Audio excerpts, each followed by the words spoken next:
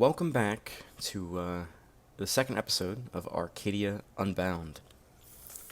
I'm very, very excited to present this. A little tired, but that's alright for today. In the last time that we all got together, you all explored the town of Burrowsden, talked with some of the citizens, and learned of some of the problems and possible jobs for you to do throughout the town. Upon discovering that a warehouse had been broken in, the 6 of you, at the time, took it upon yourselves to seek out the beasts that had broken into the warehouse.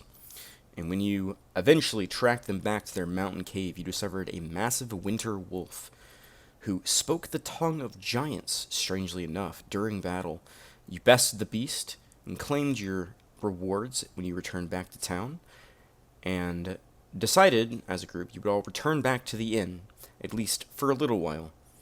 Your barbarian Austin, whose player is not here with us today, he has some prior engagements, said that he needed some time to rest and relax, just to kind of get the adrenaline and bandage his wounds and kind of take care of himself. So he said he'd catch back up with you guys at a later day. Just don't leave Skip Town or anything. But as you all sit around the crackling fire glass that sits in the hearth, what would you all like to do? Is this the same night we got back, or have we slept? It's still midday. It's only been about 20 minutes since we broke the last game. You guys just got something to eat, got some drinks, kind of reveled and enjoyed yourselves for a few moments, kind of just savoring the victory. Okay, so I'm still pretty tapped out of all of my bardic powers, so I'm just kicking my feet up and relaxing currently, and just sort of soaking in the warmth of the fire. I think, if I'm not mistaken, I believe you all had a short rest before you left the cave, if I'm not misremembering that. Yeah. We did, and I believe we my hit points are back up to full, I think. Yep, they are. Yeah, we healed. But the day is still young and ripe for adventure. Alright, so first things first, we got our payment from the dude, Bronze Bellow. But we have not yet. Remember, the guard captain also promised to pay us if we took care of Bronze Bellow's problem. Yeah, So we could go talk to the guard captain and see what he's willing to pay us. Maybe haggle with him a little bit now that we solved that problem for him. So I'm going to go talk to the guard captain. Does anyone want to join me? I'll join him. I'm for joining with you. All right, cool. I think we all like gold coins, so yeah, let's all head over. Yep, Anya? As our coin purses clink, we make our way down there. Anya severely follows. Go. Alright, so the 5 of you make your way back out into town, crossing through the shopping district, passing through a few warehouses on your sides, several different homes. You can see people kind of milling about, whether they're getting groceries or chopping firewood. It seems like a pretty calm day in the town for the most part. But you eventually make your way back to the guard tower at the northern gate. You can see someone standing up top of the tower, although from the angle it's hard to tell who they are. I walk up and knock on the door. The figure looks down and then disappears from over the railing that's above you. After a few moments, the door reopens and an unfamiliar face greets you. Appears to be a guardsman wearing, thick, heavy leathers. He's got a crossbow strapped to his back. Can I help you folks? Looking to see the guard captain. Captain Tirsk. No problem. He says, give me a moment. Come in. He beckons you all inside the tower, and he goes back up a set of spiral stairs that lead up toward the top of the tower. Alright, I go in. I go inside as well. You all step I'll follow inside. behind. You see several tables that are arranged, a few chairs, a bed tucked away in a corner. Looks pretty Spartan as far as you can tell. Not much in here. I would say Alita, wow, Elron with your high perception. I apologize, it's going to take me a second to get back into names. Elron with your high perception, as you kind of glance around the room trying to take it in, because you're not one to just take in the large things. You like to look for small details and stuff. You notice near one of the far walls, there's a piece of paper that's been pinned to one of the walls. Okay. It looks like a wanted poster of some kind. Could I run an investigation check on that and go see what it is? Yeah, you can just walk over to it. Walking over into it, it looks like a wanted poster. The picture is a charcoal hand-drawn drawing of what appears to be a humanoid male, human as far as you can tell. The ears don't seem to perk up at all, so definitely not elven blood. Kind of a rough, scraggly beard and a big, mean look on his face, kind of scowling in the picture. The text that reads underneath it says, Fallow Night Song, dead or alive, 1,000 gold. Oh shit. All right. I go back and join the rest. You said this was his living quarters, the guard captain's, or his office or something. Kind of looking around, you see a bed that's kind of tucked away in a corner. It doesn't look like anyone lives here, but perhaps that's just a place where you can take a break if you need like a nap or something, is your first immediate guess. Looking around, like you see a table with some chairs next to it. There's some papers on the desk. I walk over to the table and check to see if there's a layer of dust, to see if how well he keeps his living quarters. Go ahead and make an investigation check as you kind of like poke your head around a little bit. Our first roll of the night. Let's see how bad it is. Could I assist? Yeah, So yeah, we get you could assist. advantage? All right, You so can roll I with got advantage. advantage. Mhm. Okay. Investigation. Let's go. Hey. All right. With Elrond's help, you kind of poke around a little bit, and it seems to be fairly clean. Although, looking like underneath the table, you can see that like there's some like dried bits of mead or beer or something, the kind of like sticky substance that kind of accumulates there over time after not being cleaned. But looking at top of the desk, it's fairly well organized. The papers aren't in shuffle; they're kind of in like neat piles. And what it looks to be a cargo manifest is sitting on the top of the kind of ream of papers that's there next to a quill and ink.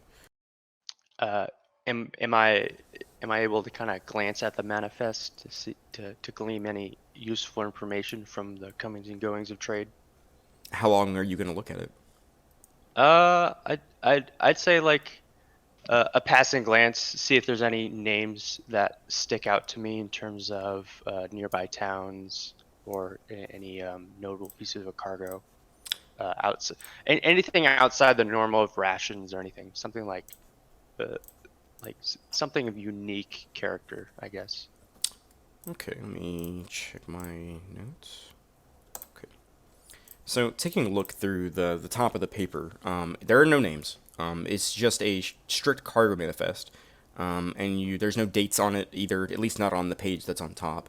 You do see that there are several crates of fireglass that were sent to Fell Flame Hold, and you could also see numerous other supplies, pelts, leathers, different bits of produce, meats that were sent to a place called Chorrel. So you said Fell Flame Holds. Yeah. I'm trying to remember just through my grogginess right now in real life, but was that one of the dwarven keeps that was fairly close by, or is that something we haven't learned about yet? I would say with your naturally high history roll, without rolling, you would know that Fell Flame Hold is a dwarven hold. That's like east-southeast from where you are. It's a couple of days away. And you said we were shipping fire crystals to that location and not importing it. Correct. Okay. I kind of, as I kind of gleam over, as I lean over the table, checking for dust and kind of see this, I kind of grunt in approval, kind of noting, like, okay, this guy keeps his stuff kind of tightly made. made. I would also that note could- that because Elron, you were helping Wilder, you also noticed this information. You also see that there's a cargo manifest, and maybe you don't get quite as much information off of it as he does, but you get like the basic gist of what it says. Okay. After a few moments, you begin to hear footsteps on wood descending down the kind of spiraling stairs that leads towards the top of the tower, and a familiar face greets you. "Oh, you're back. Any luck?" Took care of Bronze Bellow's problem with the wolves. Bit off a bit more than we could chew, but we made it out all right. One of them was really, really big. I think I died. You were fine. I think I actually died. He sort of looks the group over a little bit. "So you took care of the problem then. We'll have to send somebody out to Bronzebellow to." He kind of looks at you all. I would say, based off of your responses, who was the person that said that you took care of the job?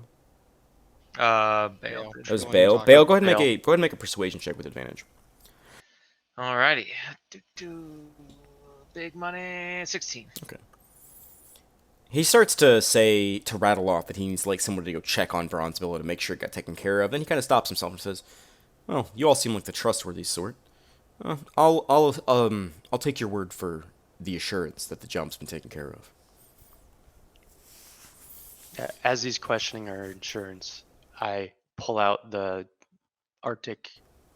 giant Arctic wolf's tail that I lopped off earlier. Ah, yeah, good move. All right. Yeah. And I say to him, I'm like, if you need more assurance, I kind of put it on the table that I'm standing next to. We definitely took care of the job. Thing spoke giant and nearly tore my goddamn arm off. spoke giant. Well, that's what the human tells me anyway, and I've sort of nodded my head toward Wilder. I look at him. I kind of glancing from the giant tail. I said, I tried to communicate with the beast to see if we can solve the issue diplomatically, and he was as battles hungry as you would expect for a giant winter wolf.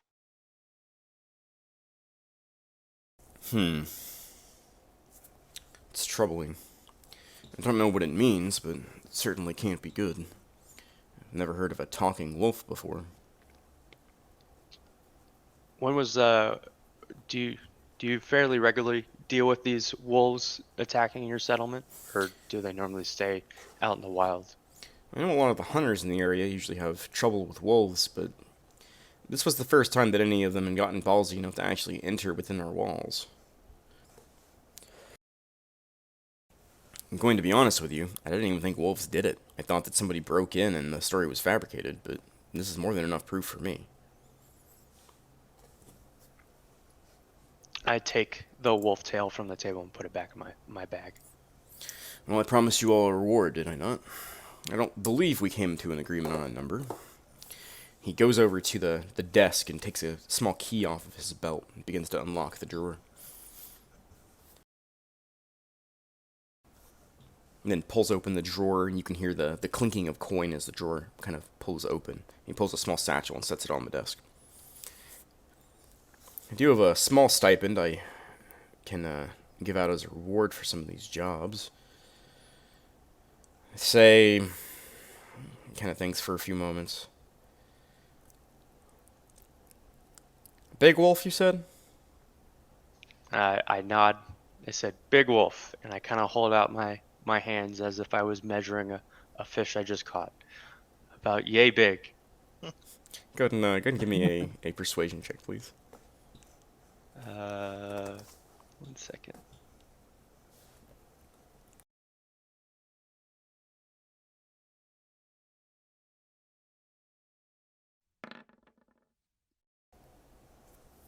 All right. Okay. He starts to pull some coins out of the pouch and sets them on the table. Small pile of gold coins. I figure 30 gold for the job. Well done. Alrighty. As we reach for the bag of gold, I kind of stay Bale's hand, and look up at the guard captain. I said, "That's some pretty good coin you guys got there. Is there any how do you maintain such a lucrative amount of wealth for such a small town?" Kind of narrows his eyes at you for a moment. Well, the mines around here are pretty famous. Well, Pittman pays the guards very well to keep the settlement well maintained, and part of that payment is a stipend we can give to people who are good to the town. Agnes is going to touch Wilder lightly on the arm and say, I don't think that was an appropriate question to ask. Bale sort of mutters at his side of his mouth, do not look a gift horse in the mouth. Don't fuck You this can up, bro. speak in Draconic, dude. Well, Oh, yeah, you're right. I say that in Draconic. Okay. Yeah. And I say back to him, I'm not trying to fuck this over. I'm just curious. No, it's And not a problem. I press forward and I thank the guard captain for the information. No problem. If there's anything else, I step forward, also thank the guard captain, and ask him if he has any information on the missing person that's been talking about in the town. talking about Carl, Peter reported him missing a little while ago, but Peter, that'd be the man who runs the tannery, correct? yeah, Peter's the. Yeah, that's Peter. He's been tanning hides in this town for God since before I even got here. I figure him and his wife have been on. Well, they've been arguing a lot. She doesn't think Carl's missing. She thinks Carl's avoiding his wife. After I hear the mention of him exclaiming that Carl's married, because I ask him, Captain, are you a fishing man yourself? Is there anything that you do to in your spare time around these parts? Well, what small amounts of spare time that I have are usually devoted to managing some of the shipping in the area. They haven't gotten a good trader in a very long time. Bronzeville does good, but he's shit with manifests, so usually it falls to me to take care of it. I'm a man of many hats. After hearing this, I press him a little bit further. How do you go about managing all the shipping since you're not able to leave the town? Do you go through some of the traveling merchants that come through here? Well, traveling merchants, we all also have some connections with some other dwarven settlements, as well as Chorrell, which isn't too far away. They usually put in orders, send merchants up here to trade for the goods, and then we ship the stuff back. At least that's generally how it goes. Trade's been slow lately, but I don't think that's really much of an issue. Well, if we ever see ourselves leaving town to go off adventuring, I'll be sure to hit you up to see if there's any supplies we could pick up along the way. Maybe earn a couple coin. 1 second. Before we leave, I also gesture over to the wanter posted on the wall and ask the guard if he knows anything about that guy. Give me 1 second.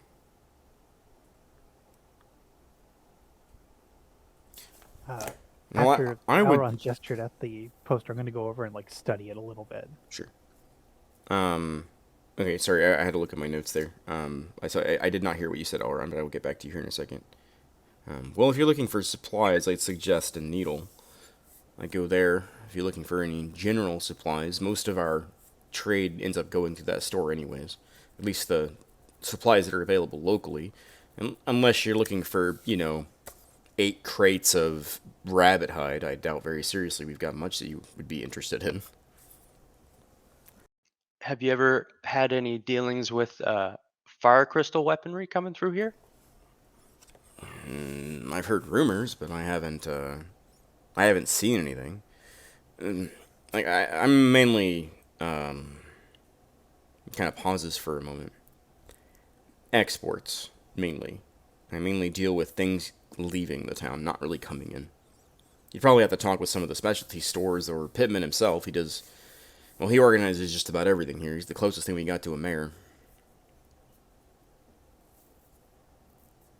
I lean forward. I take out a silver piece from my money pouch and I put it on the table. And I say to him, well, if you ever happen to hear about any information regarding items made out of crystal, fire crystal, I'd appreciate it if you let me know. He kind of waves his hand at your coin to go ahead and take it back. Don't worry about it. If I hear anything, I'll be sure to let you folks know. You're staying at the inn, right? Yes, we are. Yeah, it's not a problem. Yeah, I'll head over there for drinks one night, and we'll have a rowdy conversation about it if I hear anything. But I will expect a drink.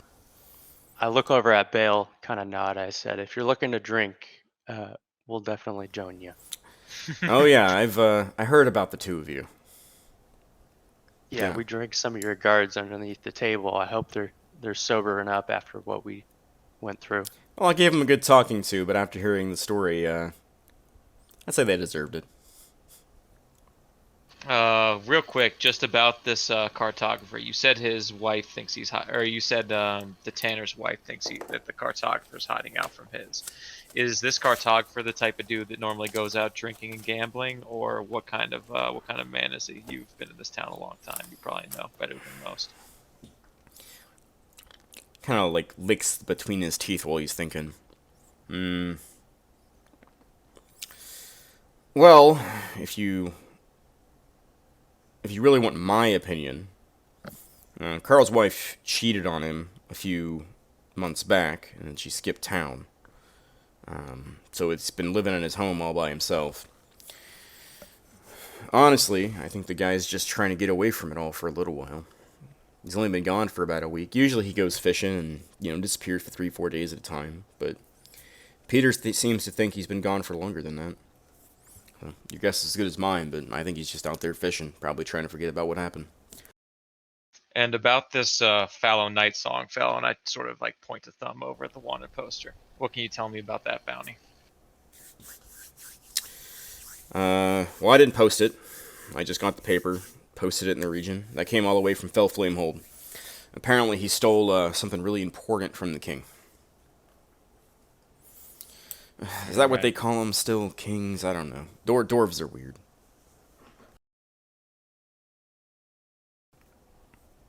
All right. Thank you for your time. Unless anyone has anything else, I think we're done here. I do not. I don't.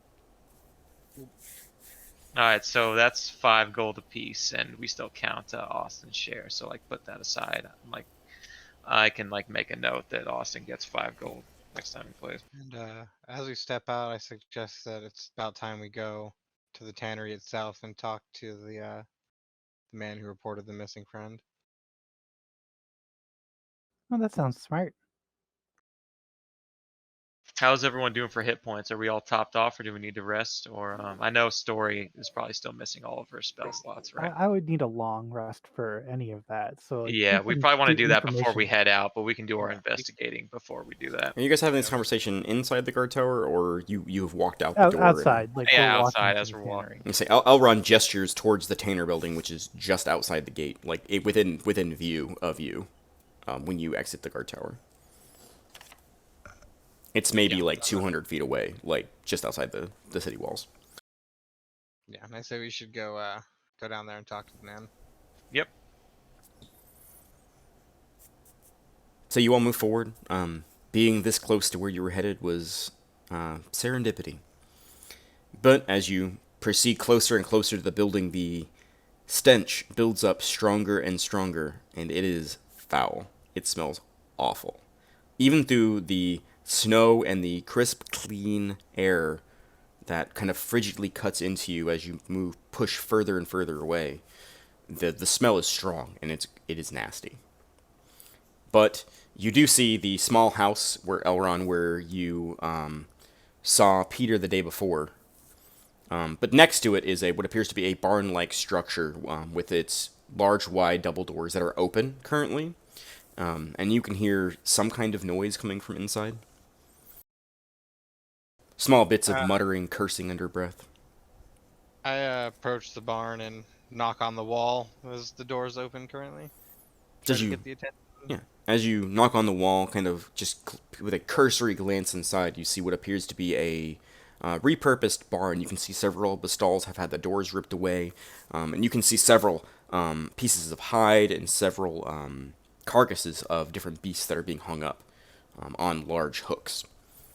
Across the way, next to a table, you see a gnomish man, maybe in his mid 30s, sitting there, kind of working at something on the table. Occasionally, you see the flash of a steel knife kind of come up as he brings his hand down to make another knife cut in what he's working on. I approach the man, introduce myself, and tell him that me and my friends here are looking for work, and we've heard about a missing person you've reported. See if there was any way we may be able to help the situation. Well, honestly, your guess is as good as mine. I already talked to the guard captain about it. But he kind of like takes the knife and he kind of stabs it into the table next to him, and he turns, and as he turns, you can see he's working on like a wolf pelt at the moment, and he turns back to you. I'll be glad to help you any way I can, but I mean, I've already reported him missing. I mean, he's been gone for about a week. Well, so with some of the information we've gathered from talking to other people, seems to be a popular fishing spot you guys like to go to. Would you be able to tell us exactly where that's located, and if you've been out there to see if that's where he is? Yeah, I went out there 2 days ago. I didn't see hide nor hair of him. But I mean, there's lots of people out there. Lots of people in town use the fishing spot, so maybe he found someplace else to fish. But and he kind of gestures off towards the east. And if you just walk that way for about 10 hours or so, you'll probably run into the lake. I cross-reference. I try and match the description from what the warehouse keeper. Bronzebow? Yeah, Bronzebow. Yeah, Bronzebow, because we got a fishing location from him. So I'm trying to recall if it's about the same. Go ahead and make a. Because I can't think of anything else it would be. Go ahead and make an intelligence check for me. Okay. Yeah, because See he if, gave like- us the location of that his secret fishing spot. So maybe see if it's similar.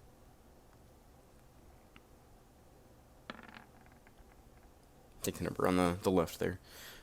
Yeah, with a 19, kind of like piecing it together, it seems approximately in the same direction. Even if it's not the exact same spot, it would definitely be the same lake that he's referring to. Okay. So I follow that up then with asking him about missing dude Carl's wife, if he knows anything about that situation. With the cheating and whatnot. Yeah, yeah, I knew about it for longer than Carl did, but I mean, I wasn't gonna tell the guy. I mean, once he found out and caught her in bed with the poor miner sod that decided to do it, I mean, fucking Peter almost killed him.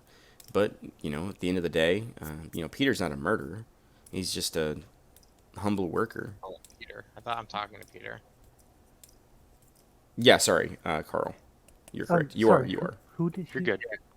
Carl's the Who did he- cartographer. Peter's the tanner. We got this. Sorry, I didn't quite catch that. Who did he cheat with? One of the local miners, a dwarf fellow. I know they said his wife skipped town. Do you have any idea where she may have gone? I mean, she could have gone to Chorrell. It's the closest settlement. They might have headed all the way to Fellflame Hole. It's not too far away. I mean, a couple days travel, maybe about a week. But I mean, your guess is as good as mine. Once Carl found out, next day she was gone. Same with the miner guy. I didn't even know the guy's name.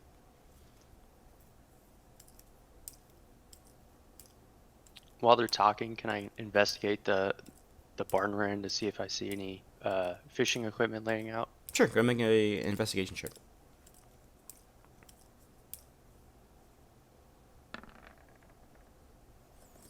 Hey. With a dirty 20, kind of glancing around, you don't see any fishing equipment that's been like laid down or kind of around, but kind of like poking around while your friends are doing the interrogation and kind of trying to piece together what happened. Near the barn door, you do find a silver fishhook that's kind of like tucked underneath some straw. So, do you think he would have gone after them? Do you think he would have tried to chase them down? Well, I mean, there's always the chance he could have, but I mean, he was here for 2 or 3 days, and she didn't say where she was going. Do you know where Carl lived?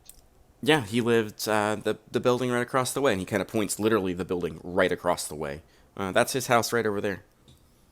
Do you think anyone would mind if we went and took a look and see if there's any leads up to where he went? Give me a persuasion check. Their story.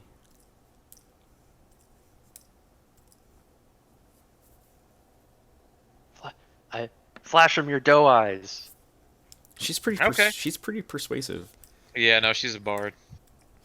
Kind of giving him a little bit of the innocent eyes that you are very accustomed to giving to people when you want something. He kind of starts to protest with, "Well, I suppose it would be okay. Just don't break anything. I got a spare key to his house. Kind of pats his pockets for a moment and looks over, and he sees his jacket hanging up, and he grabs a key out of his jacket. Here, this is the key to his back door. Just go ahead and just lock it up whenever you guys are done. Of course, Yeah. we'll make sure we return the key too. Please don't take anything." I take the key from him and gesture to the guys that we should probably go and investigate the house. Thank Peter for his time, unless anybody's got anything else for him. You said that silver fishhook was just kind of like tossed to the side, or was it purposefully kind of there? No, it looks like maybe it had fallen out of a box at some point, or like maybe he was carrying it back inside with some other gear, and it had just fallen off. It looks like it was just discarded, kind of near-ish the door, just like with a little bit of straw on top. It just kind of like sparkled for a moment. That's what caught your eye. As we're leaving, I kind of just lean down and pick up the fishhook. Okay. And kind of pocket it, kind of like if I was like picking up a piece of trash and like kind of like, oh, Yeah. okay, just put it in my pocket. Sure. Right, and I guess then we go over to Carl's house and open up the back door. Sure. You guys I'll- make. I'll stay outside and guard, and make sure to if any guards come by, I'll let them know why we're here and that we have Peter's permission. Should I run an investigation check? Elrond, Yeah, go ahead and I give me an investigation check. Bale, go ahead and give me a perception check as you're kind of like looking down the road as you're kind of hanging out. I would also like to Perception. assist Elrond. So do I get advantage? Yep. For investigation? Yeah, with Story's assistance, you would have advantage. Aren't we like right next to like the guardhouse? So like guards. You're pretty close. Oh, natural 20, Elron, let's go. You would be in full view of the guards doing this. But so okay. So Bale, with your perception check, as you kind of look, you notice the figure in the guard tower, maybe like 300, 400 feet away from you at this point. Kind of like has turned and like is just like standing there, like leaning against one of the poles toward the top of the tower, and is just watching. Doesn't seem to doesn't have his weapon drawn or anything. He's just watching, just seeing what's going on. I just sort of look over him, like give him a wave, give him a little friendly wave. He returns a small wave. It looks like they're aware of what you're doing, but it looks fine. Sick. Now, Elrond, as you slide the key into the lock, you kind of peer in through the window as you unlock the door and kind of push your way in. The interior is just as cold as it is outside. It looks like the hearth hasn't burned for several days. As you step inside, it's a one-room building. There is a kind of a mediocre bed kind of tucked against one of the corners. You see a table. You see several shelves with bowls and other miscellaneous things on it. You see a chest of drawers, a dresser, what appears to be a large carpet that's spread across the room. You also see what appears to be a trapdoor that might lead down into a basement of some kind. But looking around the room, I would say with your natural 20, you can definitely tell that one of the chairs next to a table has been smashed and someone tried to put it back together. Just kind of like, as you glance through the room, like that catches your eyes, you can see the breaks in the chair where it has been broken. Okay. But it looks like somebody had nailed it back together, but they weren't an expert at doing so.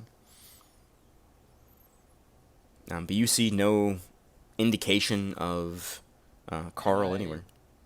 Can I go open up the hatch to what seems to be a basement and also check the basement? Sure. I would say with your 24 investigation is whenever you go to the hatch, you see the lock on it. And the key that you have is much too small for this kind of lock. Can I use my thief tools and try to pick that lock? You can certainly try if you'd like to. I very much would like to. Just go ahead and click While on he's picking the your... lock, I just wanted to go over to the. Oh, well, he's Do I picking. click? Sorry, do I click on where that actually says burglar tools in my bag, or is this these tools? Thieves' tools. It should be under your proficiencies. Normal, right? Not with advantage? Yeah. While he's picking the lock, I just wanted to go over to the dresser and see if Big there's roll, big roll. several sets of clothes missing or anything. Like if it looks like someone packed for a long journey. Okay. Elrond, I will get back to you. Story, go ahead and make an investigation check as you're kind of like poking through. You open up the drawers. You do see clothes in them.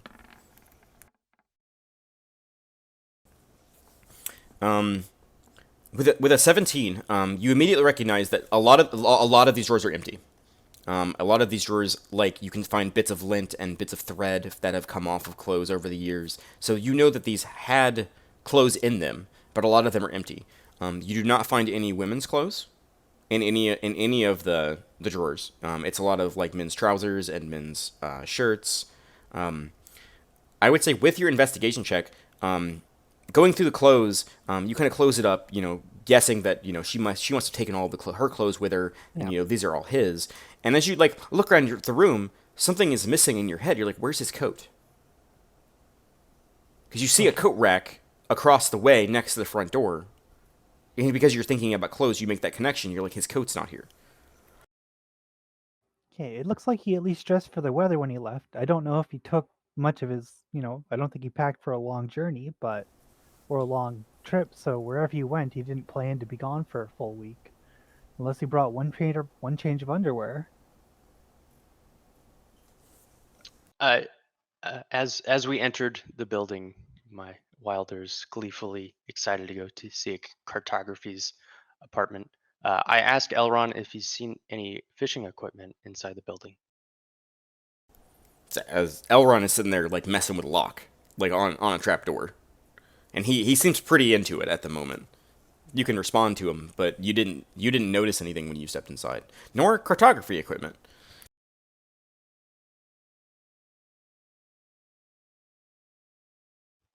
As I kind of glanced around the hovel, and I kind of sigh sadly as I see no maps or cartography equipment inside.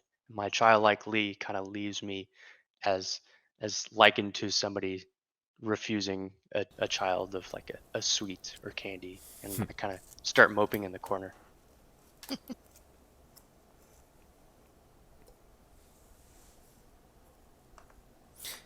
Let's take ourselves back outside because it's gonna take you a minute, Elrond. This is a pretty tricky lock. Well, we'll head back outside to Bale for a moment. Bale, as you're kind of hanging out outside the front of the house, just keeping an eye, just making sure the guards are aware of what you're doing. You don't feel like you're being very suspicious.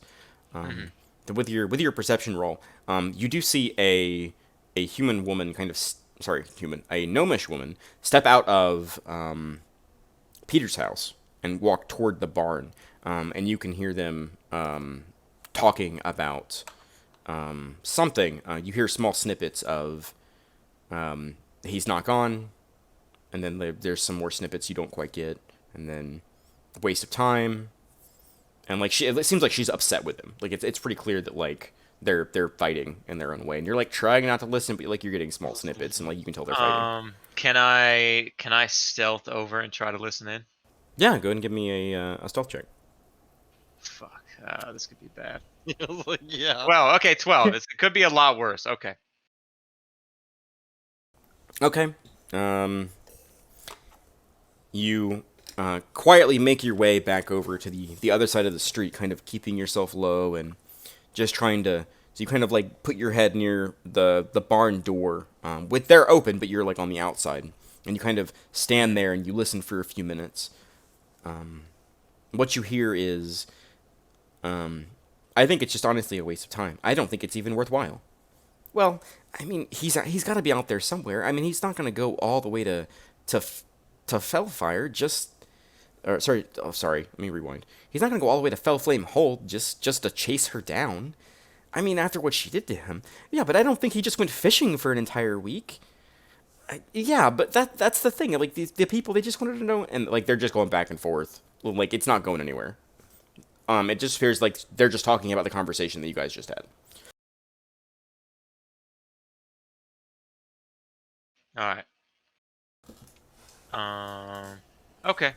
I sidle casually back over to keep watch outside the cartographer's house. Sure. While Elrond is picking his lock. He's still going. He's still like he's like you hear him like curse under his breath a few times, and like he's not having a good time with this lock. I see him over, and since I'm kind of in a foul mood now, kind of like I thought we were going to a candy store and there's no candy, I kind of start poking fun of him. I'm like, "You done with that lock yet? Come on, Elrond, you got this. How long does it take to open a cabinet?" Can I just do a I'm like poking fun of him this whole time. Just like, come on, idiot, open the fucking lock. All right, so I'm gonna give you an option, Elrond, and this is up to you. I can either make the lock pick take longer because of the frustration, or I'll let you roll again, but you have disadvantage. Oh. Risk it for the biscuit. It's up to you. Oh fuck! On a disadvantage roll, dude, he could just break his fucking tools. And then you have the awkward conversation of going up to a fucking shopkeeper and be like, "Hey, I would like to buy some thieves' tools so I can be a better thief." Yeah, those are not Only things you can just buy at a general store. Yeah, exactly, dude. If only This whole someone time I'm wasn't just making fun of shit-talking him. If only someone wasn't shit talking him. This whole time I'm it's up just to you. shit talking him. You gotta make the call. I think I'll just take it longer. Okay. Can I I proceed run to a- keep berating him. Story, Anya, is there anything else you would like to do while the lock is being picked? No, there's nothing in here. Maybe you relay some of the information to your good friend Bale, who's sitting outside twiddling his thumbs. Bale, they've been in there for like an hour at this point. Damn. Okay. Yeah, this You're is like you're really just- shitty at this. And just as you're like starting to get worried, you hear a triumphant "fuck yeah" come from the inside as the lock clicks open. Finally. I keep berating him. Bale walks inside, and I go like check out what's going on. I hear the yeah, and like I know it's my friend Elrond. So like I go in out of like slight concern, and I walk into the hut. Everyone else looks bored as shit, but Elrond looks triumphant. But the hatch is now unlocked. Alright, so now that I got the hatch unlocked, I open the door and go and investigate the basement. Say on the 1 hour later. I follow right on his heels. on the wall immediately, like as soon as you open the hatch, you can see a stone staircase that kind of very sharply goes down. It's probably like a 3-foot drop and then stairs.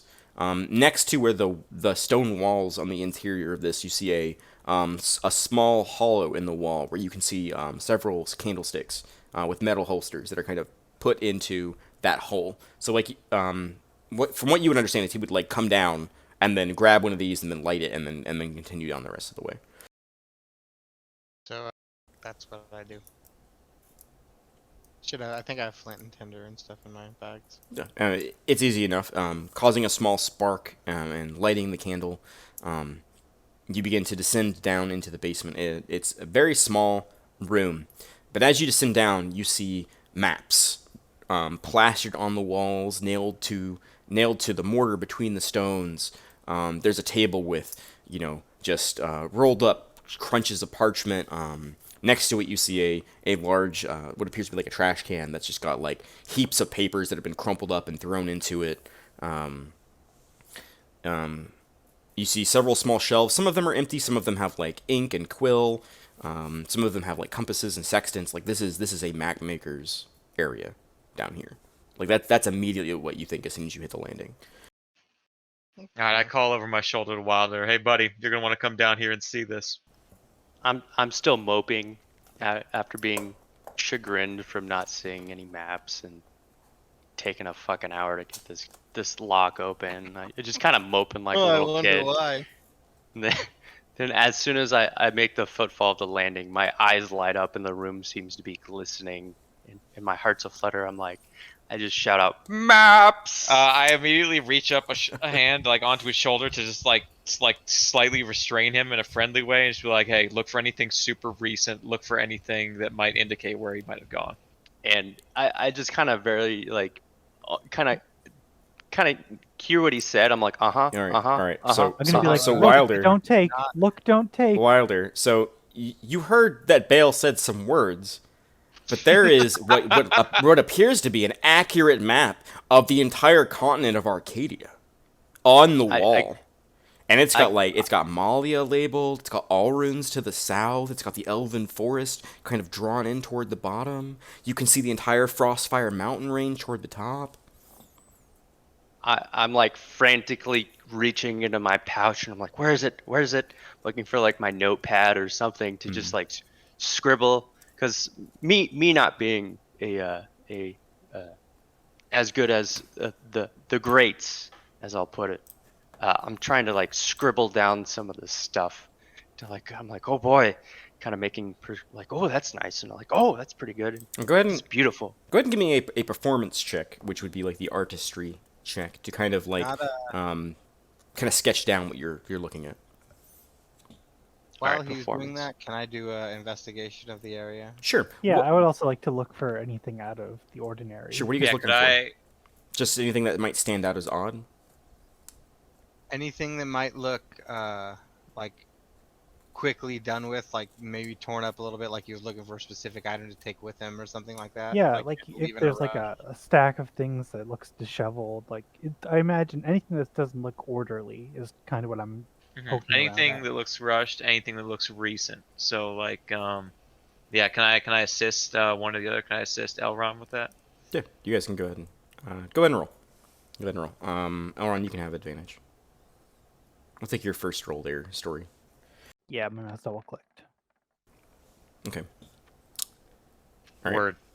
Story, you were looking for. I'm basically looking for anything generally that looks out of place. Okay. As you move around and begin shuffling through papers and looking through stuff, you don't find anything that seems out of place. But you do notice that there is a shelf next to the staircase that leads up that had some sort of a large box on it at some point, and when you can see where it's been removed from the dust. And it may be like 2 foot by like 1 foot by 1 foot, like a pretty decent sized box that was up on this shelf is not here. That immediately catches your attention as like there was something here. Elron, what were you looking for? Anything that may have been like grabbed in a rush, like maybe in a pile of scrolls, one that was clearly taken out, or things that were shifted around, like he was looking for an item to take with him as he was leaving. Okay, go ahead and give me a straight insight check as well with your investigation. I see your investigation, but give me a straight insight roll. This would normally be because Bale's helping, or yeah, it would normally be a disadvantage, but Bale is helping you, so it's just a straight roll. straight roll and insight.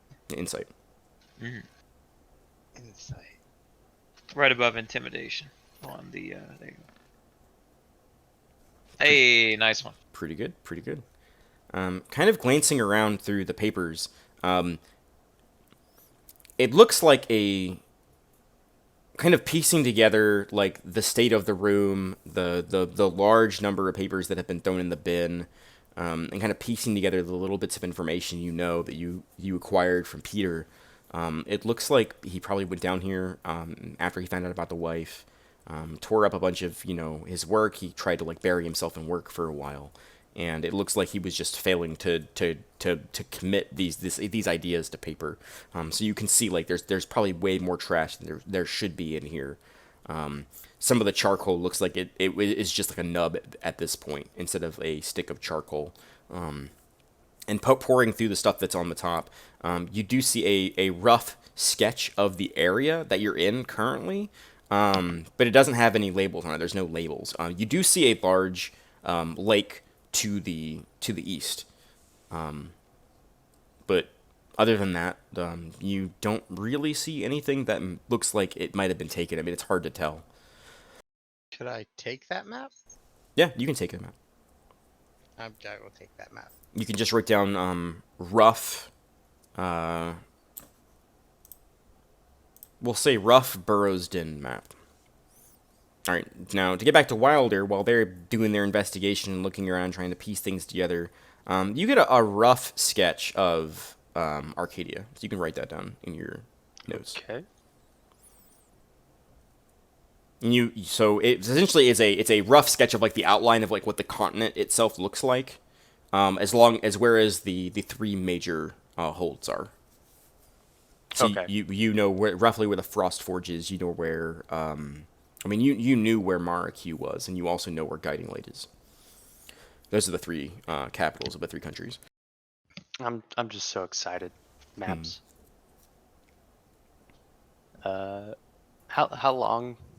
I mean, it was such a grand map, so it must have taken me quite a considerable amount of time to sketch artistry. This wonderful map.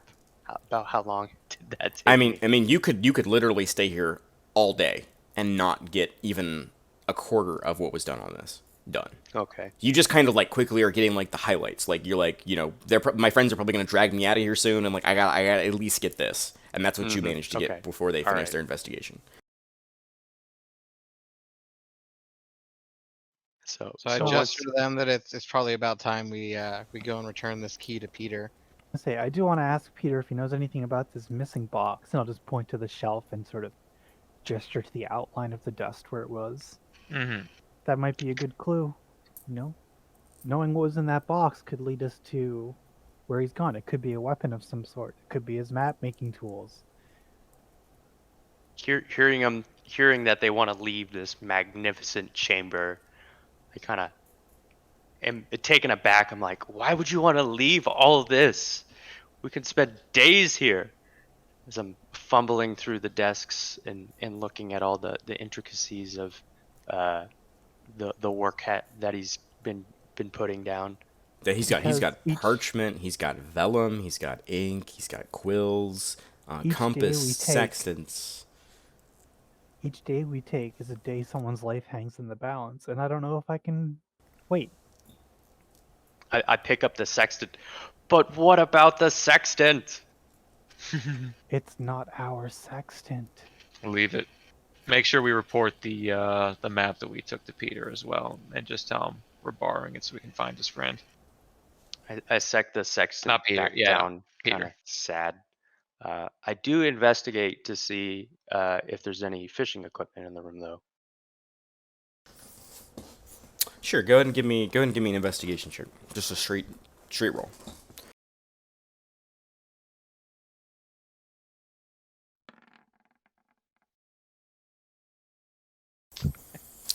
I mean, looking around the room, it just looks like map supplies. It looks like stuff for maps. You keep getting distracted, finding, small bits of other things that are used to make maps. Accurate measurement tools, reference material. You see a journal on the table that was written by... it was not written by Carl. It was written by someone else who adventured in the Elven Woods.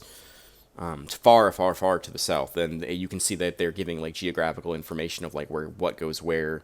It appears like Carl was cooperating with another mapmaker elsewhere in the world. Do I notice any name of the author or of that sort? Yeah, you see Julia Spellsword. Ooh, good name. I take note that Julius Spellsword wasn't Julius Spellsword, you said? That's correct. All right, so cool. then I guess we leave the building and Julia. return to Peter. Oh, Julia. I thought you said Julius. Julia. Yeah, I'm ready to go back to see Peter. Yep, sounds good. I say we lock up the cellar again. Elrod, something you neglected to tell them was that perhaps you might have had to break the mechanism in order to get the door open. Let's just make it seem like it's still locked. You can put the lock on it, but it's Close not it up, actually nobody put locked. the lock on it. But yeah, it's not actually locked. If somebody gave it a cursory glance, it would appear to be Ooh. locked. Can we move a rug or a couple boxes on top of the trap door to like try to make it look like there's nothing there? Yeah, you can slide the rug over on top of it. That's No, easy enough. Let's slide a rug over on top of it, and then maybe put like a chair on top of that. Sure, easy enough to do. Cool. I'll make a note. As All right. as he's doing that, I don't want anybody to interfere with this grand collection of maps. So I Yeah. take some of the nails out of my pouch that we picked up from the blacksmith, and I kind of just like start thwacking them in the side of the basement hatch, kind of in a feverish like nobody can disturb this great work. Sure, how many nails would you like to kind of pound in there? And also, do you have a hammer? I have a hatchet, so I Yeah, use the butt of you the could use hatchet. the you could Nail use this the poor back of the man's hatchet. basement closed. What I happened to have his back? I have a bundle of nails, so I'm not gonna go feverishly over it. I'd say probably just 2 nails on the front corners of the hatch. Sure, easy enough to do. Takes We're already you locking the house less than a back few up. minutes. I kind of come back a little, not quite out of breath, but just huffing from just kind of how hard it was to fucking knock the nails in this weird ass wood. I don't know if he comes back and all his fucking maps are gone. Like, he's gonna be super pissed, and that's gonna be a lot of gold that we're liable for. I kind of exclaim, I'm like, good thing we protected the treasures. As a note, with your investigation checks, it's really hard to know what's not there that was there because you've never seen the building before. So I don't know if I was unclear about that, but there could have been other things that are missing, but you don't know that they were there or they weren't We there. don't know what we don't know. Yeah. The only thing that you know was there was the box that's missing. And his coat. Yeah, and you also And noticed his that wife's you did not clothes. see a coat inside the building. All right, let's go return the key, and I would like to ask Peter about this box. While they're going towards the barn, I go. Is there like a house next to the like the tannery? Like, is there a house where like it looks like he lives? Where The tanner. the The tanner- tanner yeah, lives. yeah. That's the house the woman came out of. It's Yeah, literally okay. it's attached to the barn. So I go over there and knock on the door while they're doing that. Sure, no problem. Bale, we would get back to you in one moment. So you all relock the house, and Bale separates off to go check out the house proper. But the rest of you return to Peter inside of the barn. Well, any luck?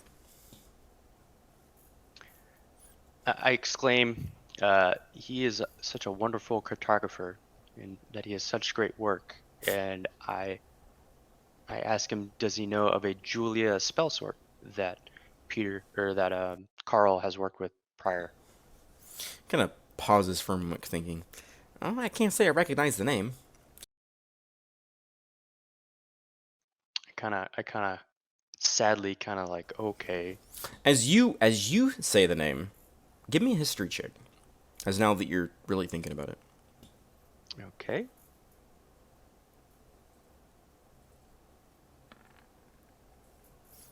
That's a pretty good roll. I don't know. On my screen it shows a 1, but on that screen it says 24. It's cocked. The dice is cocked. Oh, okay. With a 24, Julia Spellsword does not ring a bell, but Spellsword, is the surname of a nobleman who lives in Allrunes, which is very far away, but it matches up with the idea of the Elven Forest. You're not sure where in the hierarchy he is, but it's definitely a nobleman of some sort. Okay. And you know that it's just on the tip of your tongue, but you're so far removed from it because you've never lived there that you're not quite sure. But he's really famous for something. Do I recollect the, like, if how do I want to put this? Like, if they're since he's a nobleman, like how I guess maybe rough age, like if he's an older gentleman or more of a younger noble, I guess. It's one of those things you probably read in a book once. Okay. It's hard for you to, because you never lived there before, so it's not Mm-hmm. like oh, Charlie, he's the king's pooper scooper, you don't know. Okay, so kind of recalling this, I might glean like, okay, maybe Julia is Maybe a a relative cousin, of a his daughter, or or something something, along maybe those lines. younger. Yeah. Okay. Thank you. So, when we were looking around, we went down into his cellar where his map collection was, and we noticed a rather large box was missing off of a shelf. Do you happen to know what was in that box, Well, or if you've seen it before? well, I've certainly seen it quite a few times. We almost left it out by the lake every once in a while. If you've had too much to drink, it's probably his tackle box. He usually keeps it and some of his rods downstairs. Oh, we didn't see any of his rods either. So I Oh. guess maybe he really did go fishing, but it sounds like something may have gone wrong if he's been gone that long. Well, I haven't been out to the fishing spot myself. I thought you said you had checked on him 2 days ago. Well, I want an I insight sent check. Phyllis to go check on him, but Phyllis said he didn't see him. The Who's town Phyllis? drunk? That's a little harsh. I wouldn't call him the town drunk. I mean, I haven't personally met him. That's just how he was described to me. Maybe we'll have to go talk to Phyllis. Well, he kind of pauses and hesitates for a few moments, trying I to want to an say something. insight check Go to be ahead. like, is he really telling the truth here? Go ahead and make an insight check. I mean, Oh, it's hard to read between his worry for his friend and kind of a group of strangers suddenly coming in and asking all these questions. He's definitely guarded somewhat, but you can't read into him at all. Can I, like, remembering when I checked in on him before when I didn't know I was there and seeing the worry and all this stuff, kind of do a persuasion to get more out of him, but from the angle of trying to reassure him we're here to help, we're trying to find his friend, there's no need to hold anything back from us. Sure. What do you say to him? Just Or try to poke him for more information. Why didn't he go himself? Why did he send this other person? What is his wife pestering him about it? Stuff like that. yeah, Yeah. but what do you say? what were like the exact words you use? Yeah. Not Go just- go, not go ahead general. go ahead and make a persuasion check.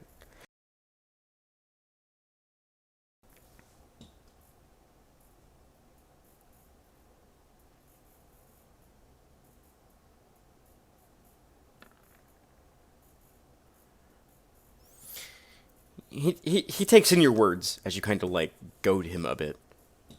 He replies, "Well, to be honest, my wife doesn't think, well, she doesn't think Carl's missing.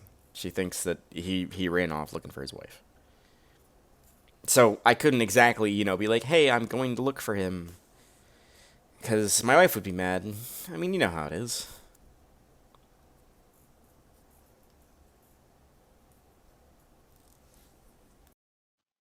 As we hear him kind of open his heart a little bit about this, I kind of lean a bit closer. He's like, "It's okay, friend. We'll try and help the best we can."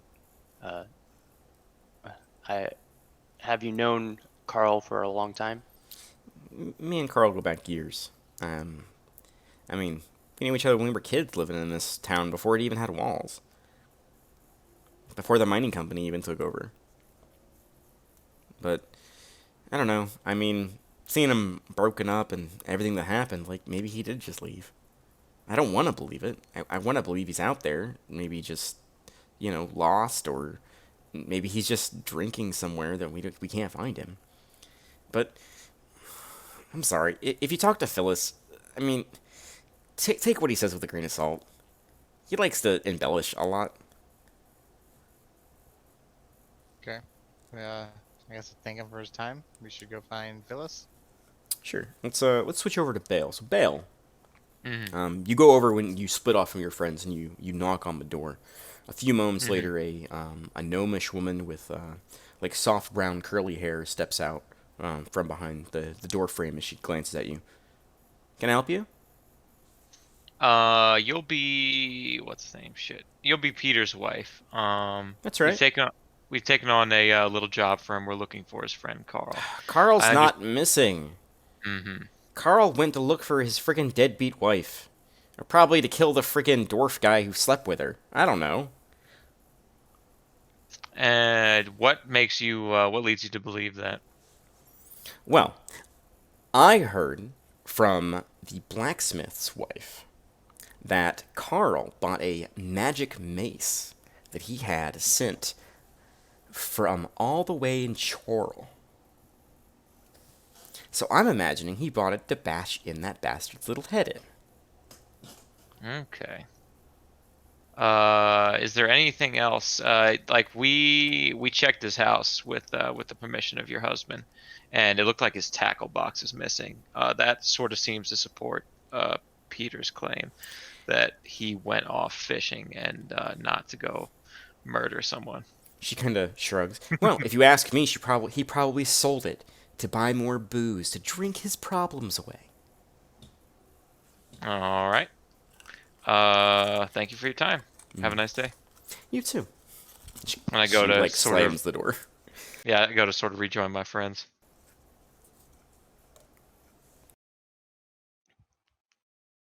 So then So- we set off to go find the town drunk. Unless anybody has something else to say to Peter. After we kind of leave from Peter and meet back up with Bale, I kind of have a new uh, understanding of how great this man Carl is, and I'm commenting, envisioning him like a rock star because he's pretty much a rock star in my mind because he's such a great cartographer, and I'm just building this man up. And I said we got to go find him at this fishing hole, as you kind of mentioned, going to go see the town drunk.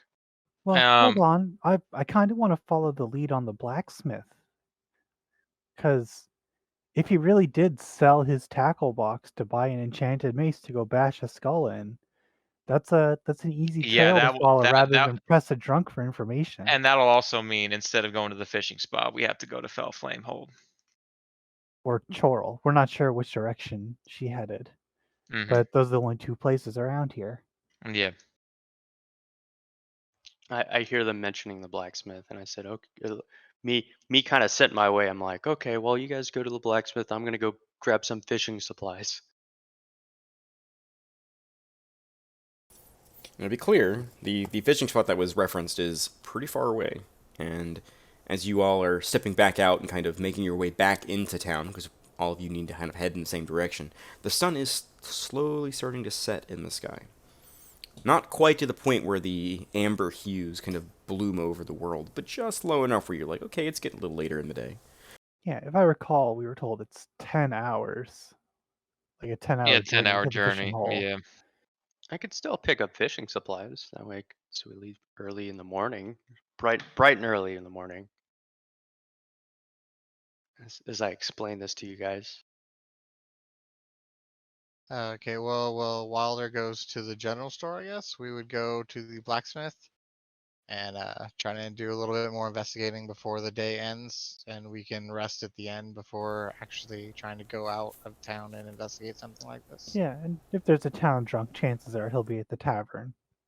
Yeah, I can go back to the tavern and question the town drunk. My charisma's pretty decent. Alright, so who is going where? I'll go with Mech to the blacksmith. I'm going Wilder's back. going. Yeah, sorry, go ahead. Wilder's going to the general store. And I'm going to the tavern to talk to Phyllis. Okay, so let's handle the blacksmith first. Well, where's Anya's going? Can We're- we we're- take a quick recess? You were very quiet there. I'd like to take a quick recess because my anxiety is acting up quite a bit. Okay. yeah, we Okay. can. Yeah, no problem.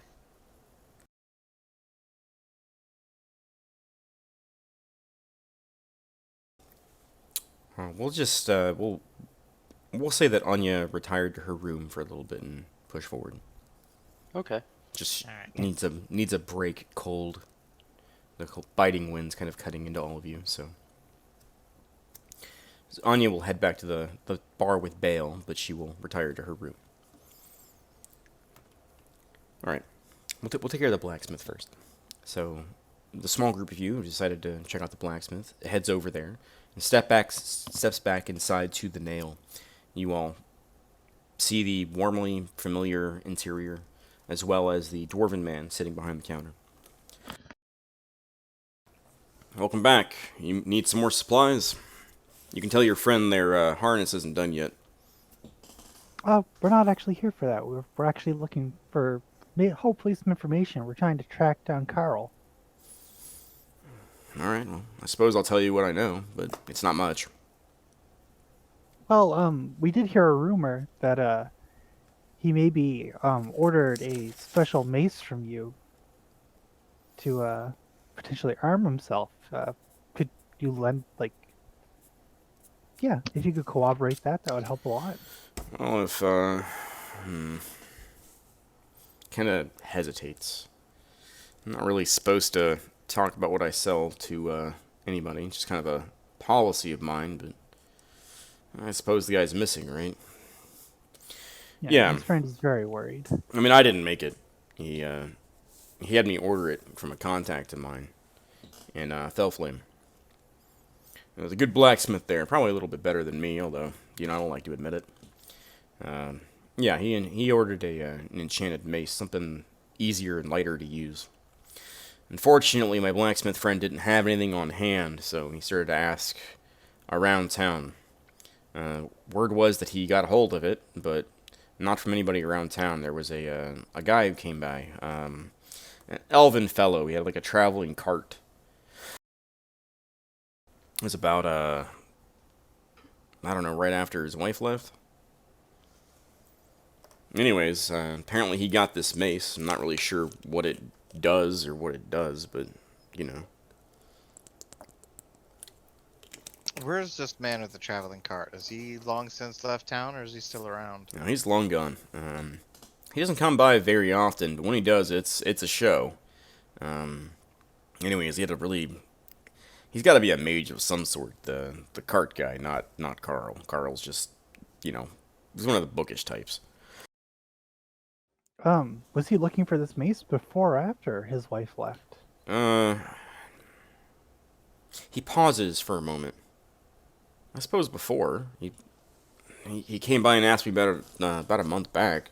Said if I could look into it, so I, made contacts. I don't think he bought it until after, though. That's very interesting. How long has the wolf attacks been occurring? What do you mean? Like here in town, or just on the outskirts? How long has they've been coming into town? How long have they been rowdy and more aggressive than usual? Rowdy? Well, I mean, I heard rumors what happened over at Bronze Bellows, but to be honest with you, I've never seen a wolf here in town. They steer clear of the walls. Guards give them what for, and fire scares wolves away. So as long as we keep the braziers lit, they usually leave us alone. Now, What about out the popular fishing areas though? Once you leave town, beasts. They get beasts. They get hungry. They go out and they attack anything that moves. If a wolf's hungry enough and you happen to be in its path, it'll attack you. So, I mean, sure, there's been some times people go out to the different spots around the way. Some people go far up north. A couple days travel to get out there, but sea fishing's pretty good. And of course, there's been wolf attacks. I mean, people tell tall tales of it all the time. Whether it actually happens, I couldn't tell you. I don't leave town much. okay.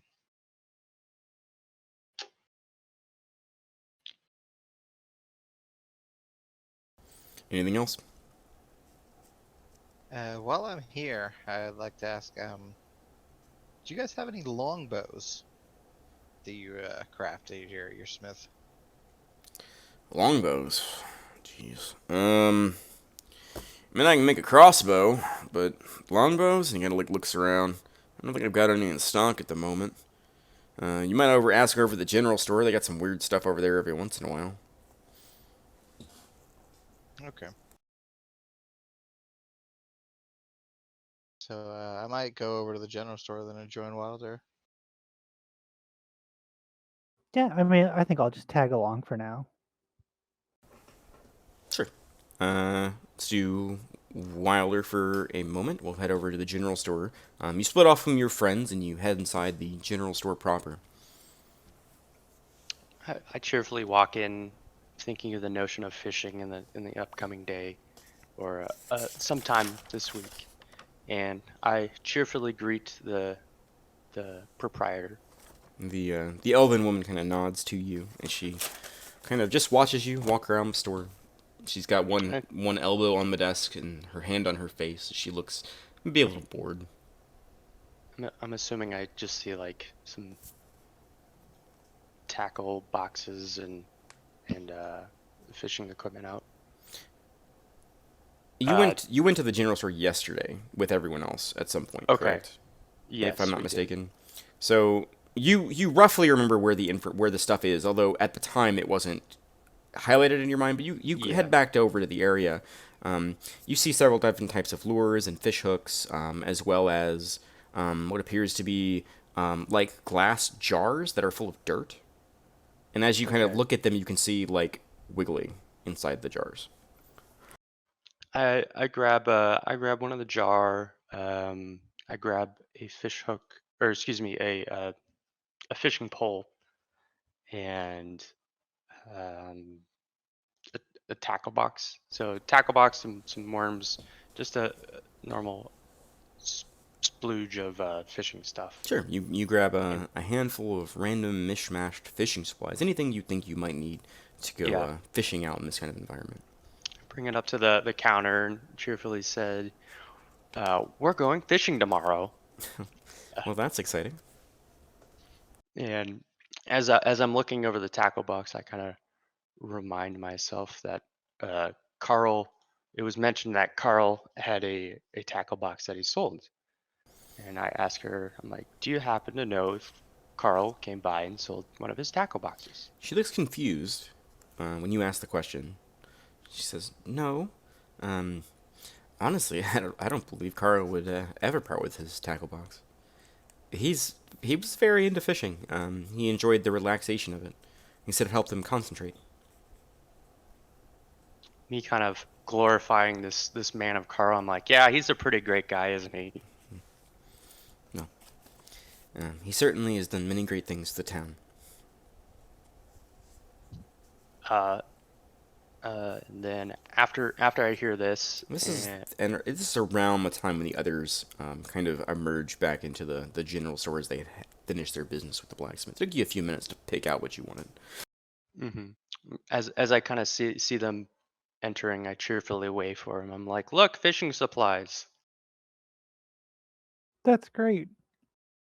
And I kind of see Story, and I'm like, "Oh, we're gonna get you set up here too." So I kind of quickly rush back over to the fishing supplies. I just No, no, I grabbed don't. another fishing pole. I'm like, "Oh, this will do you nicely," and I put another No, fishing pole up no, on the table. I don't really need one. Not really I don't hearing her fish. words, kind of off in my own world. I'm like, Mhm. "Oh, this is gonna be so much fun." Yeah, And and I you asked, find a great pole. You know it's just the right size for her. You think, and she's a little bit shorter than you, so she needs a little bit smaller of a pole. them, how did it go at the blacksmith? Did Carl happen to pawn it off to him? Not that we're aware. He actually didn't even buy the mace from the blacksmith. He bought it from a traveling elven merchant who has since passed. But we did find out he'd been looking for the mace well before he ever found out about the infidelity. Hearing this, I kind of turned to the shopkeep. I'm like, do you happen to have traveling elves come through town quite often? Not not often, but we did have one. He, she blushes for a moment. he was very charming. And he was quite the interesting character. About how long ago do you think he came through town? Oh, a few weeks back. If I'm not, yeah, it would have been about a few weeks ago. Okay, I note that, and I kind of look back to the group and I say, if the elf came back into town a couple weeks back, he uh, about how long did we say that? I guess the cheating roughly occurred, or I know we don't have an exact time, but generally, what was it, like months? Seems Uh, around the same time period. Okay, I like kind of I the sorry, go ahead. kind of what I pieced together was like, um, he found out about the cheating. She fled like the next day. He moped around for a few days, bought the mace from the traveling merchant, then disappeared. And it's been about a week since he disappeared. Okay.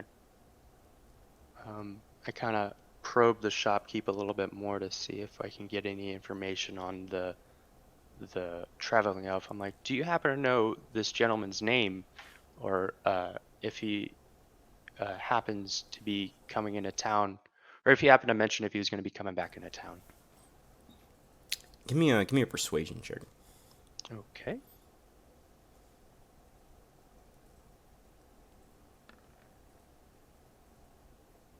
Nice roll. You can see her kind of thinking back, and you see a smile kind of grow on her face as she like kind of recalls the memories. Oh, his name was Claudius. He was very gentlemanly and very nice. He traded quite a few things here, and she kind of glances over at the small potion bottles that were on the back shelf behind her that you all had noticed the day prior. He traded for some things and traded me some things. He didn't say when he'd be back, but I look forward to it. I kind of see in this woman's face the smile after she mentions the name Claudius, and I kind of look over at his story and I say, maybe if he happens to come back into town, we can put on a show for you too. Well, I mostly tell children's stories. I mean, maybe. That's very sweet of you. I think his Claudius seems like he kind of seemed to me like the kind of person who was very interested in his business, and less so settling down. While they were talking to her and stuff, could I be looking around the shop for a longbow? Yeah, sure. Give me an investigation check, because you didn't see one the first time you came in.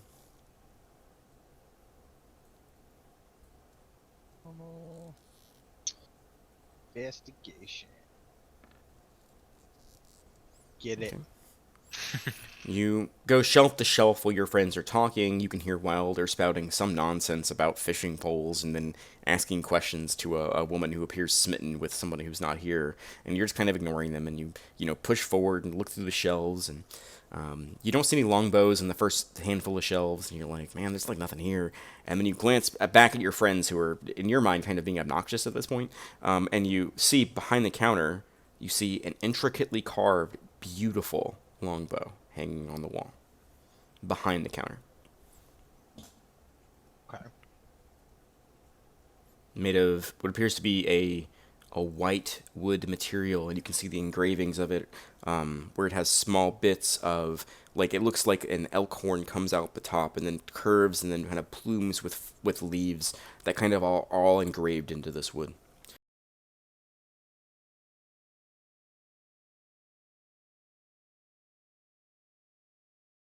So, sorry, No, sorry, go ahead. I approached the counter, and how long would that investigation? Would I be able to catch any of their conversation? Or... Yeah, I would say you catch the tail end of their conversation. So you got the talking gist of what pretty they're loud. talking about. Yeah, and Talking they've pretty been loud. pretty loud. You've heard them. So, knowing this shopkeeper woman's kind of infatuation with elves, I approached the counter and maybe pull my hood off my head and brush my hair back a bit so that my pointed ears are pretty obvious. And I gesture at the longbow behind her and say, "What do you think you would give up to separate yourself with that longbow?" She takes her attention off of Wilder and looks at you. Give me a persuasion check there, Elrond. You know, Big money. I'll give you advantage on it too because I think it's appropriate. Big money, big money. Papa needs a new longbow. Hey. Hey! That's a pretty high roll. She takes her attention off of Wilder and her eyes meet yours for a moment. She says, "Oh, this." And she turns back to the wall, momentarily distracted by you, and kind of takes the longbow off the wall very gingerly, and she sets it on the counter. This is a very interesting thing, a wonderful piece that comes all the way from the elven forest far to the south. It's made its way through many hands and finally came into mine, looking for someone who is deserving of it. And she gives you a smile. And I say, well, my roots have always been based in archery, and I'd love to use that bow to help your town with anything it may need. We've already, me and my friends already took care of your wolf problem. Who among you speaks Elven? I do, I think that's it. Did You're you an pick elf, Elven, aren't you? Walter? I do not believe I speak Elven. Nope, I do not. Story? Yeah, I speak Elven as a high elf. I speak Infernal. Okay, so the rest of you have no idea what the rest of the conversation is because she switches to Elven. Mm-hmm. So you hear like small snippets of Dalra, Passage, Tamata, like shit like that, right? So like you have no idea what the hell they're saying.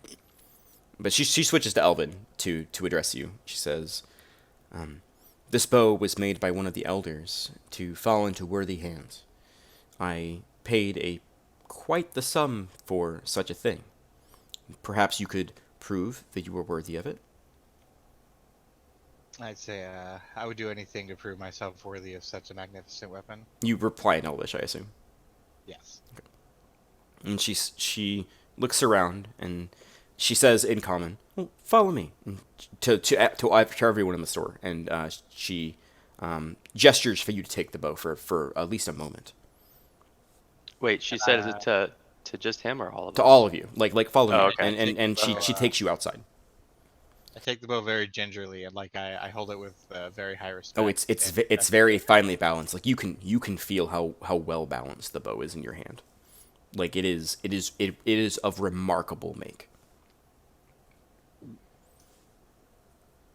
And she gestures you all step outside, and she points to there in the middle of the square there is a statue of a man with his hand held up to the sky. The statue has long been weathered, and she points up towards his hand and she says, "Thread an arrow through his fingers, and I will give you the bow."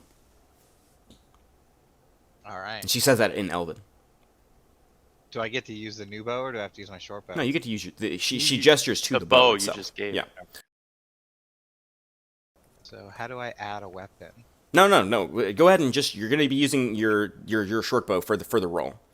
But for this, you're not making an attack. I would like you to make a dexterity check with advantage. Dexterity check with advantage. Mm-hmm. As I'm. Oh. Sorry. Oh, Shit on me. I was gonna say, as I saw him kind of readying the bow, I kind of lean over to Story and say, see if she could help him in any way. I'm all storied out. We never had a rest. Oh yeah. All right. So as a note, I should take the roll because the evil DM in me says, "Well, he rolled a 3 and a 1, so fuck him." Take the roll. But Dex. you didn't make a dexterity check. You made a dexterity save. Oh. So my on your God. stat sheet, click on the word dexterity, not on your saves. On the far left, top left, far Mhm. left. Like the big number? Yeah. No, yeah, right above the big right above number. that. There should be the word dexterity. Click on that. Okay. 17. That is better. That's significantly better. You didn't shoot the hand off the statue this time. You take the bow in hand, and you aim, and the sun is just in like the perfect angle where you can see the shadows kind of shift between the different fingers of the statue. So you found your mark, and you aim very carefully, and you fire.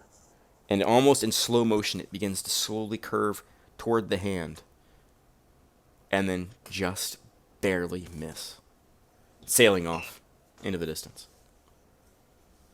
And she reaches her hand out for the bow.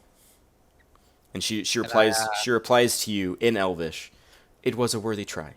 Perhaps come back in a few days and I'll let you try again." Say I guess I am not worthy of such a magnificent weapon yet, and return the bow to her. And she nods and gestures you all back inside. She says in common to the rest of your group, "I'm sorry, it's very cold out here. We should return."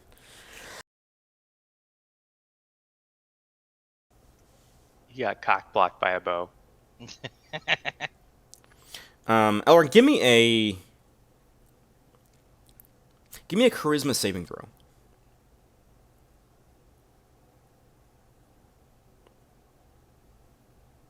Sorry, who? You. Me? Yeah, give me a charisma saving throw, just a straight roll. As you kind of hand the bow back.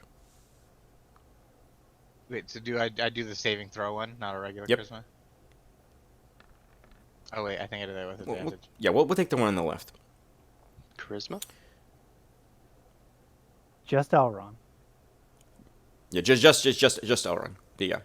Oh, So that's you fine. you hand the bow back to her, and there's a brief moment when the bow leaves your hand, when you swear a voice not your own speaks into the back of your mind and says, "Not yet, but later, you will be worthy." Sweet. And as soon as you release the bow into her grip, the voice stops. So I guess because of that, as I reach her, I kind of like shudder a bit and like look slightly concerned as I release the bow. She warmly smiles at you as she takes it and heads back inside. Is there anything else I can help you all with? I kind of just point back to the fishing supplies. This should be it for me. Not all of it. I She don't need begins any. to like count certain things. And, all right, well, that'll be 1 gold and 7 silver. Okay, so I pull out a gold and 7 silver, and I said, "Thank you very much." You're very welcome. Please feel free to come back whenever you like. She says it to the group, but she looks at Elrond when she says it. And I respond to her in Elvish. Thank you for all your help and wisdom as we leave. And you too. Bale. Yep. As you step back inside, you can tell that Anya has gone a little pale. She definitely does not seem suited to this weather, and she kind of, as she steps inside, you knew she was going to her room, and she kind of pauses for a moment and puts her hand on your shoulder, and she says, "I think I'm going to lie down. I might be a while." Bale nods at her and gives her like a friendly hug. She hesitates to accept it, but she nods and disappears back into the back rooms. You find yourself back in the bar. You see a handful of patrons kind of scattered about. No one who immediately appears familiar, although all of these people could have been passing faces on the road. Do I see the dark elf woman that was here the night before? With your passive perception, glancing around, she doesn't appear to be here. She stands out quite a bit. You do not see her in the bar currently. The sun has not quite gone down yet, so it looks like maybe the people who are here are just grabbing dinner or a quick drink at the end of a shift. But there's about 10-ish people in the bar, kind of sitting around. Okay. I go over to the barkeep. Sure. Stepping over to the dwarven bartender, he nods at you. "Here to grab some lunch? Here, the stewed elk's pretty good tonight. Sorry. I'll eat. I'm sure I'll be ordering food later, but I have business to attend to first. Looking for Phyllis. He would be a regular around here. He pauses for a moment as he's been cleaning a cup, and he kind of just gestures with a hand with the rag to a gentleman sitting in the back of the room. The gentleman's head is flat down on the table, and his arms are kind of sprawled out. Looks like he's like half asleep on the table. All right. I turn back to the bartender. Thank you kindly. See you soon. No problem. And I go over to Phyllis. Sure. So you step over, passing through a handful of tables. There's a handful of people whose eyes are on you. Dragonborn are not incredibly common in this part of the country, so you do attract a decent amount of attention. PH, their story. Mm-hmm. But as you approach the table, you can smell the alcohol kind of permeating from this section, and like there's like the tables that are around him are empty. It's just him like laying on the table essentially. Can I go outside real quick and grab like a snowball? Yeah, sure. All right, I go outside real quick and I grab a ball of snow and like Sure. as I'm walking back inside, like I sort of pack it down a little bit so that it'll like I'll be able to throw it. Sure. The bartender kind of watches you like leave and then come back in, and then he like nods, like he knows what's going on. I turn to Phyllis and I fucking bean him with it. Go ahead and make a. I'm just gonna give it to you. It's not hard. He's not moving. Yeah, I'm right You here. just back of his head, just thwap, and the snow just like sputters out, and you see him like and the snow like coming off the back of his head, and he's like batting at it, and he's like, what the hell did you do that for? What? I don't know. Who did that to you? Let me help you like sit down and try and figure this out, man. I mean, I know it's a terrible thing. Give me a persuasion check with advantage. Okay. All right, here we go. Persuasion. Oh fuck!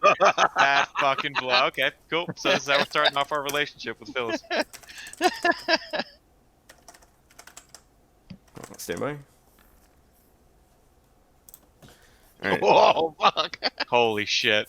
He glances around the room, and he's like trying to nail down the person that beamed him, and his eyes eventually get back to you, and he's, I don't see him. What? Who are you?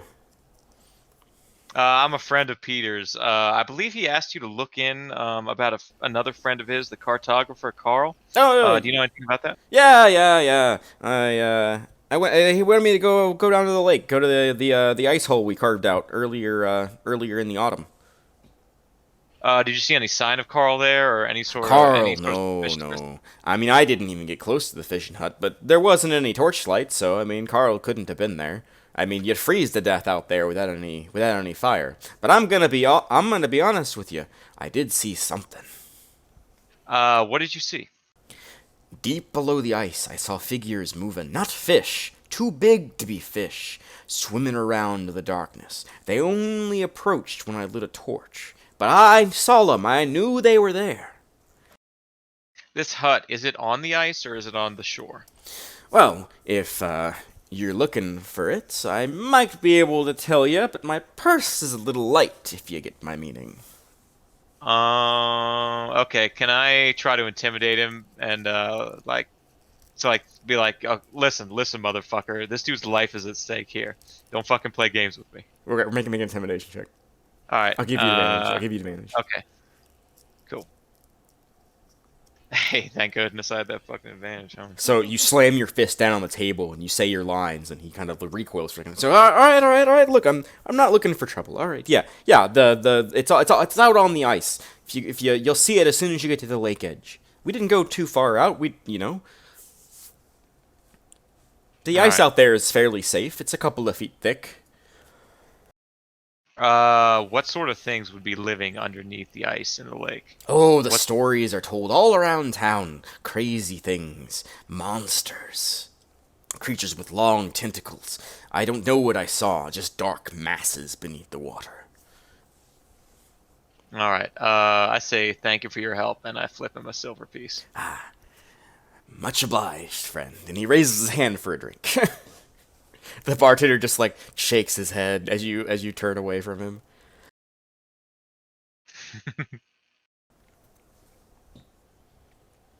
But yeah, you head back over to the bar. Is there anything else you'd like to do in the bar? You probably got about like 5-ish minutes before the others arrive. Can I just run back over, like do like a brisk jog back over to Peter's real quick?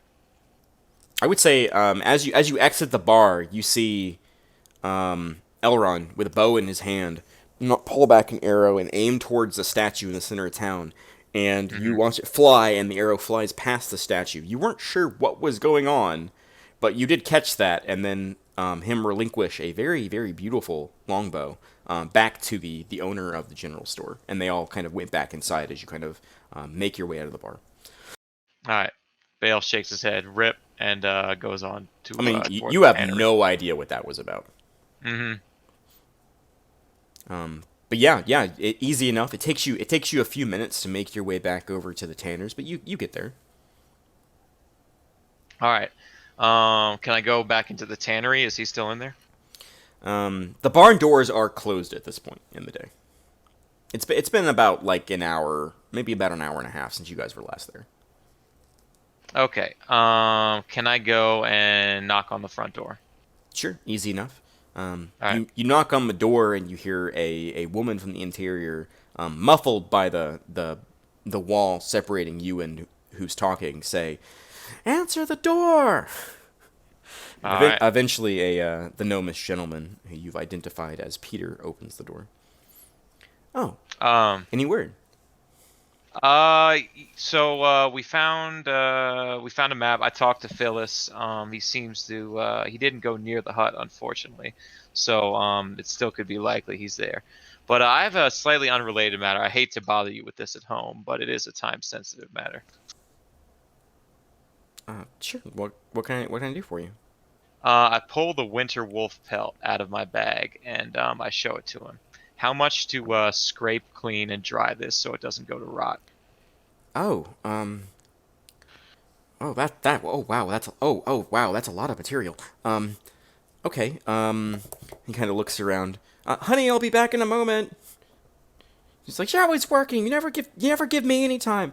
Love you, dear. I sort of call him. I like take it easy on him. He's a good guy. And he steps outside and he goes over to the bar and he pulls a key off his belt and he opens up the door and the double doors swing open. He's come on. He kind of gestures you over to the table where he was working and a gesture for you to splay it out. Oh wow, this is magnificent. Oh, it's oh wow. Okay, so you just want it cleaned and taken care of then. Yeah, just so it won't go to rot. Just so I don't have it sitting in my bag and I opened it up one day and it's just like got holes in it. Yeah, no, I mean I need to get to work on this fast. So it's like ready for a leather worker to turn it into something, basically. Mm-hmm. Okay, for this much material, I don't think I've never worked with this kind of a hide before. I might have to get some specialty blades made. I think the blacksmith's still open for a few hours. I might be able to run over there. We'll say all I need is a new set of blades, and he takes his knife and he tries to cut the pelt, and you watch as the pelt literally repels the knife. So say 10 gold pieces, 5 for the tools, and 5 for the cleaning. Okay. I'll pay you half now and half when the job's done. Suppose that's fair. I would need the advance to buy my tools. All right, sounds good. Bale spits into his hand, holds it out. Oh, he kind of looks at his own hand for a minute and looks at your hand and, like, kind of spits on his hand a little bit and awkwardly shakes your hand. I shake his hand, give him like a firm handshake, and you shake give him a the little bit, he's like half your size. Yeah, just like shake him up and down a little bit. Yeah. We have a deal then. Yep. So I take the 5 gold pieces out and I give it to him. Yeah, he happily accepts them and says, all right, well, I need to run over to the blacksmith, so if you'll excuse me. And he kind of gestures you out. Go ahead, then leave that there. That's where I'll be working on that. I'll work on it all night tonight. Come back in, say, 3 days. All right. I tell him to take care and I head back to the inn. Yeah, you watch him lock up as you make your way down the road. Cool. And the rest of you arrive back inside the inn. Bale is nowhere to be seen. You all knew that Anya was going to be retiring to her room. She said she wasn't feeling well. So she is also not inside the bar proper. As we enter the end, I approach the bar and just ask him what's on the menu tonight. I'm getting right up by the fire and warming up. Well, my elven friend, the elk stew, I hear, is pretty good tonight. I had quite a few customers talking up Maria's cooking, so if you're interested. Yeah, I'll get a elk stew and an ale to go with it. Ale? Well, I figured you elven types aren't much for wort. I'll go ahead and grab your ale. That'll be five copper pieces. Copper pieces, all right.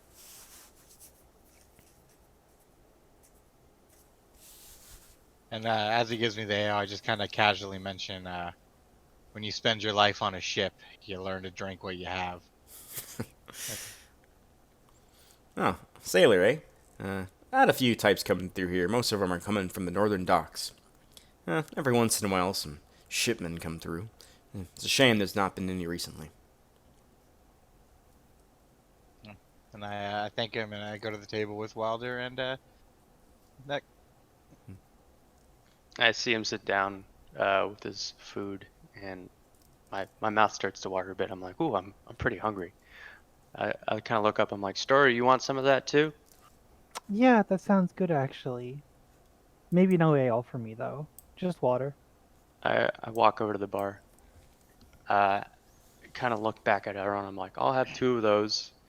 And I'm kind of quickly glancing around the room. I happen to not see Bale, and I'm like, ask him vaguely. I'm like, did you see a large dragon-like fellow walking here earlier?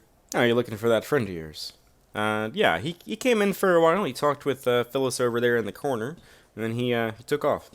Didn't say anything to me, though. He didn't look like he was in trouble, did he? No, it just looked like he had somewhere to be. All right, fair enough. I look down at the food. I'm assuming he hands me. Yeah. And Yeah, say, this looks tasty. Yeah, he gets all your stuff together. This looks tasty. Give my compliments to the chef. I'll be sure to let her know. And you all. And you said that was 6 or? It's 5 copper pieces per like meal and beer, but it'll be 8 total if you're gonna buy Story stuff. I'll take the extra beer for myself. So I'll pay the. It'll just be silver. What is it? Okay, 1 silver. I'll give Wilder the how much is it for the meal? 5 copper pieces. 5. Copper? Yeah, I'll give him the 5 copper when he gets over. I kind of saunter back to the table, a smirk on my face, knowing that we're gonna have something good to eat. And it smells delicious. It's the heavy scent of spices and salt, and you can see the warm bits of steam coming off the top. And as you eat it, it kind of like the meat kind of falls apart and melts in your mouth a little bit. And it's meaty and savory and like a little bit sweet, and it's delicious. Trying the meal and seeing how good it tastes, I gestured the bartender to ask him to prep a bowl for my friend because he should be returning soon, I would imagine. Be sure to. And after a few minutes, almost as if on cue, Bale walks back into the bar. Small bits of snow have accumulated on his shoulders, but he doesn't seem to have noticed.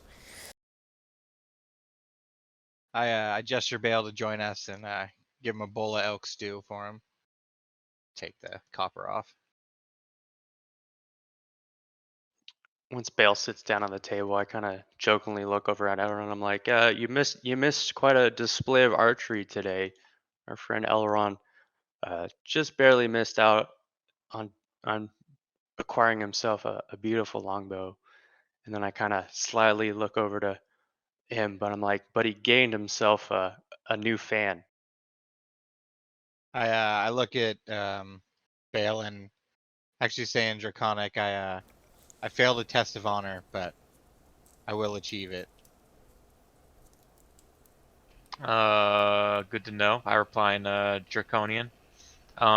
Looks like we're gonna be here for a while. We're setting up where it seems like we're setting up to stay in town for a while. This looks like a good place, as good a place as any to hang our hats for the time being. I'm sure we'll get another shot at it. All right. Quick question. Wilder, have you spoken Draconic when they were nearby before? I want to say when we first met, I greeted him in Draconic. Okay, so they know you can So speak it. they know I can speak Yeah, Draconic. story does not speak Draconic. Yeah, if I you're all remember speaking correctly. gibberish. Yeah, they're speaking in low, kind of guttural sounds. Mito bash kakata. I'm just gonna say in Infernal, herpty derpty derp, look at me, I'm so special. I can talk and don't understand what I'm saying.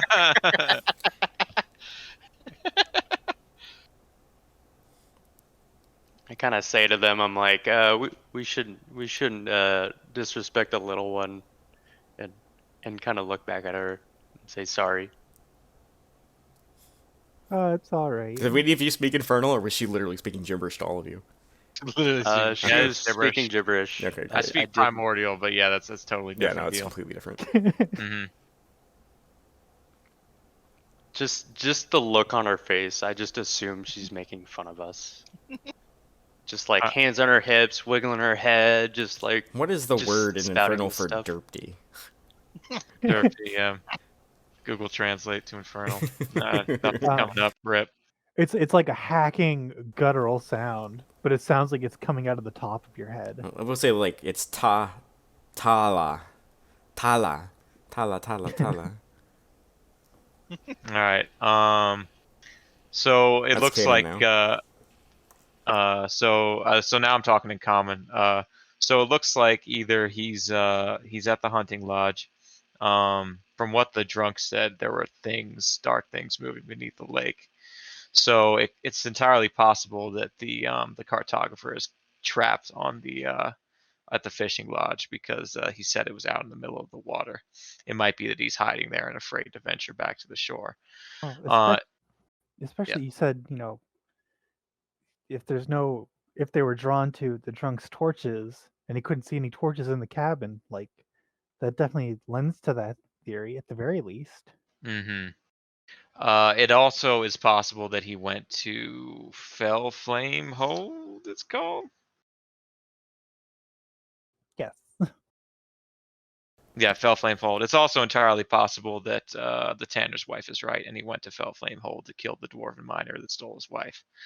Luckily for us, they both lie to the east, although Fell Flame Hold is a fairly large distance further, about 3 times as far. I interject saying it would probably be more unlikely that he would be at Fellflame, considering he seemed to be seeking the mace for other reasons other than this infidelity, since it began before he even knew of the infidelity's existence. There may be some other use he had for this mace, perhaps protection from something he knows is near his favorite fishing spot. Bale nods. I think we have a starting place at least to look for this And man. at the very least, if he went to the fishing spot and trouble found him, that's not his fault. But if he went looking for trouble, that's of his own design. Yeah. I mentioned to them what I heard from the shopkeep, that she was under the impression that Carl seems to go fishing to relax and that he wouldn't have sold his tackle box. So maybe he's clearing his head up at the fishing hole. Bale shrugs. Either way, we're being paid to find the man. So I suggest we rest here for the night and start out a first light.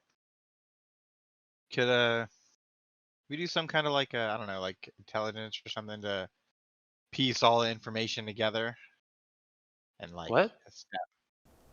I don't know. That's us talking to each other and actually piecing it together. Yeah, I don't think we can just make a magic check. and Yeah, have it a all magic I'll check tell you and what. have I know will. what's going on. I will let you, as you sit and listen to your comrades talk. You can make an insight check with disadvantage. Okay, that's something, man. It's fine. Let's just move on. No, go ahead. Go ahead and roll. Go for it, Yeah, man. dude. What's the worst that could happen? We're playing D&D. You roll dice. Yeah, do it. No, honestly, yeah.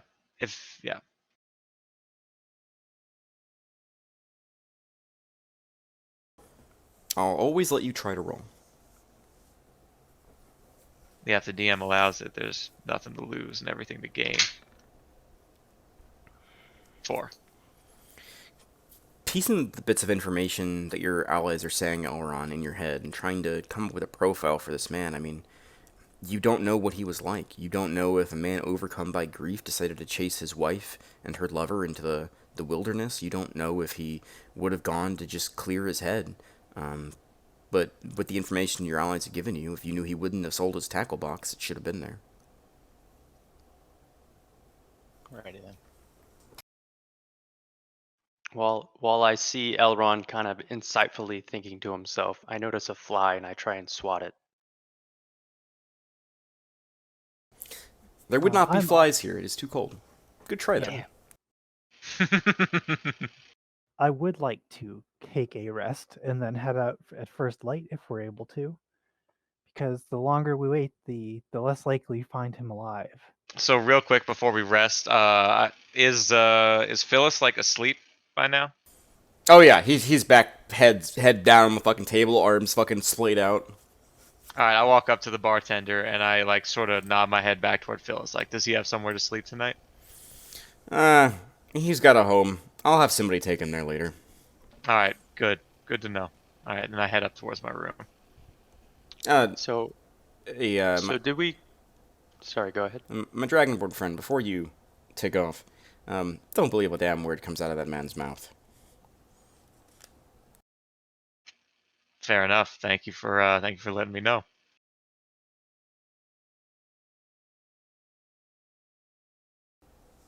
Kind of with the excitement, knowing that we possibly might just happen to go fishing tomorrow. I go up to the barkeep and say, we might be going to fishing tomorrow. Would you be interested in buying some of the fish up at the lake?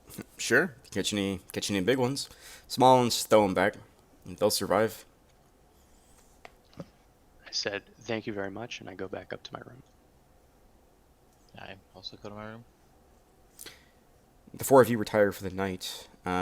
Story, when you return to your room, you notice that Anya is not there. Are her things still there?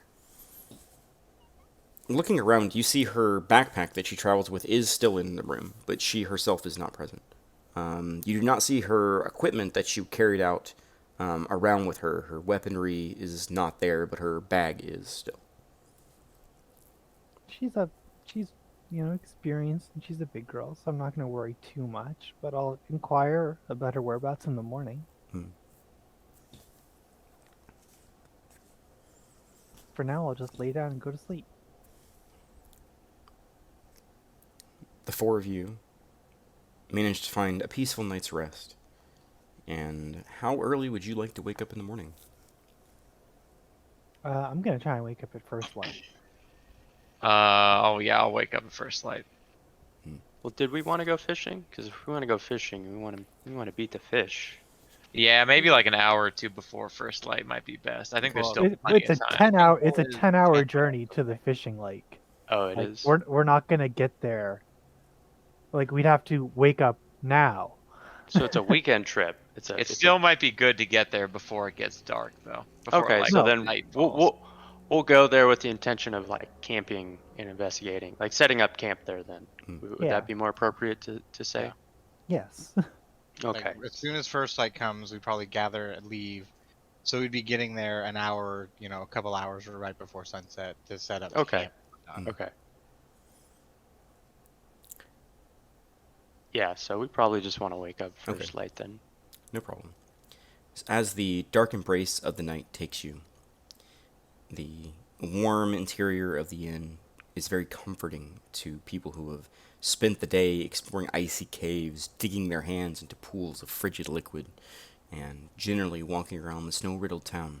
The peace does find you, and you do find yourselves fast asleep. However, Elron, as the darkness envelops you and you go into your trance, the meditative state in which your people use instead of sleep, still laying in a bed because the more comfortable the position, the easier it is to achieve the trance-like state. You find your vision clouds over as you finally achieve your meditation. and you find yourself in a wooded forest, an unfamiliar place. And in the distance, you can see an elk pop behind the woods, beautifully white, with long antlers that protrude off maybe 100 yards in front of you. What would you like to do? I stealthily try to approach it as quietly as I can Go ahead while and observe. Go ahead and give me a stealth check. Normal, obviously. Yep, just a straight roll.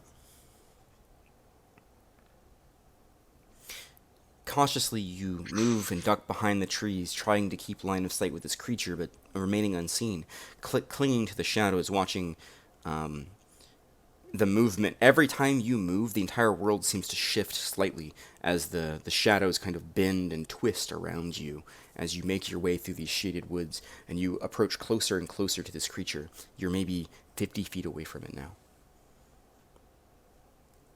Okay. And can I just observe it? See what it's doing, how it's reacting? Sure. You watch it for a while, and its eyes appear to be glassy blue orbs that are scanning the horizon and looking around the woods as if searching for something.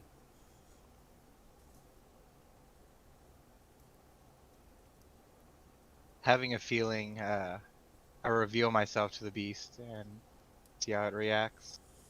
It startles for a moment at your sudden revelation of so close, but it looks at you with curious eyes as if expecting you to do something.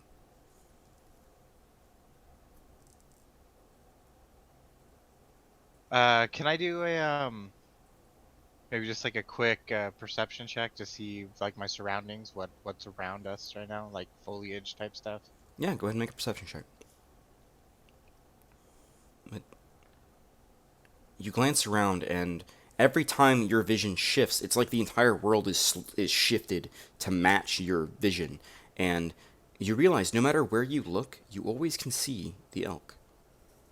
But the trees themselves are foreign and tall that stretch up to an impossibly high canopy.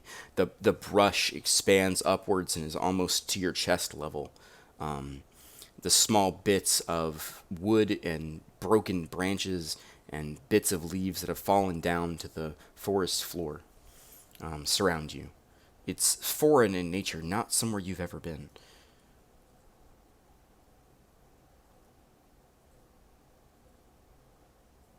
Just like in my own thoughts, could I do like a history of any kind of, I don't know, elvish deity that takes the form of Sure, an elk? go ahead and give me a history check.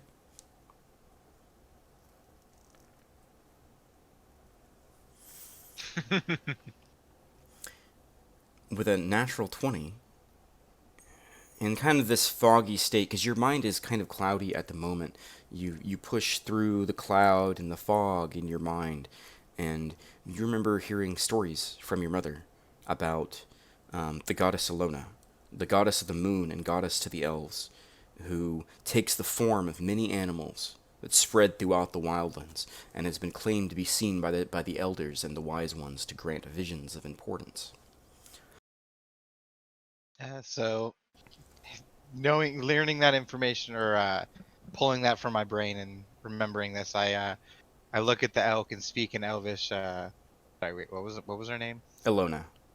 Alona. I say, dear goddess Alona, I am not worthy to be in your presence. Please show me what it is you are here to show me. And as soon as the last word, it's weird here. You're not speaking, but the words feel like they flow from you, as if you're willing them into existence in this space. But as you will the last word into the air, which you do not hear, you can just feel the projection of these words. The elk suddenly starts sprinting off. Can I chase it? Yeah, go ahead and give me a survival check. Check. You chase the deer through the woods, and as you do, it feels like the day gets longer and longer, and the woods are getting darker and darker, and it's getting harder and harder to see the deer. But it's just ahead of you, this beautiful elk, just sprinting through the woods, and you're running with all of your might, and you can feel your chest heaving inwards, trying to pull in as much air as you possibly can. Give me an athletics check.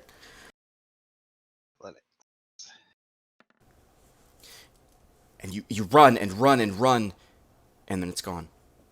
You lost sight of it. And the darkness slowly envelops you, and you reemerge from that few stake back into the edge of your meditation, and you're aware you're in the inn. You're back where you were, and you glance over and you see Bale passed out on his bed.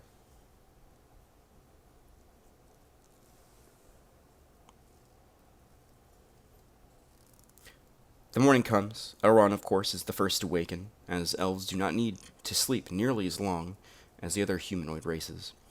But you all eventually do find yourselves awake and ready to take on your day, just before the crack of dawn, the sun still not peeked into the sky, the darkness still looming over the world, but you all are awake, and while groggy, you are alert. You all benefit from a long rest.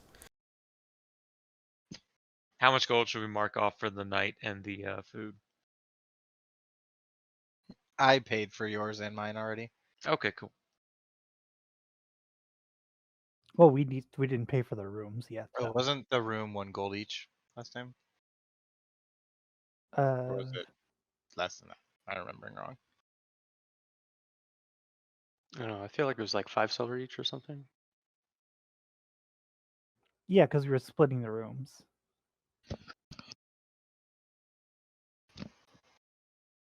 Like Oh, yeah, I Anya's think and it I was. split a room.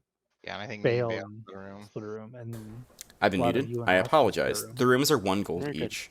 Wilder, Okay. Austin was passed out in the room when you got there, and he was passed out when you woke up. He's still alive. Alright. He's still breathing, but he's passed out. He seems pretty tuckered out. Just kind of glance over him, see his chest fall and rise. I'm like, okay, cool. He's still good. He's like an ugly sleeper too. Like his mouth is open. There's like drool coming out. Probably got like one hand on his weapon still. Story. What is your passive perception? 14. Because your passive perception is so high, when you reawaken in the morning, you notice on the desk a piece of paper has been placed on top of the table inside of your room. Going over to it and reading it, it's a small note from Anya. It reads very simply, "Some things I need to do. Good luck. I'll catch up." Okay. Is there like her her possessions still in the room? No, her stuff is Or- gone. Okay. So, do I know if she paid for her half of the room last night, or am I covering that? When you all got rooms, you paid for 3 nights of rooms. I was muted Okay, when I so said we're not that. paying. Oh, Yeah. you're right, huh? You have Okay. 1 more night you can stay before you have to repay. Well, chances are we won't be back tonight, so we should either bring all our stuff or just like pay to have it stored somewhere so that the rooms are not taken. As you say the words, "bring all your stuff," you remember that you have a big fucking box in your room do. full of your stuff. And I don't want to carry it for 10 hours. That's why I want to rent a space to put it. The best solution I would think would just be to pay the barkeep for another 3 days. That would secure those rooms for us for 5 days. That's Whether not we a bad mention idea. them or not. I mentioned to them since our friend the half orc is going to be staying here, we can probably stash it in the same room that he's going to be staying in, Oh, yeah, there you go. and we'll just pay for the room while he's still recovering. Yeah, that's it's mostly my stuff that's going to be left behind, I believe, unless anyone else has anything they want to leave behind. You all look like the adventuring type, and you carry I everything think we've on been you. traveling pretty light, if I remember, other than you and your swath of stuff. Yeah, I'll go grab my big trunk and drag it over to Wilder's room. And I'll be like, "Don't worry, I'll pay for your room while we're gone." I go and help her move the trunk. It's heavy. It's pretty heavy, and if I That's remember why I go correctly, to help her. you're not incredibly strong, but you've helped her move the trunk before. You helped her move it off of the cart when you all arrived, so it's not impossible. But you do manage to move the chest inside of the room with Austin still passed out in it. Kind of swearing on my breath, like, "God damn, why'd you bring so much goddamn stuff to the north?" I just thought we'd need it. You don't want to know what's in there. I kind of exclaimed to her, I'm like, "When you're adventuring, you can't bring the trunk." You never know when you're gonna need a box. I said, "That's true. Boxes are good." Okay, so I'm gonna hand over 5 silver to Wilder to secure his half of the room while we're gone. All right, and I in turn will give the 5 silver to the barkeep and let him know that our friend is still well resting up in the room. He nods. Well, you folks have done some good for the town already. I'll keep an eye on your friend, make sure he doesn't get into too much trouble. But he takes the coin from me regardless. Thank you very much. Cool. I'll turn over my room Also, key. I assume we had one. Not coming back tonight. We're going out to the lake, so it'd be a long walk there and back. We're planning to make camp out there. Suppose that's fair. Might rent out your room while you're gone if you're not coming back tonight. But I'll take the room on credit. So if you decide to stay with us for another night after that, I'll comp you. Oh, thank I you very also much. return me and Bale's room key for him, and tell the bartender if he doesn't mind if he sees our friend Agnes return, just letting her know that we are out at the lake. Sure, we'll do. All right. As we leave, I say, worst comes to worst, he rents out our room, and we all go to the mattresses in the same room. It'll be like a tight fit, but we can make it work. Yeah, we all have bedrolls. So we Most head of out you to have the lake. bedrolls. Yeah, we'll make our way out. Yep, and head to the east, head towards the lake. Right. So you make your way back out into the biting cold, and every time you step back outside of the bar after a night, it's always jarring because of how warm the interior is against the exterior frigid cold. Except for Bale, who doesn't give a fuck. Yeah, except for Bale. exalted it. Bale's just like, it's cool. You humans and elves. But you Feels all like the Canadian visiting Florida. But you all push off through the north gate, which, as a note, I think I made maybe reference this before, but the north gate is actually more east than it is north. They just call it the north gate. But you make your way out through the north gate, and you pass by the Tanners, and you make your way in the directions you were given. My question is, which one of you would like to lead the group? I will I'd lead. say, I as a have as a enough meta, we area. should figure out who has the best survival to lead And us. perception as well. Perception is super important. I also kinda have that start- rough on map of the area. Yeah, I was gonna say I start combing through the map I have to see if I noted any markings of the roundabout way that to get to our location So of the fishing spot. when it comes to the map that you achieved, oh wait, you're talking about the map that Elrond grabbed. Yeah. Yeah, Okay, Rough road map. because got it. we have You- the general description from the warehouse keeper and Peter, and then we also have the map that he kind of took. Okay, got you. Okay, so which one of you is leading? Was that Wilder then with the map? What's your survival, Wilder? Stand by. I have it too. I have 4 in survival. You should definitely lead. So I give my map to Wilder, and I kind of come in to assist him to try to maybe use my perception to scan areas as we're going to help Okay. him. I gleefully grab the map. In that case, before we get too much further, Wilder, go ahead and make a survival check with advantage because you have the map, and Elrond, give me a perception check. Normal for me. It's just a normal perception check, just straight roll. Okay, I will make a note. I have no help to you. Using the map, you feel fairly confident in the direction that you should go, and using the sun and the mountain ranges as a guide, that are far, far in the distance, you push forward through the snow and hilly terrain with small shrunken shrubs and trees and small other bits of life that continue out. Now, which one of you wants to be the decider of fate? What does that I mean? think Story should be. All right, Story. Okay, I know what roll this means. a d20 for me, please. Get it. Big numbers. That's not necessarily good if we get big numbers. Well, we got a big number. Okay. You push down the road. And after about 3 hours, you eventually find a road that seems to be heading towards the direction that you want to go. So the small group of you push down this kind of narrowly carved into the snow, where the snow's been kind of pushed off to the sides. You're unsure who would have cleaned such a road, since it had snowed several days before, but nonetheless, you continue and trot down the road. After another 2 or 3 hours, you eventually see, maybe 200, 300 feet around a bend, you've seen a signpost. What does it say? Approach the sign and attempt to read it. Approaching I the roll sign, to read the sign. approaching the signpost, you see the arrow that indicates the direction of a signpost that's pointing further down the road. Says Burrowsden.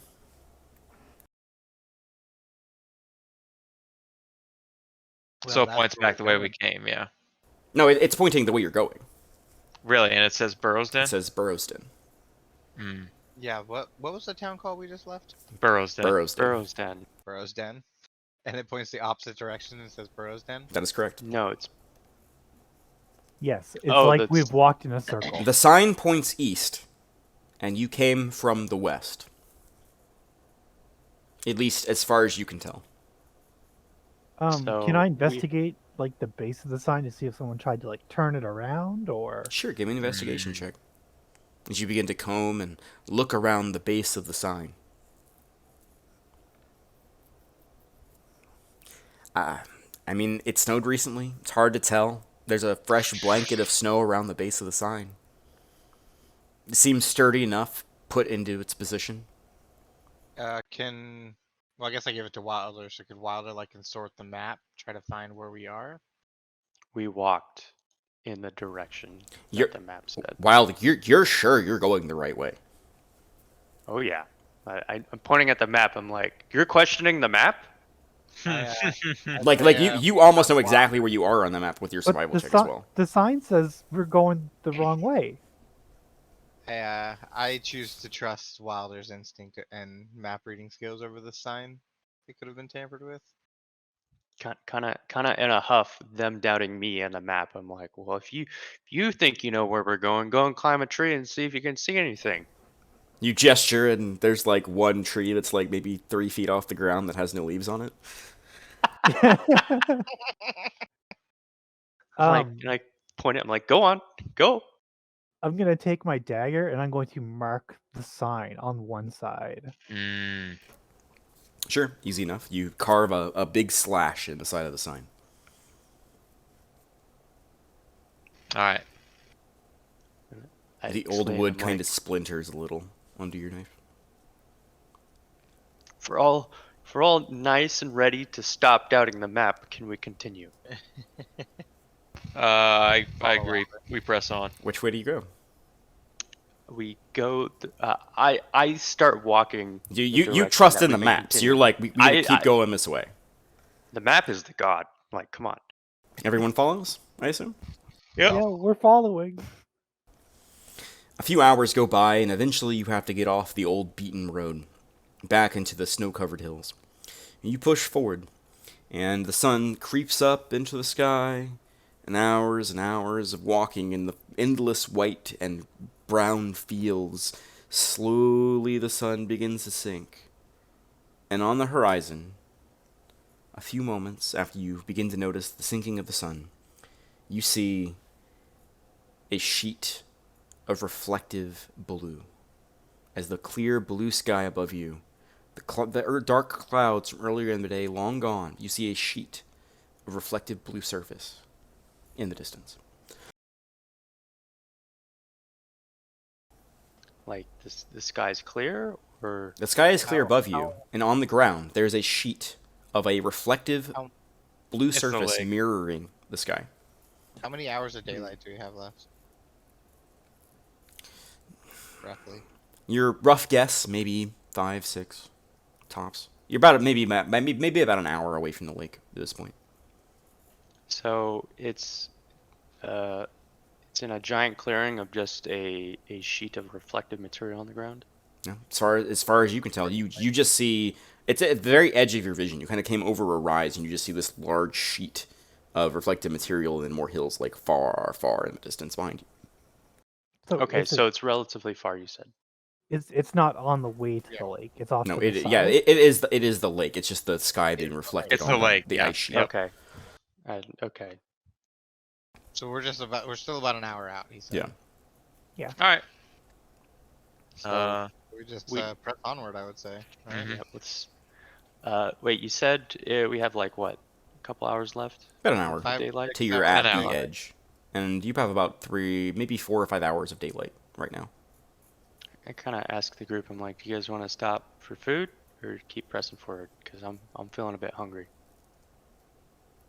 Well, I mean, it's going to be colder when we get out on the lake. I mean, there's at least some cover from the hills and stuff around here from the wind if we wanted to set a short camp. But If we wanted to make camp, I say before going on the lake, it would probably be better to do it now. Because if we camped right on the shore, we may attract whatever those creatures were that were attracted to light. If I'm not mistaken, Probably Elron, you have a to, very high passive perception. It's like 16, isn't it? 15, I believe. It's right underneath your skill section, I believe. Yeah, it's the bottom of your skills. Yeah, passive wisdom perception 15. Yeah, I would say with your passive perception, as you're kind of talking and trying to decide what to do, you do see what appears to be a small building that has like snow like piled up against the side at the very edge of the lake, as well as small, tiny protrusions. Kind of looking at it at this angle, it's harder to tell, but it appears to be some sort of a dock. But the dock itself is below the level of the ice, but you can just see the posts from where they would tie boats up. we could also make a camp in that building. Yeah, I would. Well, he sees it. We point- don't. I point Yeah, out he sees that it. building and say that appears to be a good place to stop and make camp there, and we only seem to be about an hour away from the lake, so we may want to just press forward, make camp inside the building on the shore. I agree. I'm like, okay, cool. We can go have a place to camp at. Yep, I'm with it. Onward. Okay, we're pushing forward. Proceed While with we're moving marching forward, montage. can we look for any small, like, disheveled trees that we may be able to collect some firewood off of on the way? Oh, like forage? Oh, sure. Give me a survival check to see what you can just kind of grab on your way. We do have some Uh, fire crystals at the There very you go. for emergency. Oh, that's a hot 7 right there. I mean, you see I several found a stick on the trees. ground. Yeah, you see several trees. Any of the downtrodden branches or sticks that are just kind of like laying in your path along the way, like they're covered in snow, so they're all waterlogged at this point. Wet wood, yeah. You do see several small trees that are barren of leaves, but you'd have to go up to them and probably hack them off, and then they're still not it's still not dry kindling. So I just put like bundle of wet wood. Yeah, so you can collect a bundle of just wet sticks if you'd like. You don't have to pick it up if you don't want to. It's just something you. Yeah, it's up to you, but that's what you can collect If should you so choose. somebody finds a way to set a proper fire, I could set it next to him and dry it. before we Sure. put 'em on. I'm gonna mention as I see the elf picking up wet wood. That's not gonna light. Bale sort of says like over his shoulder as he's following the group. There are ways to make it light. I kind of nod. I'm like, okay, I'm willing to learn some of your tricks. As we're kind of We- walking on.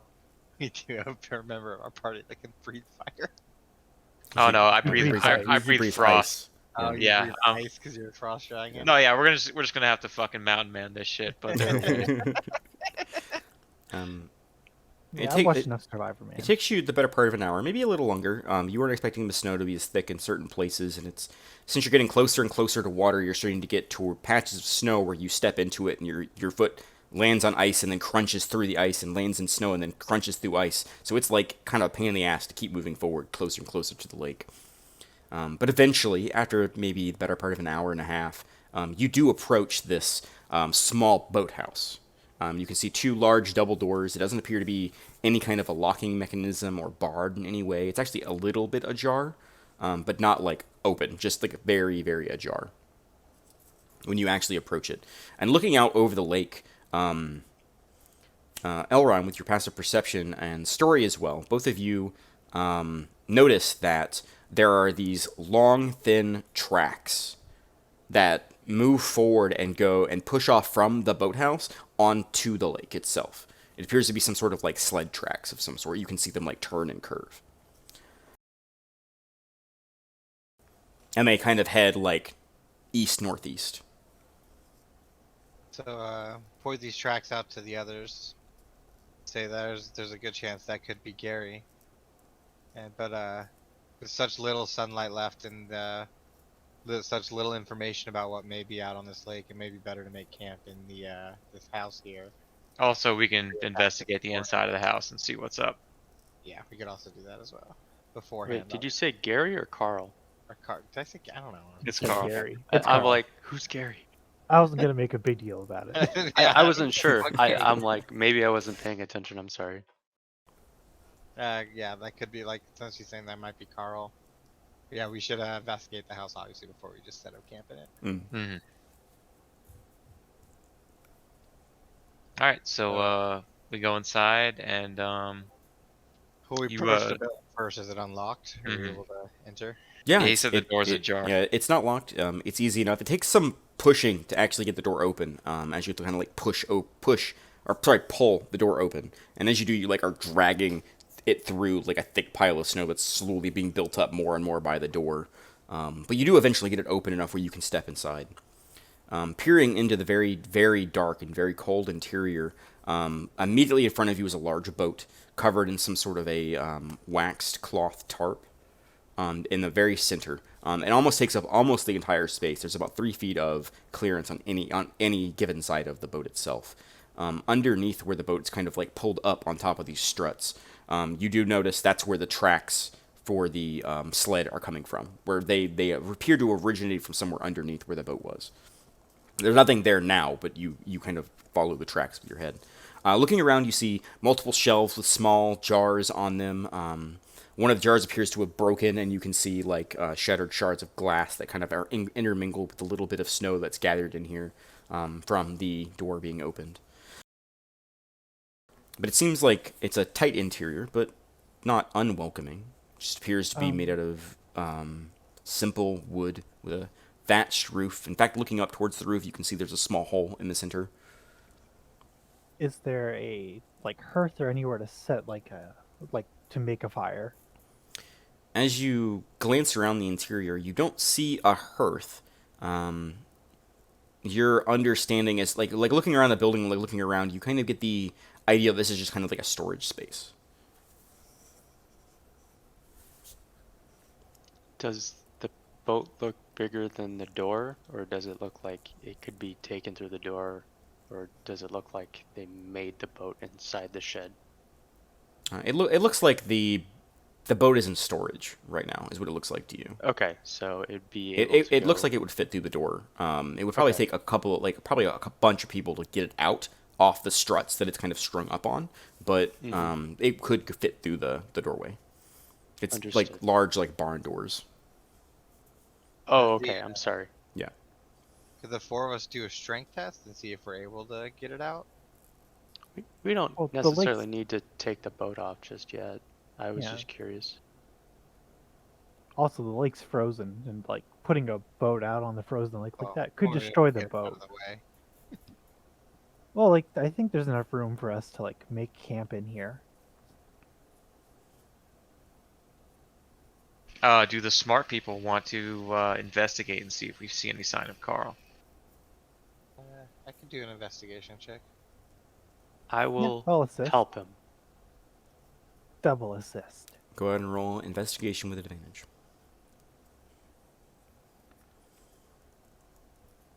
As 3 of you look through the interior, immediately nothing catches your eye. You don't see anything that says, Carl was here. You don't see maps or an angry letter to his wife saying that he's coming to murder the lover.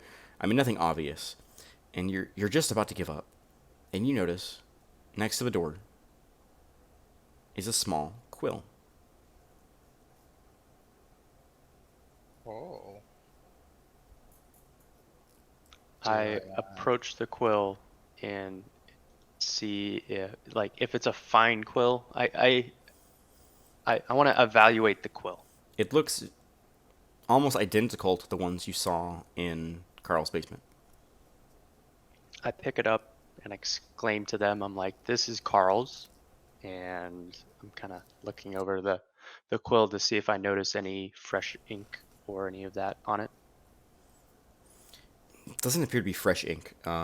It's just a quill, slightly hard and slightly kind of crystallized in the feathers itself from the being left out in the elements for a decent amount of time. But it doesn't appear to have been here forever.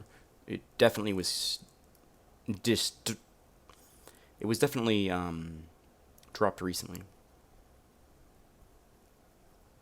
Discarded was the word I was looking for there. Ah, okay. Recently.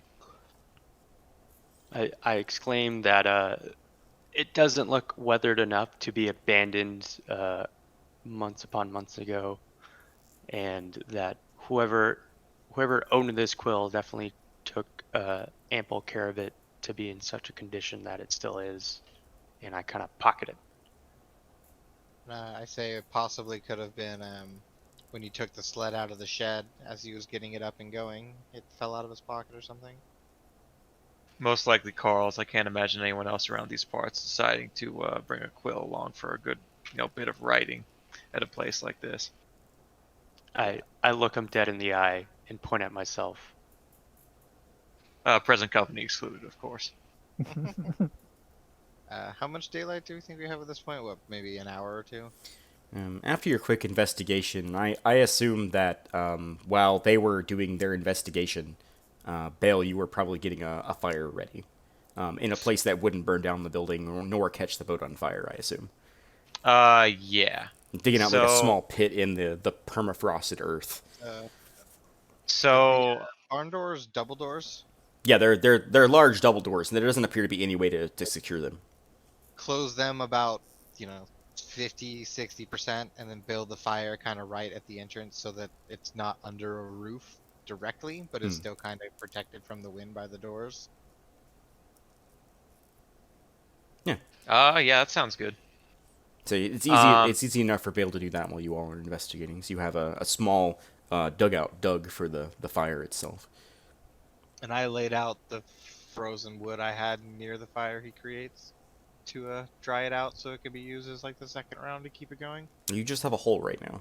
Yeah, I need wood. Wow. So, if there's no way to secure the doors and we're going to be keeping them open, which, there's a hole in the roof, so the smoke would, ideally be, if we put it in the middle of the house, we could just, make the fire there and then the smoke will come up through the roof. But the boat's in the middle of the room, so... Oh, yeah, we don't want to set the boat on fire. Okay, good call. I mean, we do know that the fire crystals we got don't generate smoke.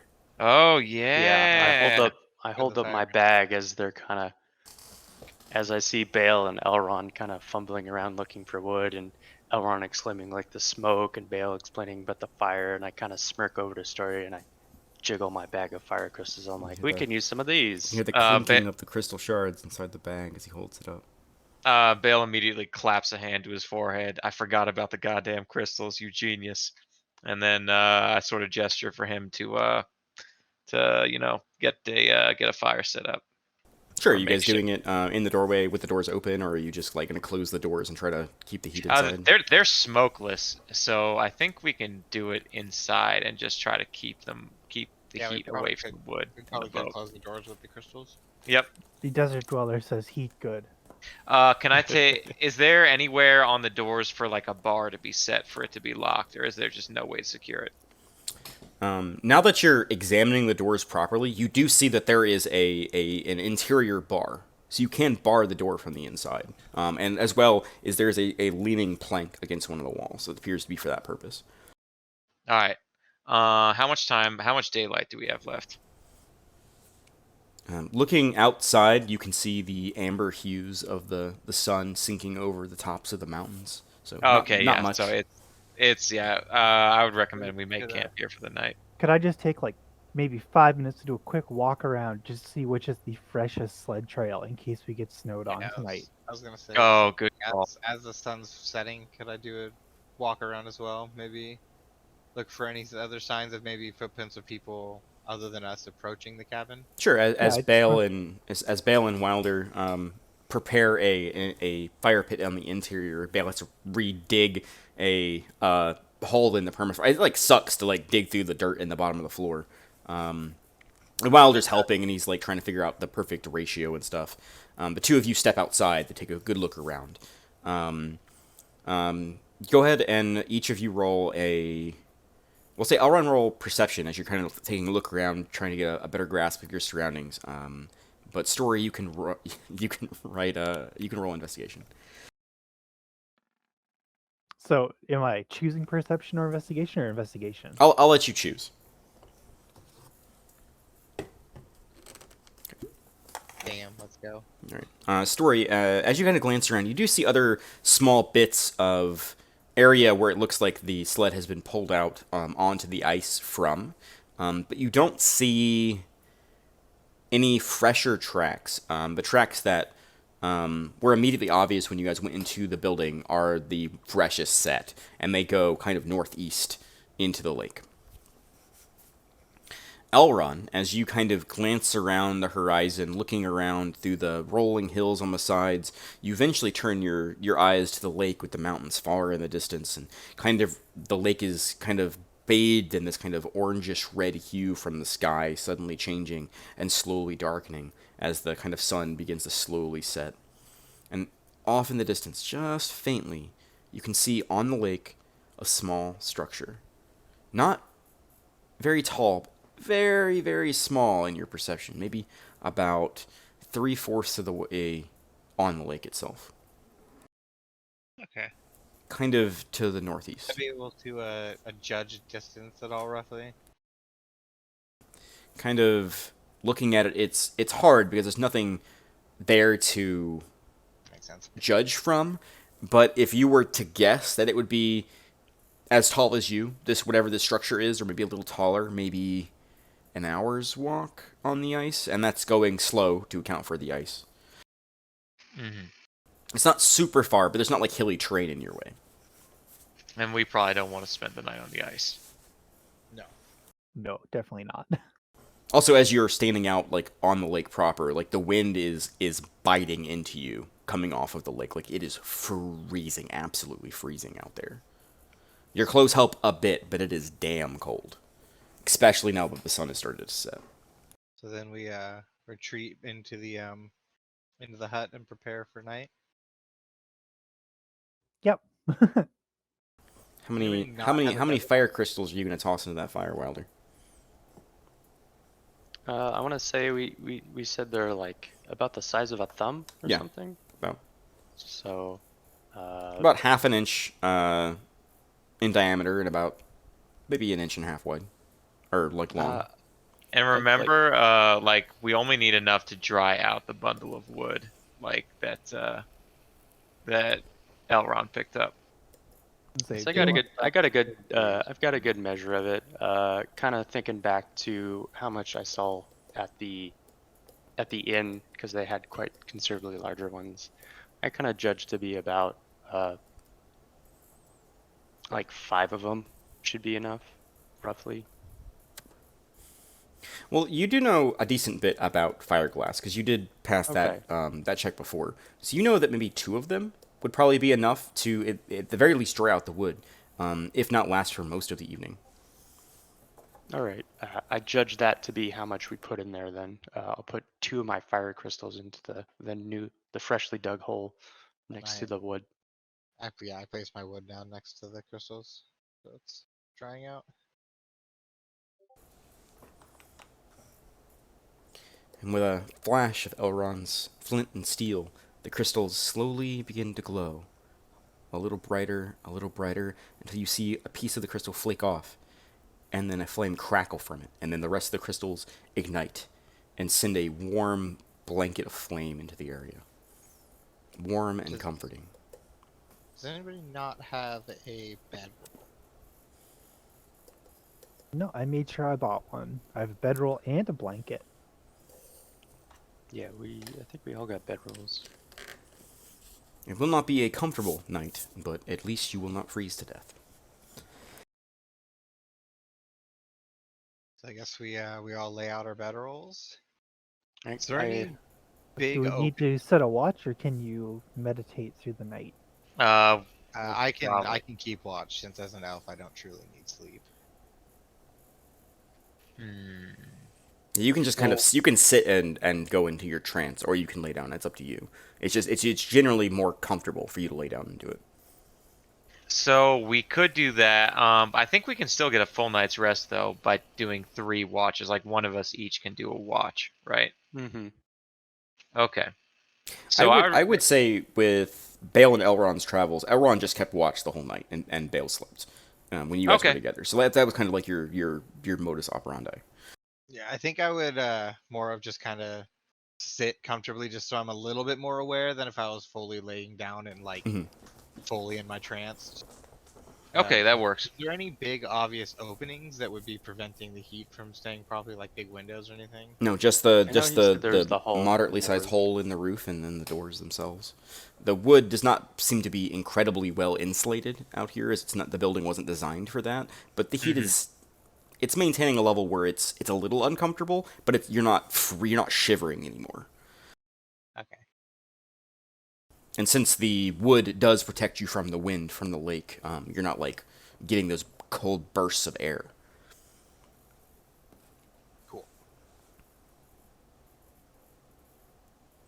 So I guess then they would sleep and I would go we into gotta a light eat trance first. That was Oh, yeah, pretty. do we It's need- pretty rough, and we got a nice fire, a heat source here. Maybe we can get like a story.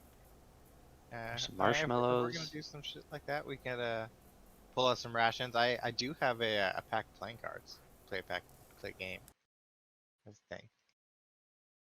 Yeah, like don't you want to camp? Like I'm all excited because we might go fishing. It becomes increasingly obvious to Bale and Elrond that he has never camped out before. Yeah. I'm just going based off what I read in books. Yeah, sorry, you're oblivious. Like you have no idea. Like this is actually kind of exciting to you too. Does one of us have all the wolf meat that we collect in? Austin has it. I think that was Austin. No, that's and Austin. they're Yeah, back at Austin that. has all That's the fine. wolf meat.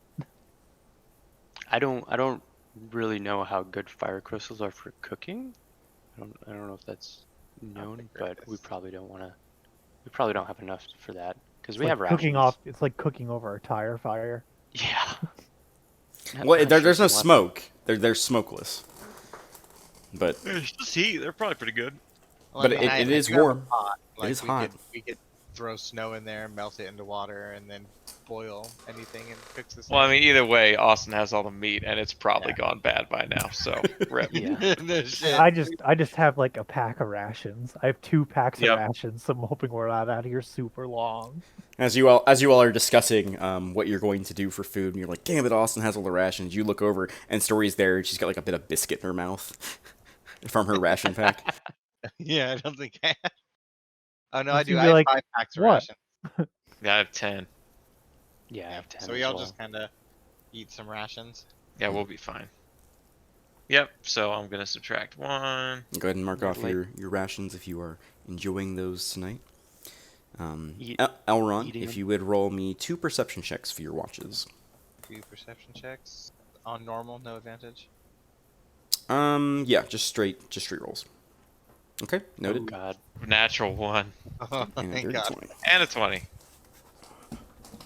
So hopefully nothing happens early in the night. Hopefully whatever it is comes later. The rest of your allies around you, Elrond, pass out in the dark interior. You can see, every once in a while, you can see Story and Wilder out of the corner of your eyes shiver a little in the cold. But they seem to be doing all right, although their sleep is rather restless. Bale, he's out like a rock. Just as every night you've ever seen him sleep, he is just immediately passed out.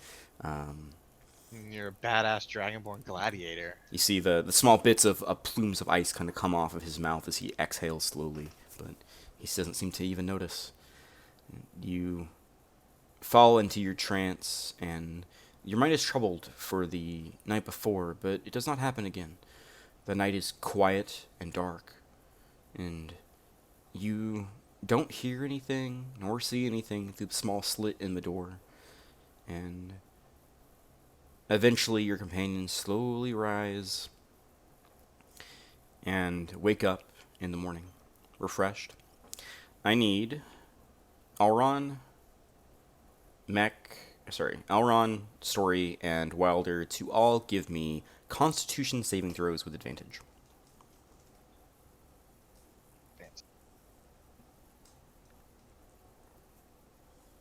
Okay. Ooh, that was Oh. Story, you're cold, but you wake up and moving about and getting closer to the small bits of fire crystals and the now burning wood that Elron has restoked in the morning. You managed to get the chill out of your system. Same with Wilder. You're not used to staying out here, but it wasn't too uncomfortable. But Elron, when you finally stand up from your trance and begin to place wood in the fire, like you're achy and sore, you have gained a level of exhaustion. But you do complete your long rest. You all recover whatever you would have from a long rest. But Elron, you still feel tired in the morning, which means until you can get rid of your level of exhaustion, you are at disadvantage for any skill checks you do. Oof. Okay. But we can assist him to negate that and Yeah. make it a normal check, right? Yeah, and he can still assist sort of you to carry give you the advantage load. as well. Yeah. Okay, we'll be fine. That does not apply to attacks and the such, but just your skill checks. Yeah.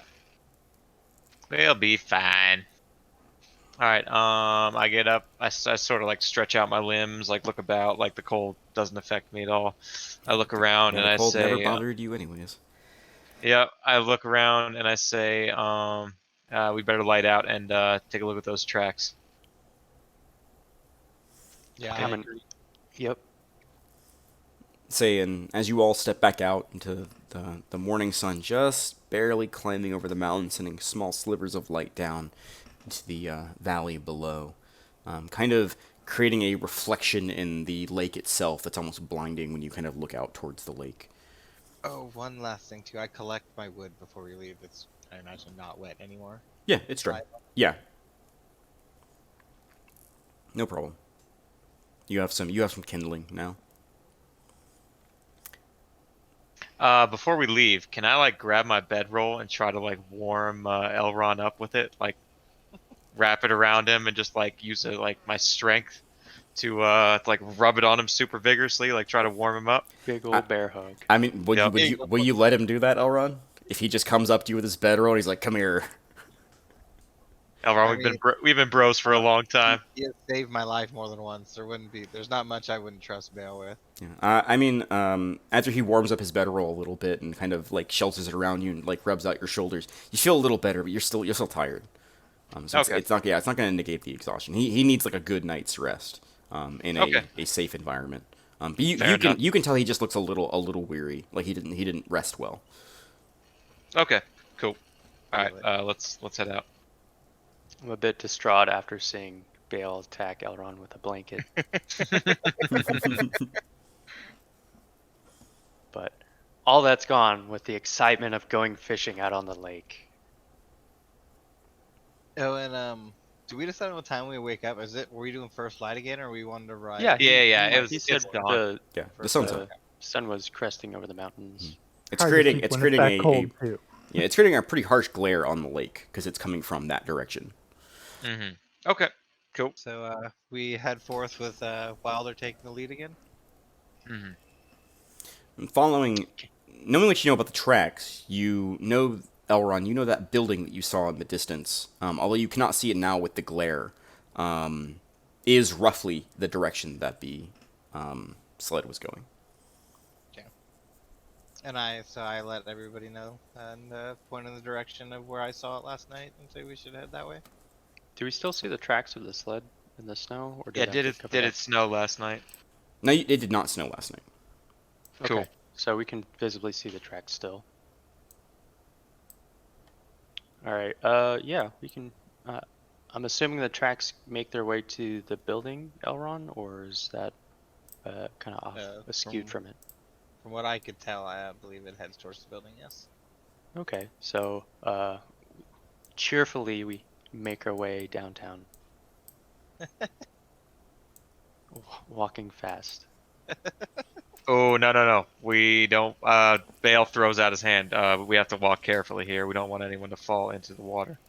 Well, they said the ice is several feet thick. Yeah, and as you like, you guys are at the edge of the lake, and like you look down and you can see the lake bed underneath you. Just there's a clear sheet of crystal clear ice that goes down maybe like 3 or 4 feet before it Okay, starts to okay. be obscured. Like you can see, you can literally see the bottom of the beginning of the lake.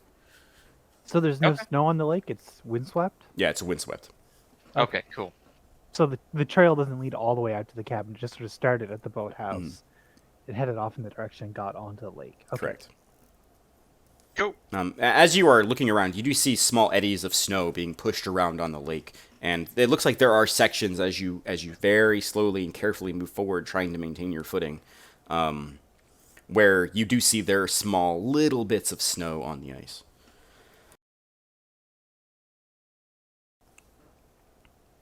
So you all are just heading forth. Mhm. Yeah. I think I briskly walk for the direction Elrond pointed me at the building. Sure. I'm Hold- moving very carefully, trying to make sure I don't fall, because it's very difficult to do. Do we need, okay? Who among you has the acrobatic skill as a skill? I do. I do not. I have it because I was a gladiator. Okay, so the only person that needs to make an acrobatics check is Wilder. The only one walking fast. Oh wait, you're walking quickly? Like you're moving at a quick pace? I was jokingly saying that, but yes, let's go with that. Okay, go ahead and roll it at a disadvantage then. Okay. Well, I was gonna eat shit. Holy shit. There we go. Wilder begins to just very quickly make his way off onto the ice, and he seems like there's a few moments where he like skids and slides, but he seems like he's having fun with it. It doesn't appear like he's in any danger, and every time that you're like, oh shit, he's gonna fall, he like just kind of slides a little further and just continues at his brisk pace ahead of the rest of the group. Story looks miserable because she's never been this cold in her entire life. But you're feeling okay. You didn't take the exhaustion. You're very cold. It is extremely cold. Oh, I know, but I'm on still the miserable. lake. So, but I'd say Wilder, you would arrive first at the scene. Let me move the rest of the characters off of this. Ooh, there's a scene. So you arrive first, maybe 200-ish feet ahead of your friends, and ahead of you, you see. Now that you've gotten much closer, you see what seems here to be some sort of structure with a rope that leads down into the ice. You can see a fresh, in quotation marks, hole that's been dug into the ice, as well as a cart or a sled with a covered roof. Oh, so like a fishing shack? Yeah. I gleefully see the fishing shack, and I start kind of prepping the fishing poles and the tackle box that I've been carrying this whole time, and like, oh boy, we're gonna go fishing. Yeah, a Finally. little off to the side, not pictured, is what appears to be a small building. Okay. Like, just ramshackle, put together, mostly made out of tarps and poles. That's been kind of put together. It's over this way, if you can see where I'm Okay. pointing. I walk over to the shack to investigate it. Sure. Around the time you get to the shack is when the rest of you get to where Wilder is. Trying to keep up with his pace is a little disheartening, especially for his. For his clunky as he is in his like heavy armor and stuff. Like, he's surprisingly spry on the ice. But you eventually do make your way over to the area, and he heads over towards the small ramshackle building. When you open up the flap, it's completely empty. Only ice, floors, small canvas walls. There's nothing in here. It's completely empty. I want to investigate the area around the hole, if I can. Sure. As you get closer to the hole, I would like for you to give me an acrobatics check. Oops, forgot to turn off advantage. And with a natural 20, we always take the one on the left. With a natural 20, you get close to the hole and you realize that it's slick with the water that's been dripping off of the rope and refreezing on the top of the lake. So very carefully, you slide and stop yourself just before you plant yourself into the hole itself. And you glance down, and you can see slowly shimmering water about 3 feet down. I'm gonna, shout out to the party that you should be really careful on approach. It's very slippery over here. You don't want to get wet. It appears to be some sort of a large wooden mechanism with a rope that's tied to the tall shaft of this crane-like structure that drops down into the hole.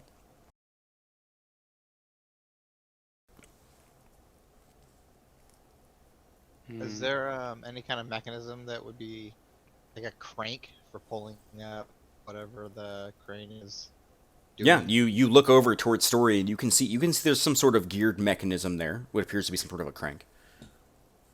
Do we want to try and pull this up? I gesture at Bale to maybe you should go assist while Wilder and I take a look at the shack. Sounds good. There wasn't anything in the shack, right? No, it is completely barren. It's less of a shack and more of a small tent. Space. I didn't know we took it out yet. The sled, is that actually there, or is that? Yeah, just... that is the sled. Can I go point? I motion to Elron. Hey, let's go look at the sled. Mind the ice hole. I'll just assist Wilder so he has advantage. And walking, kind of giving a big berth after seeing Mech kind of slide around the hole. I give the hole a big berth and walk over to the sled. Yeah, giving the hole a wide berth is no problem, and the two of you make your way over towards the sled. Bale, what are you doing? I give the hole a wide berth and step over to where Story is, and I go to turn the crank. I'll help. Okay, go ahead and give me an athletics check with advantage because you have help. Okay. All right, this is what I was born for. Here we go. Hold on. Sorry, what's your strength? Oh, Oof. Hold on. Sorry, what's your strength score? 0. She's more cheering you on than helping. okay. Inspiration die? I mean, if she wants to spin an inspiration. Maybe save those for, I don't know. You grab you grab the crank and you crank and you see ice kind of move inside the gears and you watch the ice crack and break and you pause after you move it about maybe an inch and you're like, ooh, I don't know about that. You can crank it, but you did notice that the ice is cracking and breaking inside the mechanism.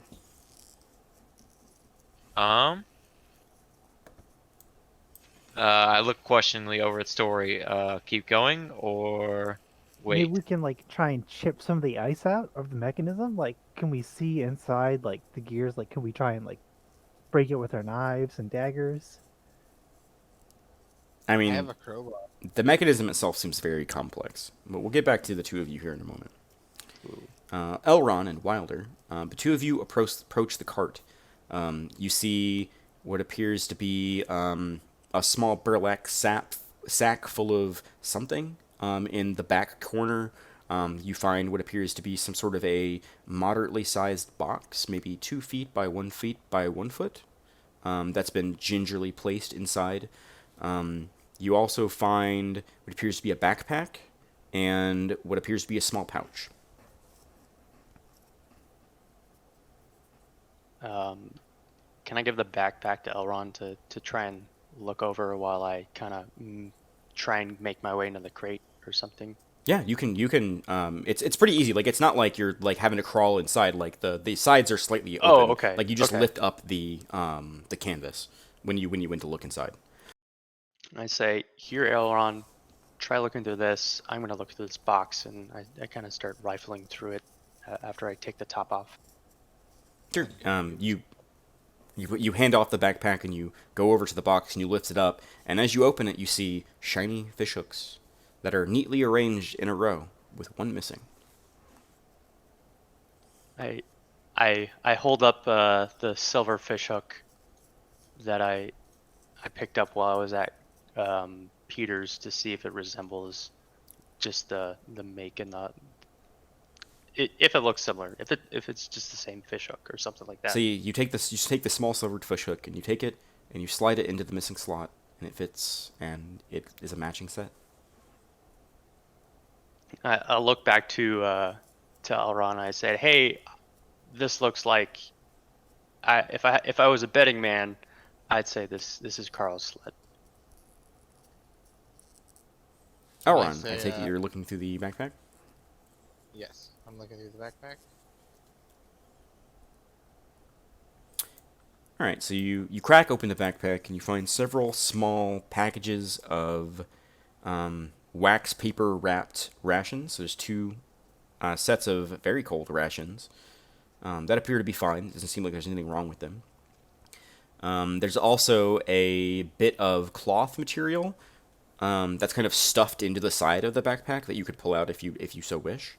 And then in one of the pockets you find two embroidered silk handkerchiefs that are pretty finely made.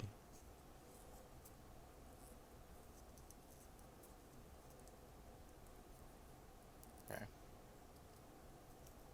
So I guess I show Wilder what I found as well, and then point if the tackle box is a complete set now. That means Carl doesn't have a hook with him, so he's not somewhere fishing right now. I mean, it's a normal fish hook. It's possible that he has one with him. Do I notice the embroidery on the handkerchief? You notice they're embroidered. They have beautiful design work along the edges. They're red handkerchiefs with like kind of golden inlay around the outside. But nothing seems to catch your mind as something that it doesn't remind you of anything. It just seem like pretty things. Okay, so he doesn't have his initials embroidered on it or anything, or whoever. No letters or anything. Just pretty designs. As Elrond can like pulls out the ream of cloth as well, you see a brown like robe, and the small bits of thread in it glisten with like a yellowy shine. Ooh, a robe.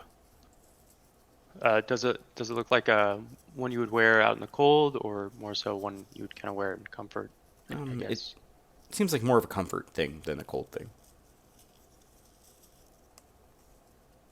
I look over at Ron. I'm like, well, whoever packed this bag either took the cold weather gear with them, or they weren't prepared themselves at all.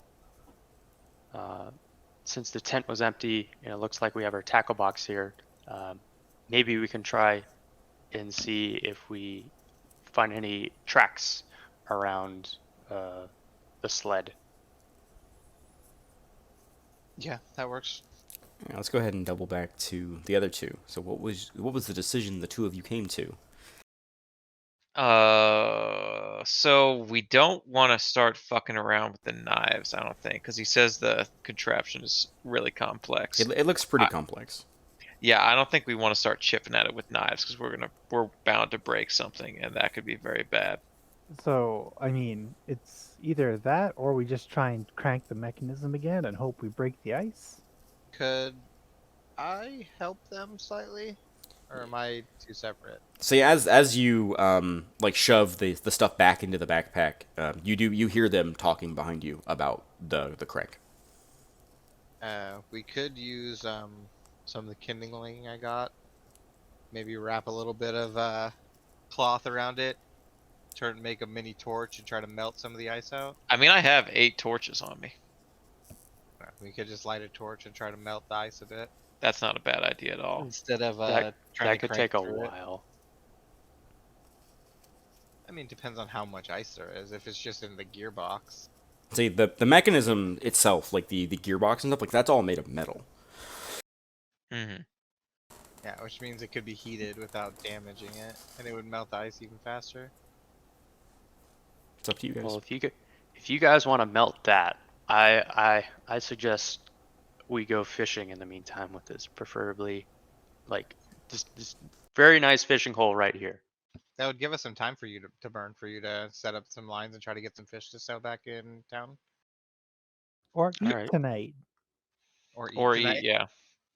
not rations. All right. Yeah, let's do that. I'm gonna go ahead and light a torch and then kind of just shove it into the in like right near the gearbox, but like Story. like being really careful to keep it away from any of the wooden parts. Easy enough to do.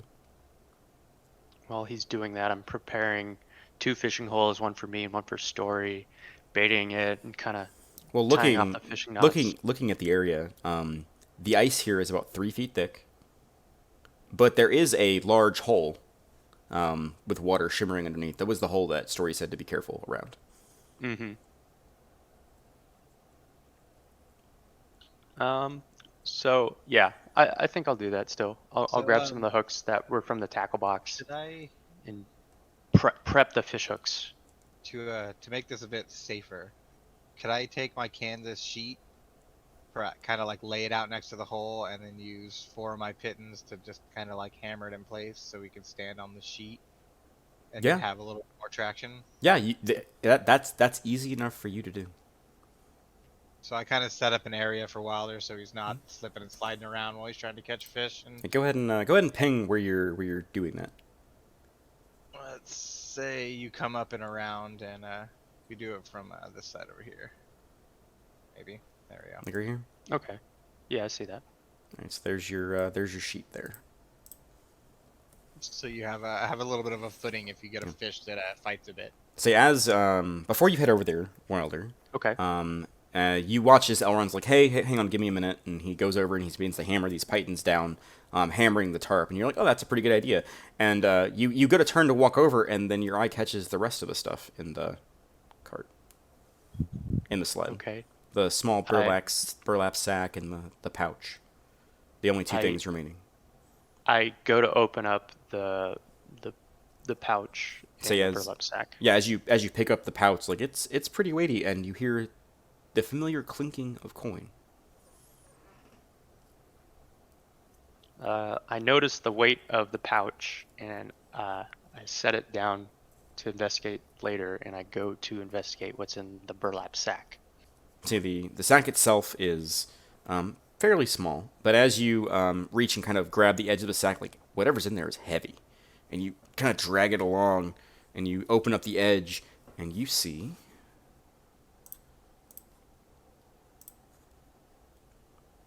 this. Oh. Heyo. Giant's Mace. That looks like Wilder's getting a weapon upgrade.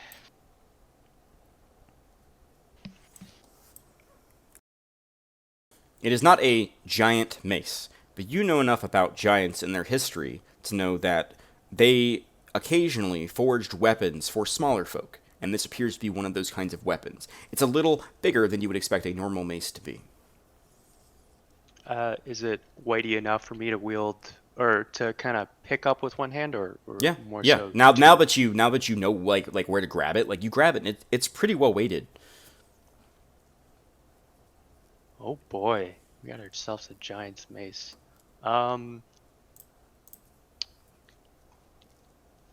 Do I know if there's any, knowing what I know of giants, would I know if there's anything that they do, particularly with their weapons, like imbuing it or anything like that? Or Go ahead and make a history check. See Okay. what you would know. As he's doing that, Bale just like turns to the whole group with like a meaningful look and says he would not have left all these things here. No, definitely not. With your 23 in history, you've heard many stories of giants descending from the clouds or out of the beds of deep, deep oceans to bestow mortals weaponry used to take out, dangers that might even pose a threat to the giants themselves. So it wouldn't be unheard of for this to be some sort of a mystical weapon, although they could just be tales. You're uncertain. But now that you're kind of holding it for a minute, like, it should be heavier, but it's not. It's actually pretty lightweight now that you've been holding it for a few moments.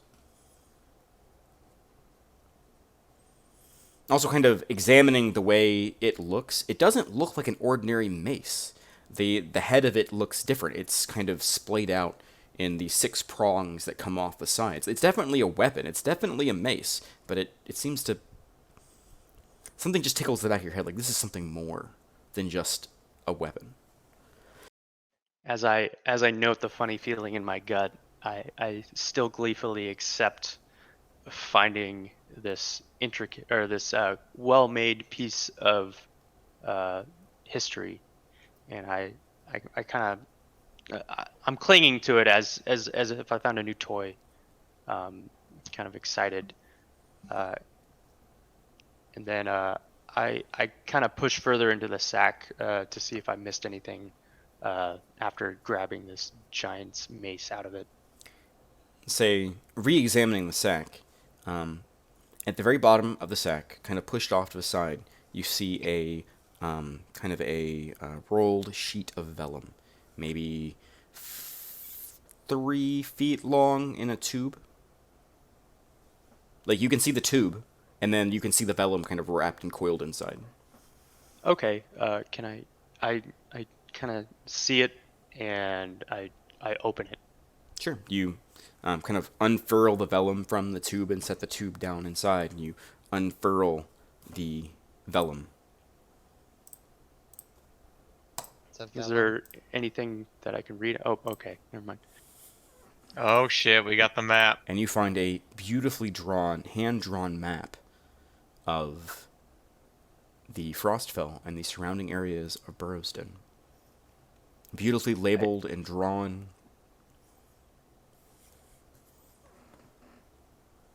I giddily start shaking, more excited about finding the map than the weapon.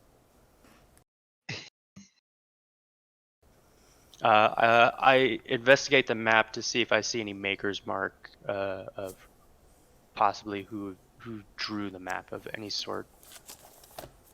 Bale calls over to Wilder. This is no time for bourbon, man. You see a CW inscribed in the bottom of the map. Okay, CW.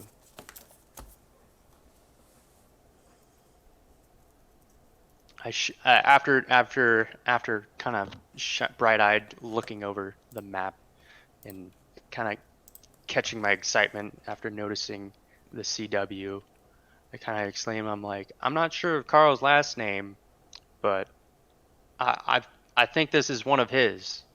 I thought it was Excitedly Carl shaking with a K this whole time. I thought it was Carl with a C. We never asked. That's true. Well, I'm assuming Carl is spelled with a C in this portion. So I'm assuming it's Carl's, the Carl that we've been looking for. Could be I will Carl say with a that. Q. QU, Carl.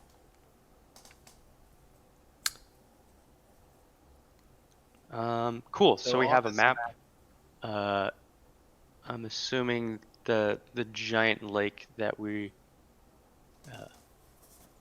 Yeah, I think we're by the white circle in the middle. I imagine is like the hole. Okay, I see it now. And I think we're So- at like the Chillwind docks. far So west if over there. you look on the map and you have your eyes trace directly east from Burrowsden, there is a segment of water that is right next to the mountain in part of the river, and this is that Okay, lake. I see. Okay, thank you.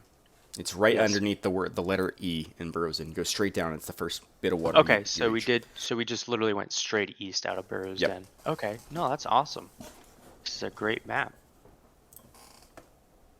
I'm kind of excitedly pointing to the map and kind of gushing over it. And after I kind of get through my my initial excitement, I remember the pouch of gold, and I grab it and I kind of bring it with us without investigating it further. Kind of my excitement of the map overtaking my knowledge of trying to look in the pouch further. It's all Carl's stuff. like you know that a map like this is worth a lot of gold. Oh yeah. Like regardless, even if you weren't going to keep it, if you were to sell it, it'd be probably worth 300 gold, maybe more. Oh well.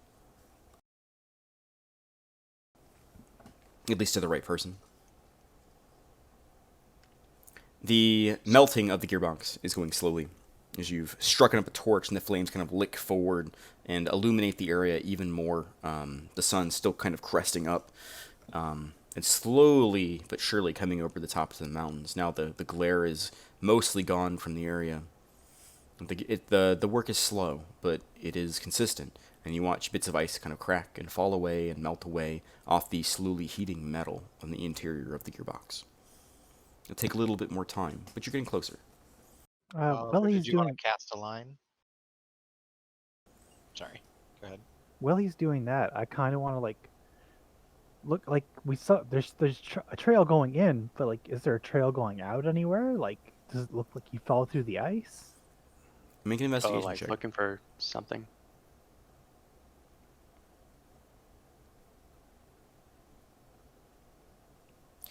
You see numerous sets of footprints coming and going from the hole itself towards the cart, but there's so many and they're so overlapped and overwritten. You think whoever was out here, whether it be Carl or perhaps someone else, they went numerous times from the cart itself to the hole.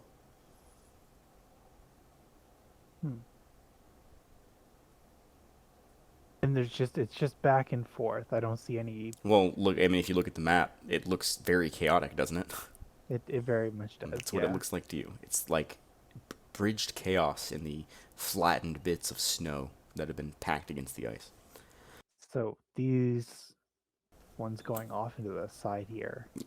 Those look like they joined the cart at some point, and they end pretty abruptly at the end and of the map, and then like are returned. It looks like he paced around here for a while, maybe looking around. Okay. So I don't see like a distinct trail of him heading off anywhere. No. Okay. All right. How melted is the ice at this point? You can still see several bits of frost and small shards of ice that are still inside the gearbox. So, I mean, you could wait longer or you could give it a shot. It's up to you. What do you guys think? I think we should wait longer and maybe let Wilder fish a little bit. All right, I'm fine with that. Dude, something could pull him into the water. I mean, fishing though. All right. Fishing. Cool, go for it. I mean, I have the two poles, one for me, one for Story. I giddily have a new map and a new mace. So I'll kind of put the new mace kind of on my, I guess, hilt now, and walk over with the two fishing poles. I hand one over to Story and said, "Time to go fishing." Oh, I'm helping with the gear things, so you go right ahead. Kind of scoffing. I'm like, "All right, well, you're gonna miss out on all the fun."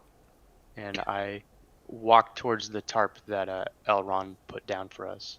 Sure. Easy enough for you to do. You take your line and you cast it in the water. It's about a 2-foot drop until it falls down in the water. You can see that the ice continues further down, but there's like the water's kind of bubbled up into this area a little bit. But yeah, you drop your line in the water and just kind of take in the sights. The cold wind kind of blowing through and kind of biting into your skin is maybe a little refreshing to just be able to sit out here and just go fishing for a little while. Oh yeah, I'm having the time of life. Just found a new map. We'll get back to you Fishing. here in a moment, Wilder. Can I go back to the sled and check out that backpack again and maybe take what contents are useful? Yeah, sure. You can head back over there.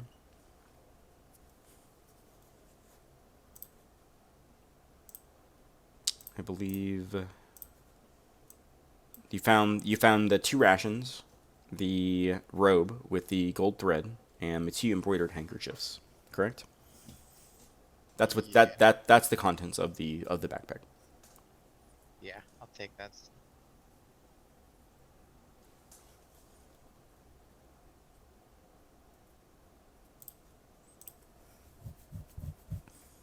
Some time passes, and Wilder, you get a bite. Give me an athletics check. See if you manage to wrangle up the fish. You withdraw your line from the water after fighting a vigorous battle, and your bait is gone, and the fish did not come with it. Drat. Bale, you After absentmindedly watch him fish for a while as you watch the ice slowly melt off, and eventually you feel fairly confident that most of the ice on the interior has completely melted inside the gearbox. All right. I motion for Wilder and I say, you're gonna want to stand back. and I go to turn the crank again. Sure. What do you? So I assist. As a curiosity, what do you do with the torch? I cast Mage Hand and I hold the torch. Okay, cool. So after he tells me to step back a bit, I'll There's Wait, yeah. does There's that only step there's back. only really room for one person to grab onto the crank as a note. Oh, okay. So I can't really assist. All right. Yeah, does that yeah, I wouldn't use one of your spell slots for this either. It's a cantrip. Doesn't. Oh, use okay, spell cool, slot. cool. Alright, so can you ping on the map where your mage hand is? Just right next to him, right next to his face as he tries to turn the Yeah. crank. Well, I'm basically holding the torch underneath the gearbox still, because I know like with its like the metal's heated, it'll turn easier and it'll keep it from freezing up again since it's still probably wet. I guess that's fair. Go ahead and give me an athletics check, Bill. Okay. There we go. Let's go.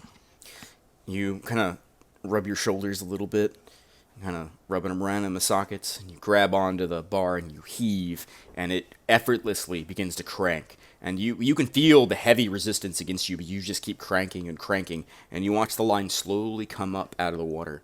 Small bits of frigid cold water splash down back into the pool and spill across the ice towards the base of the device. But you continue to crank and crank and crank, and eventually the end of the rope is in sight and pulls up from the water a bucket.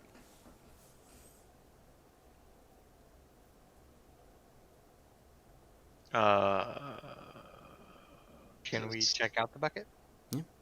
You kind of very slowly make your way over towards the hole, very careful, since Story warned you about it, so I won't require a roll, and you have the tarp as well.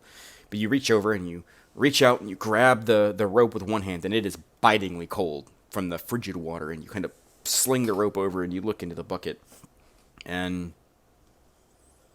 it's full of crystal clear water. Wooden bucket, doesn't seem particularly impressive in any given way. Is this fresh water or salt water? You taste it. It should be fresh water for near the mountains. Yeah. And you take your fingers and you dip it in the water and you taste it. And it's not salty. So I guess if we can refill our water skins.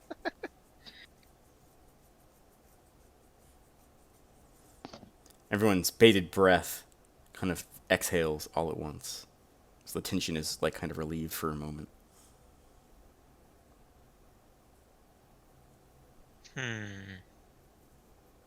I look around. Does anyone have any ideas? It seems like he could not have left here, but I don't see any way to find any leads. I'll run. The only theory I have is that he fell in. I'll run.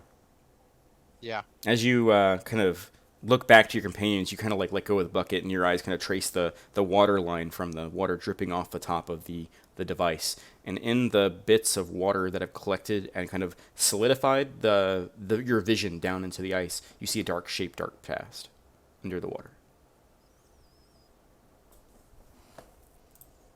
Moves like this. So I kind of gesture at Bale to clear out the snow underneath him and look down. I use my foot and I try to clear like a window so we can look into the ice. Yeah, using your foot, you kind of quickly like kind of move your foot around in a way, and with the torch overhead, and you kind of shove the snow away with your foot, and you kind of look down. You don't see anything. I'll move the torch like closer to the surface. And then there's a loud crack in the ice underneath you. Mm-hmm. As you see something kind of thump up towards the bottom of the ice, and you can actually watch the ice around you crack slightly. I take a large step backward from This the is crack. thick ice. What should I put the torch out or should I move it over to the hole? Move it over the hole. Move it over the hole, and All I'm right. gonna step back at the same time. Mm-hmm. I'm gonna move the torch over to the hole. Now that you're actively looking, I would say passive perception of 15 plus is just Story and Elrond, correct? Yeah. I'm 14. Yeah, I'm Okay, 14. 15. So So, it's just Elrond. so just Elrond. So Elrond, with your passive perception, you track whatever this was, and it follows the torch over the hole. And So then there's a brief moment where you're like about to say something. You're about to be like, wait, or stop, or hold on, when the water from the hole suddenly gushes up. And I need everybody to roll initiative. Alrighty.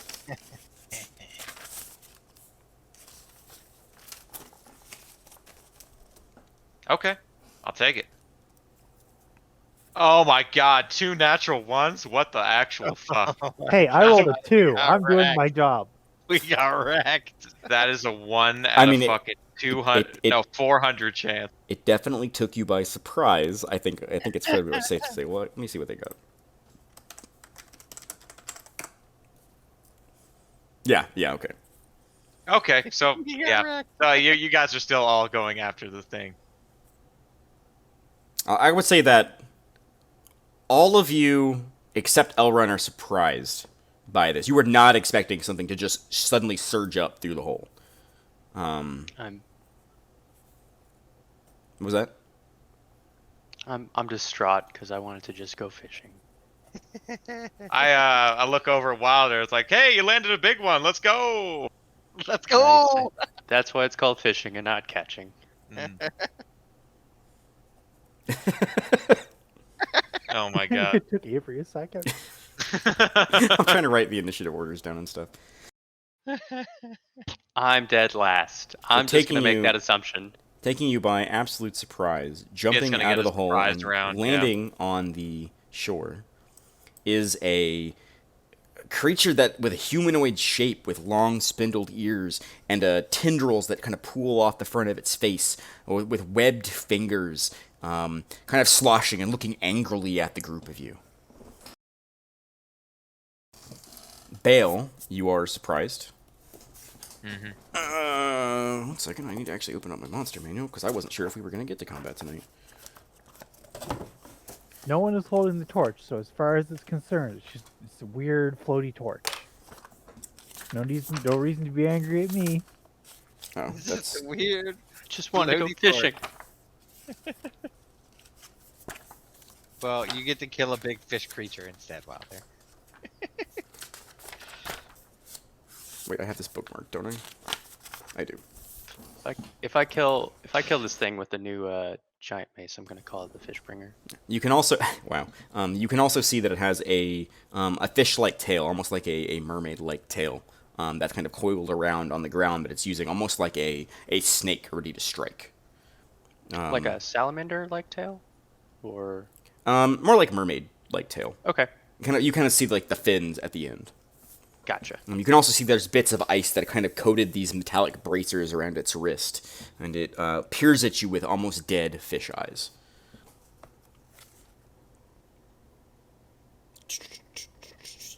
And in one of its hands, you see a rough harpoon made out of jagged metal.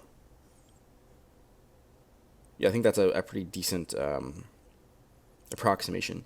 You also hear it say something in kind of this burbling tone that none of you seem to understand.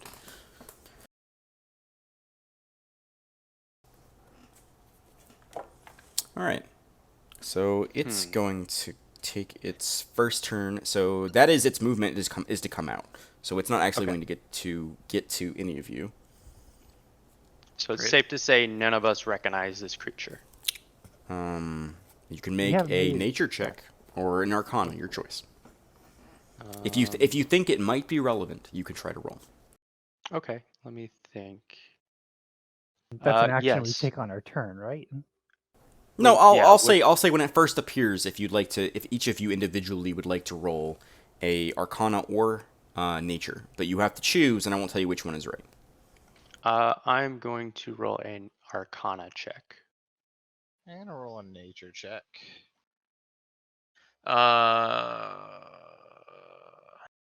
I'm going to roll a. I mean, they both suck equally. I'll go nature because I'm guessing story will probably be better on Arcana. Ooh. Story is not. None of you have any idea what this is, except for Bale. Bale, you have heard tales of cities that elves used to live that were reclaimed by water, where the ancient cities themselves were slowly submerged over time, and creatures known as the Marrow lurk within these ruins. Dangerously nasty beasts that prey upon the living and are attracted to torchlight. And one of them is in front of you now, an incredibly dangerous creature. Although, if it bleeds, you can kill it. Alright. Okay. Elrond, you are not surprised. It is your turn. Okay. I'm going to move and try to position myself. Where? Bam. Do we get a disadvantage for movement since it's on ice, or is that? It is up something to you if you'd like to move at full speed or half speed. else? Okay. I will move at half speed, so that's what, 15 meters? Mhm. So I'm just gonna move just straight directly away from the creature. Sure. Slightly. I'm making fucking Make moves sure you now. clicked on the mouse hand select mode at the top. Yeah, you have the ruler clicked. You got this guy clicked. So you gotta click on There the we go. mouse. Yeah, there you go. How's that? 3 steps away? 1, 2, 3. Yep. And then I'm going to attack it with my bow. Sure, go ahead and take your shot. But I wouldn't get a sneak attack for round 1 because I imagine it's. No, it is aware of you. It is fully aware of you, and you do not have any allies engaged. So no sneak attack. I'll get you next round, brother. Is it normal or disadvantage because of my tire? Just normal, because it's only skill checks you have disadvantage because of your exhaustion. Okay. Come on, baby. Short Okay. You wind the short bow up, I skidding on the short- ice, moving backwards, and I you picked the aim wrong one. and you fire and you strike it directly in the chest, a piercing blow, and it howls in anger, taking the blow. A good shot. Landon, your turn. Yeah, that I mentioned. All right, we have Story, who is surprised, Wilder, who is surprised, and we're back to Bale. Bale, it is your action. I'm going to fly into a rage, and I'm going to charge the creature. All right. Go ahead and make an acrobatics check. Oh, because the ice. Okay. Because I imagine that you are, like, full-on going at him because of your rage. Okay. Let's fucking go. Without issue, you skid on the ice and then get ready to land a strike. Go ahead and make your attack if you so choose. Alrighty, I have rage activated. I click greatsword. Here we go. Oh god, that misses. Terrible. You strike forth and crash your greatsword down on the ice, narrowly missing, and you see small cracks begin to split in the ice. Oh fuck. Go ahead and draw those. Alright, I think that'll be my turn. I don't think I can do anything else. Alright, and that will bring us back to its turn. And upon seeing you, it is not going to disengage, but it is going to move. So I will say you can take an opportunity attack, Bale, if you so choose. Alright, let's fucking do that. There we go. Well, That's that's more what's like up. it. Yeah, as it tries to worm its way out of your grasp, you catch it by the back end of its tail, and you carve a large gash out of the back portion of it, doing a pretty solid amount of damage. But it's still up, and it is just angry. And you're wondering, even in your rage state, why is it running away from me? And it moves to here, and it chucks the harpoon, and around its arm you see a rope attached. Oh shit. Who's it harpooning? I'm assuming the guy who just thwacked it. And the harpoon sails past you, and it retrieves the rope. It wasn't even going to make contact with you. It just skids and crashes into the ice next to Wilder, and is retrieved back by the Marrow. And that will end its turn, and then that will happen, and then that will happen, and then we'll go to Elrond. It's your action. All right. I'm first gonna move carefully for another 15 slots, just to get a little bit better of a shot, and I'm gonna take a shot at the creature. Would it still not be sneak attack because it moved away from? No, yeah, it moved Bale? away. Yeah, it moved I'm not away. in melee range. No sneak attack. Go get it. Let's go. Yeah, another solid blow. Another arrow sinks directly into its skin, doing a pretty solid amount of damage. It's still up. It looks pissed, but it's still up. That'll bring us to Story's turn if you're done. Yeah, and my turn. Story, it's your action. Okay. Question real quick though before you go, Story. What points during my turn can I use that illusion thing that's like? Your Not minor really. illusion spell? Yeah. It is an action to do so. Yeah, so you would do that instead of attacking. Okay, cool. Just wanted to make sure. Mhm. Go ahead, Story.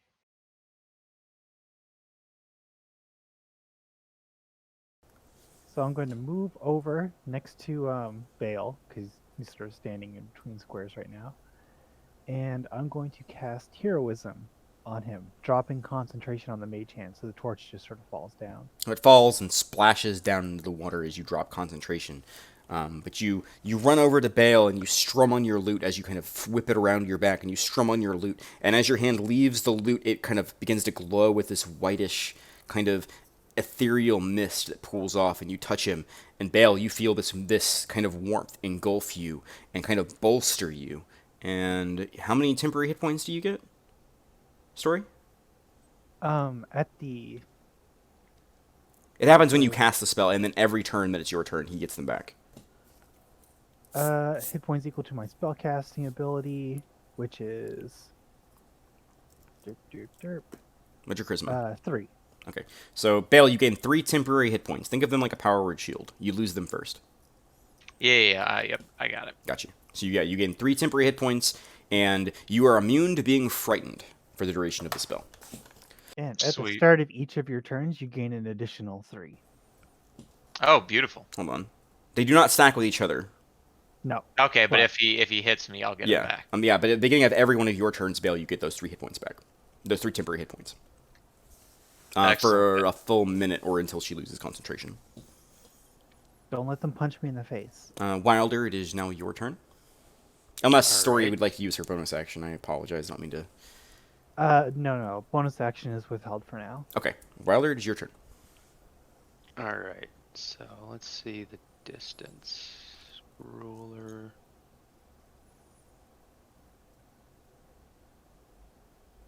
Yeah, you ain't gonna be able to get there, I don't think. No. I mean, you can move diagonal 1, 2, 3, 4, 5.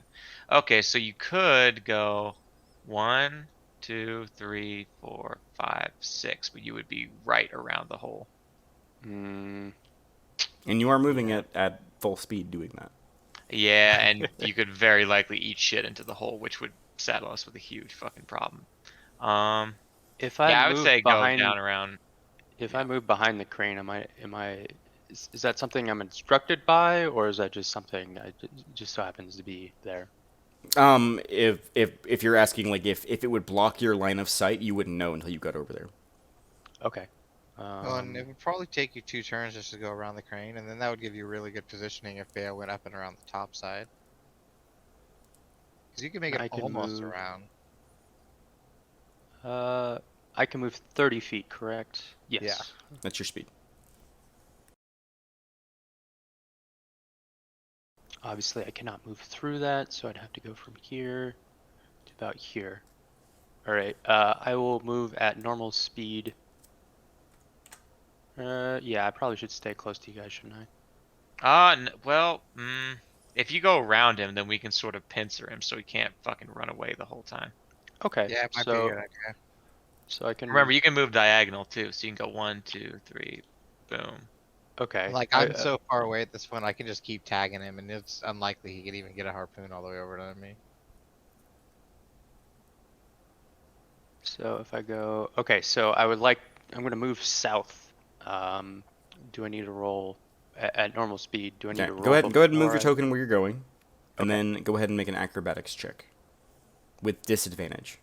Okay, so this is going to be 5, 10, 15, 20, 25, and then 30 would put me here. Then you said with disadvantage and acrobatics check. Ooh. You get to here when the ice under your feet cracks, and running over the cracks in your heavy armor, you feel the ice kind of break for a moment, and you Okay. pause, and you keep moving, and that the effort of you keep moving causes you to trip and fall and slide. So you get to here, but you are prone. Okay. So it'll be half your movement to get back up on your next turn. Yeah. Understood. So I can only get up with an action or with a movement action? You can only get up as part of your movement, but it costs half of your speed to do so. Understood. Okay, so I'm prone currently Yeah. with an action still left. You're like on your back right now. Oh, I'm on my back, so I wouldn't be able to do anything on my back. No, you Depending could on use what you wanted to try to do. Your action have could a be l- converted into a movement if you wanted. Yeah, you can, which would allow you to be able to get back up, but you couldn't be able to take another action because you can Okay. choose to dash. So I wouldn't be able to use my light crossbow while I'm in this prone position. You can certainly try. Probably be a I feel like disadvantage. positioning would be the best right now. So Mhm. I'm going to convert that action into, you said a dash? Yeah, dash. So You can then spend 15 feet of movement to stand up. You still have Okay. 15 feet of movement left. So then I can attempt to move again. So it'd be 5, 10, 15. All right, give me another acrobatics check. Okay.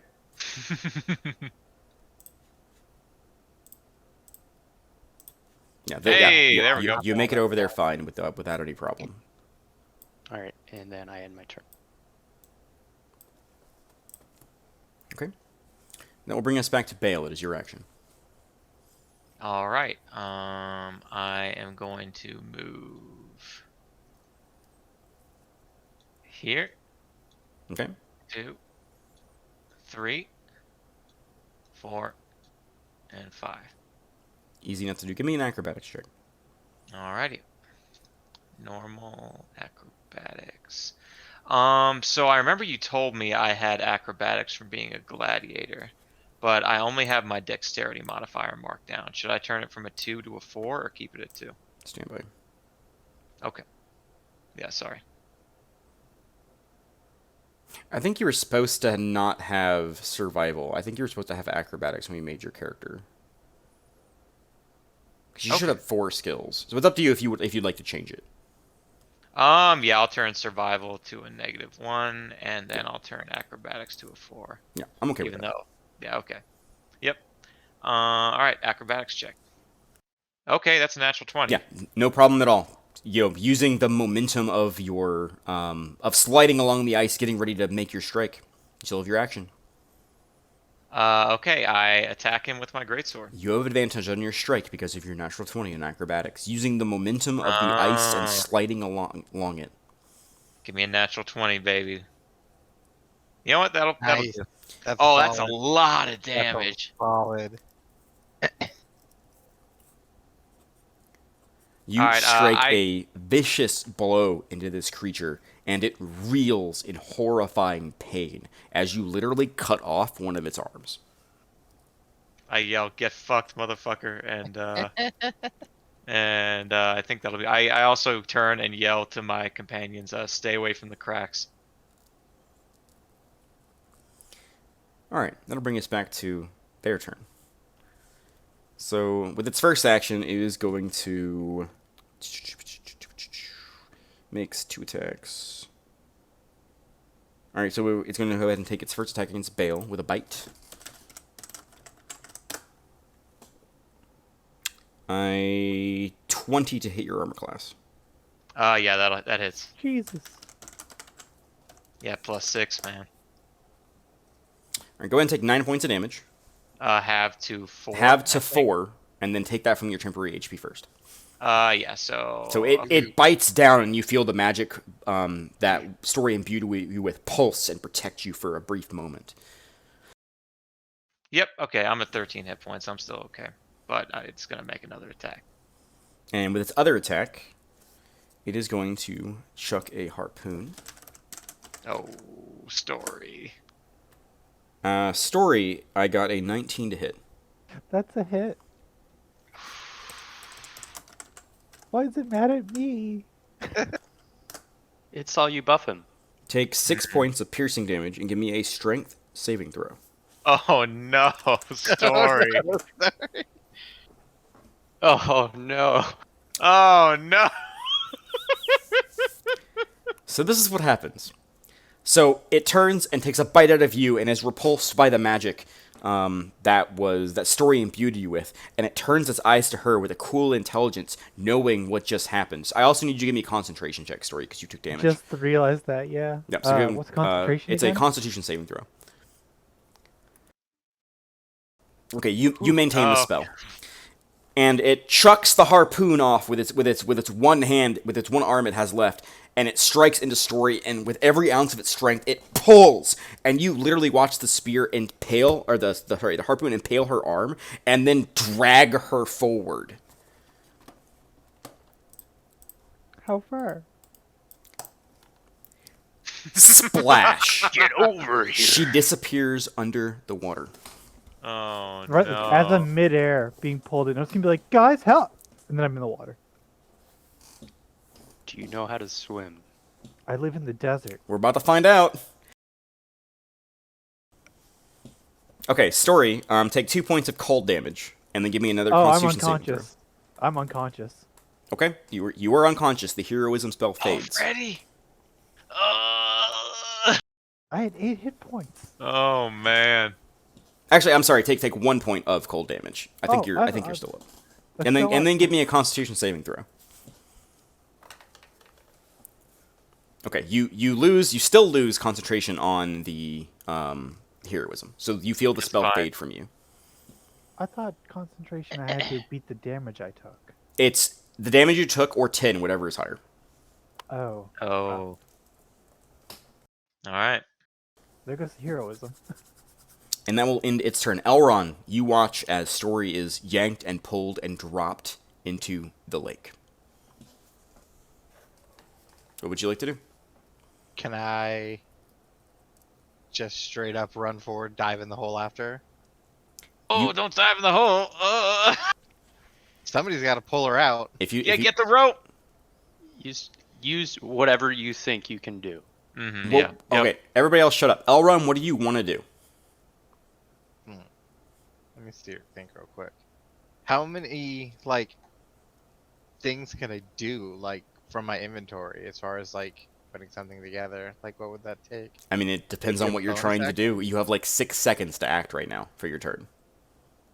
I want to grab my crowbar, like try to fucking, because I imagine the bucket has like a loop from where it's hooked onto the rope. Like stick it through there as I jump in the hole and drag the bucket and rope down with me. I'll tell you what. You as you are running forward, you manage to grab your crowbar out of your pack. Okay, but give me an acrobatics check because you are running at full speed. Acrobatics check. Disadvantage or regular? Just regular because I was going to give you advantage, but you're exhausted. All right, yeah. You run along, and as you're running, you grab the crowbar out of your pack, and you leap, and go ahead and give me a dexterity check to see if you can, while in midair, you can jam the crowbar into the winch of where the bucket is, so you can grab on from both sides.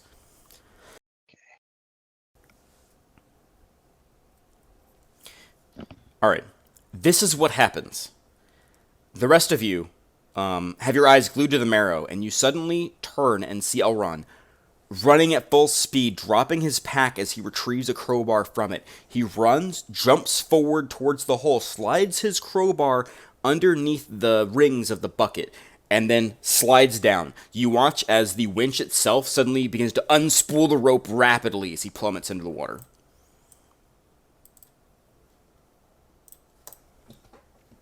That is your movement and your action. But you now have the rope in the water, and you can see Story, and she does not look good. there's blood beginning to pool out of her wound and pour into the water nearby. And she looks like if she stays down here any longer, she's probably going to pass out. Also, Elrond, I need you to take 1 point of cold damage. Got it. All right. Story, it is your action. You were pulled. You're in pain. The world suddenly went dark as you splashed down into the water below the ice. And then you're like, fuck, this is it. It's over. It's over. And then, swoosh, Elrond lands right next to you, bucket in hand. Now, I have a question. Hmm? Can I play my drum underwater to cast Healing Word on myself? Or does I need to be able to... No, I need to be able to speak for that. Never mind, I can't do it underwater. You are currently underwater. Okay, as a note, she's not necessarily where she is on the map. She's just somewhere under the water. I'm putting her there so you guys know she's in the hole. Okay? I'm going to let it be up to you if you'd like to release the air in your lungs to cast the spell. Well, I don't even know how to swim, so I feel like it's a really bad idea. It's up to you. I'm just gonna try and grab the rope. Say he's a little bit away. I'll try and get over to him to grab the rope to try and get out of the water. Okay, go ahead and give me a athletics check with disadvantage because you do not know how to swim. Oh my Christ.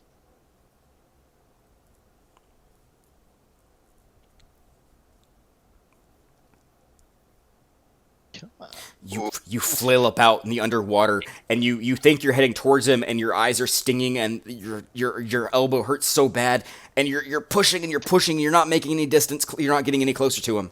You still have your action and your bonus action. I'm gonna use my action to try again. Okay, yeah, go ahead Frantic. and roll it again.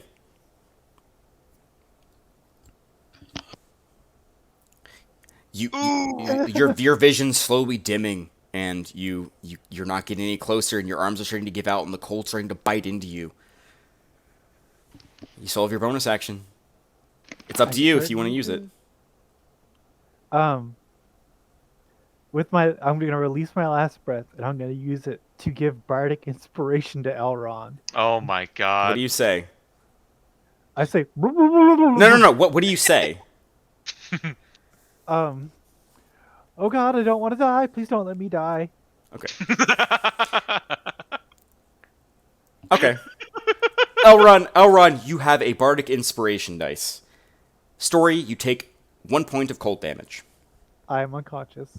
As you watch as Story reaches forward towards you, thrashing wildly, it's very clear to you she does not know how to swim at all. She has no idea.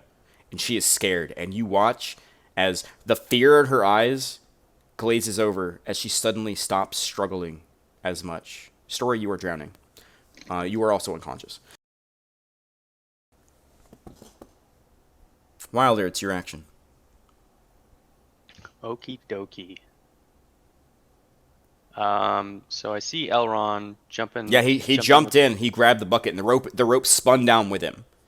But All right. And he has hold of Story now too, does he not? no, he does not. He has to get to her. He's probably maybe like 10 feet away from her. The map's not accurate because she was literally pulled at like a full pace down, and he had to stop and grab the bucket. Is the harpoon still in me? No. No, you got dragged. Remember? I think you have enough movement though to get over to the crank, Wilder. To So pull us there's- back out. Yeah, you see the crank unspooling wildly right now. So I'm trying to think if I want a chance, actually trying to fish her up with a fishing pole, or go for the crane. What do you want to do? I'd have to bite onto the fish hook. Yeah, she's No, I unconscious. could. You don't know she's unconscious. You just saw her go I down. could catch you with like me thinking through it. I'm like, I might be able to hook your clothing or something. I don't know. That's what's going through my head. Also, from the angle you are, you cannot see down in the hole. Understood. Well, Elrond's in the you water kinda now, need so the I'm crank gonna to try and save help you him up. too. Yeah, because you're gonna be fucked if we can't do anything. So, let's see how I need to move. That's not what I want.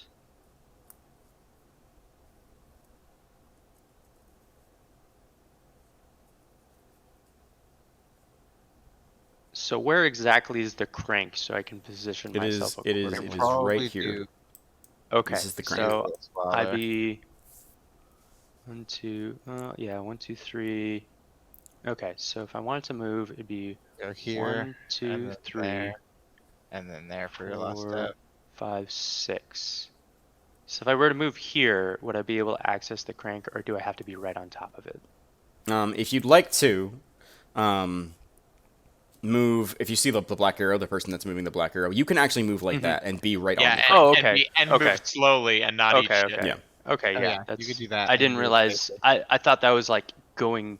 I wouldn't No. be able to move through. Okay. No, so no, no. Yeah, like, five- there's like a hang bar above that hangs above the hole. Okay. Okay. That's how okay, the so- rope is affixed. Okay, so then I'll go 5, 10, 15 slowly to move to the crank to position myself. Yeah, you still have your action. You can try to catch it. Like it is spinning wildly. Like it's going to be a challenge for you to try to grab it without literally smashing your hand into it. Let me see what I have to obstruct it.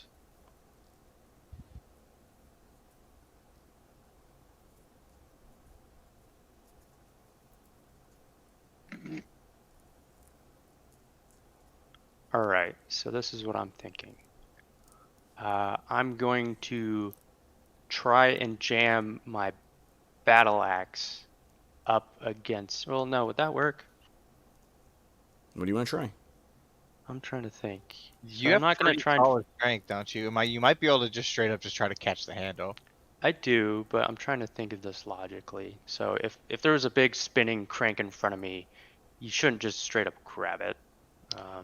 Well, you could I- maybe hold your battle axe and then Here- like let it whack the handle or something. Here's what I'm thinking. I'm thinking I'm gonna try and stop it with my body. So because this thing's kind of flailing around, and if I try and stick my hand in there, it's just gonna deflect my hand. So I'm gonna try and lean into the crank to try and stop it with my body. Okay, because it's gonna. To be clear, you're going to spend your action to stop the crank with your body. To stop it Correct. from wildly moving. Okay, so go ahead and give me an athletics check with advantage. Okay, advantage, athletics check. Come on. Oh my good lord. All right, go ahead and take 2 points of bludgeoning damage as Okay. the crank smashes you and knocks the air out of you, but you manage to stop it. Hey. Okay, you cannot pull it up anymore this turn. The bucket is still down. Well, no, that's fine. Yeah, 'cause but the rope there's- is not spooling out anymore. You can see there's slack You gotta in kill the that rope bucket. now. Yeah. Russ. All right, cool. We got this situation slowly under control. Okay, Bale, it is your action. Fuck that thing up, Bale. Yep, I'm fucking enraged. I see Elrond's in danger. I see Story get pulled into the water, and I'm fucking furious. So I'm gonna try and lop its fucking head off with the great sword. Go so ahead here and we make go. your attack roll. Rage. Yeah, I think I just clicked. Okay. Normal, not advantage, right? Yep, just a straight normal roll. All right, here we go. Let's Okay. go, Bale. It hits at least. It's something. How do you want to do this?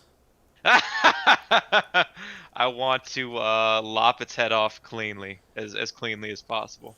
Seeing Story be pulled into the water and Elrond trying to make a heroic rescue, trying to grab her, the entire world goes red. Even through your rage, you feel this bolstering of fury in you. How dare this thing do this to your friends? And you bring the sword up high and you swing. And for a brief moment, you think you missed.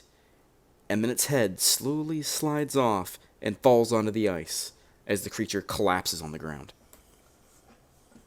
And as a note, people are still in danger, so we're still in initiative. Yeah. You still have your movement if you'd like to do anything. I would like to. Fuck. Should I? I'm gonna move. You get to Wilder. Yeah, that's what I'm thinking. But I'm gonna make an acrobatics check. I could fall in the I hole, was but saying I'm you gonna. could try and get on the tarp to try and like reach down and grab Elrond if he's near he's the got front this. of the hole. He's It's got about this. a 3 foot of ice. I You don't know if you get it. are you going to dismiss your rage? You can do it. You can do that for free. It's up to you. Yeah, sure. I'll dismiss my Okay. rage. You dismiss your rage and you take in a deep breath for a moment and you look around and you take in the situation. Wilder does not have control over the winch. He just merely managed to stop it. All right. How far? You gotta get over there. Well, you don't even have story yet, so there's no point in pulling you up. I know, but he won't be able to Totally pull it fine. up this turn. But I could get her next turn, and he has to be ready to crank it. Yeah. Okay, yeah, I'll do that for now. I'll move over to where Wilder is. I go 1, 2, 3, 4, 5, 6. All right, go ahead and make I an guess I go right here. go ahead and make an acrobatic check with advantage because of the tarp. Okie dokie. The tarp. Hard for the win. Praise the top. Acrobatics advantage. There we go. Let's Yeah, go. you deftly slide over and run along the tarp for a few steps and then slide to your destination. And as you get there, the cracks in the ice crack. You're noticing that the weight of the two of you has exacerbated the problem. You don't know how long it will hold. But for now, you're okay. Oh my god. Got some chonky boys over here. Oh, this is so fucked. Elron, this is your turn. Wait. For my bonus action, can I like help grab a hold of the winch and try to Go ahead and give me an athletics check to see if you can get your hands on it so you can take some pressure off of Wilder. Alright.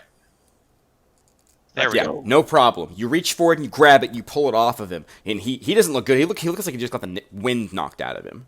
But he's like, all right, we got this. Like, you guys nod to each other. You're like, all right, look, come on. All right.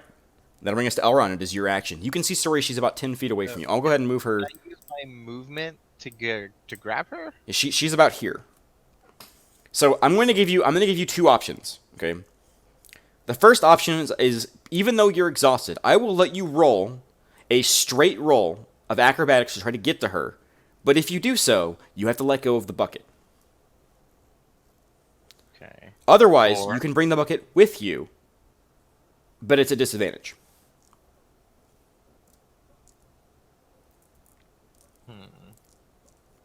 Can I? I jumped in with just my crowbar. I don't have any of my other stuff wrong. No, you I imagine you dropped your backpack because if you did, your shit's gone. Yeah, I dropped the backpack. Oh man, is all my shit gone? So, No, your backpack's not open. So I will okay. I will do a normal action acrobatics from my movement to get to Story. Okay, are you gonna hold on to the bucket? No. Okay, so go ahead and roll an acrobatics to see if you can get her and bring her back to where you were. Remember, she only has so many death rolls here, guys. All right, yeah, Okay. You push forward and you think about it for a moment. And you're like, you don't know how much slack there is on the rope, and you're like, all right, don't fuck this up, and you let go of the bucket, and you deftly swim forward. Small little bubbles coming off of your breath as you can feel the biting cold kind of bite into you and sink into you. Take 1 point of cold damage. But you do manage to grab Story, and you do manage to drag her back over. She's unconscious. You can tell she's unconscious. She's not struggling. She's not fighting you. And you get back to the bucket, and you grab one hand around the bucket, and you got one hand around her waist. Story, you fail a death saving throw. Yay! You are taking damage, so I'm not going to let you roll. I'm sorry. Oh no, I kind of figured. Yep. I didn't take 2. That's generous. Wilder, it is your action. You and Bale now have control over it. Do we know that Elron? Could I have used my action phase to maybe tug the rope a few times to kind of indicate pull me the fuck up? The rope has a lot of slack in it, but what happens is when you get her back over to the bucket, you climb up the rope just a little bit, and you get your head above the water, and you can yell something to them if you'd like. Okay. Yeah, I use my action phase and to just yell, pull us up. All right. So we hear just gasps and gargles, but we know. All right, cool. He wants. You hear pull us up, coming from the hole. So I would like to start winching the crane up to bring them both up. Because you and Bale are both at the top, and your turns are back to back. You can each individually roll an athletics, or one of you can roll with advantage. I'll leave that up to you. Now, will that be my action or what? That is your entire turn. That's my entire turn. Will be turning that crane. Can I assist him and not do my entire turn? Be that. Yeah, that's what he said, right? You can do one. I can roll with advantage. I think you should roll with advantage because I have kind of a plan for helping us out with the cracks on my turn. Okay. So yeah, hold on. Athletics. If you choose to help him, it is your action to help him. Oh, so it's my turn either Oh, Yeah, way. I see what you're saying. because it is the help yeah. action. But because you Either guys are going use back your to back, action I'll let you to get decide. one advantage roll, or your actions to get 2 regular rolls. Let's get 2 regular rolls. I have a really high athletics. All Okay, right, so I'm rolling so without advantage. yeah, athletics. just athletics to try to pull the crank. Bale managed to No. get it off of you, and you wrap your hands around it, ready to go. And you pull and crank and crank and crank and crank, and eventually on your turn in those 6 seconds you manage to get all of the slack off the rope, and you begin to see and Elrond, you can feel the tug of it beginning to pull upwards, but you're still in the water. All right, cool. So I can't do anything else because that's my action, and if I move away, we're gonna obviously lose control of the bucket. So I'm going to regretfully stay where we are. Okay. Bale, it is your action. Oh, so I can do something? Yeah. Yeah, it's your Okay. turn. So since he's got that, I am going to move right here, and I'm going to cast my Frost Breath on the cracks in like a cone, kind of going like this way and that way. Just Okay, like so you're- just avoiding Wilder, but like cast the cone, like on the ice, on the cracks, trying to strengthen the ice. I like the idea. I think it's awesome. Here is my concern. You see that there are cracks directly underneath his feet. So I'm going to give you an option. You can avoid those and try to seal in the rest of the cracks, or you can include his space and he might take damage. You know what? He's a chunky boy. I'll include his space. I'll Okay. fucking you're gonna get a little. What's that? A dexterity save? I have no idea. Here, let me click. Do I click breath Yeah, weapon yeah. over here? and see what it is? Click breath weapon. There should be a little chat icon. All right. It says you can use your breath weapon. The DC for the saving throw equals 8 plus your Constitution modifier plus your proficiency bonus. So that's 8 plus 2 plus proficiency is 2. So that's 12. Okay. So Wilder, go ahead and give me a Constitution saving throw. Okay. With advantage. Okay. Because he's Advantage. trying to not hit you. Okay. Constitution saving roll with advantage. Oh my God! You take. So I got to roll damage on that, right? Yeah. Go ahead and roll 2d6. Oh fuck!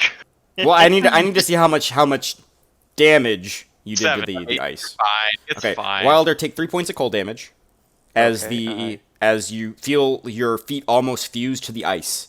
As he exhales this breath into the area, and at first you're like, "What the fuck?" And then you look, and all of the cracks begin to instantly start to solidify and seal. Love it.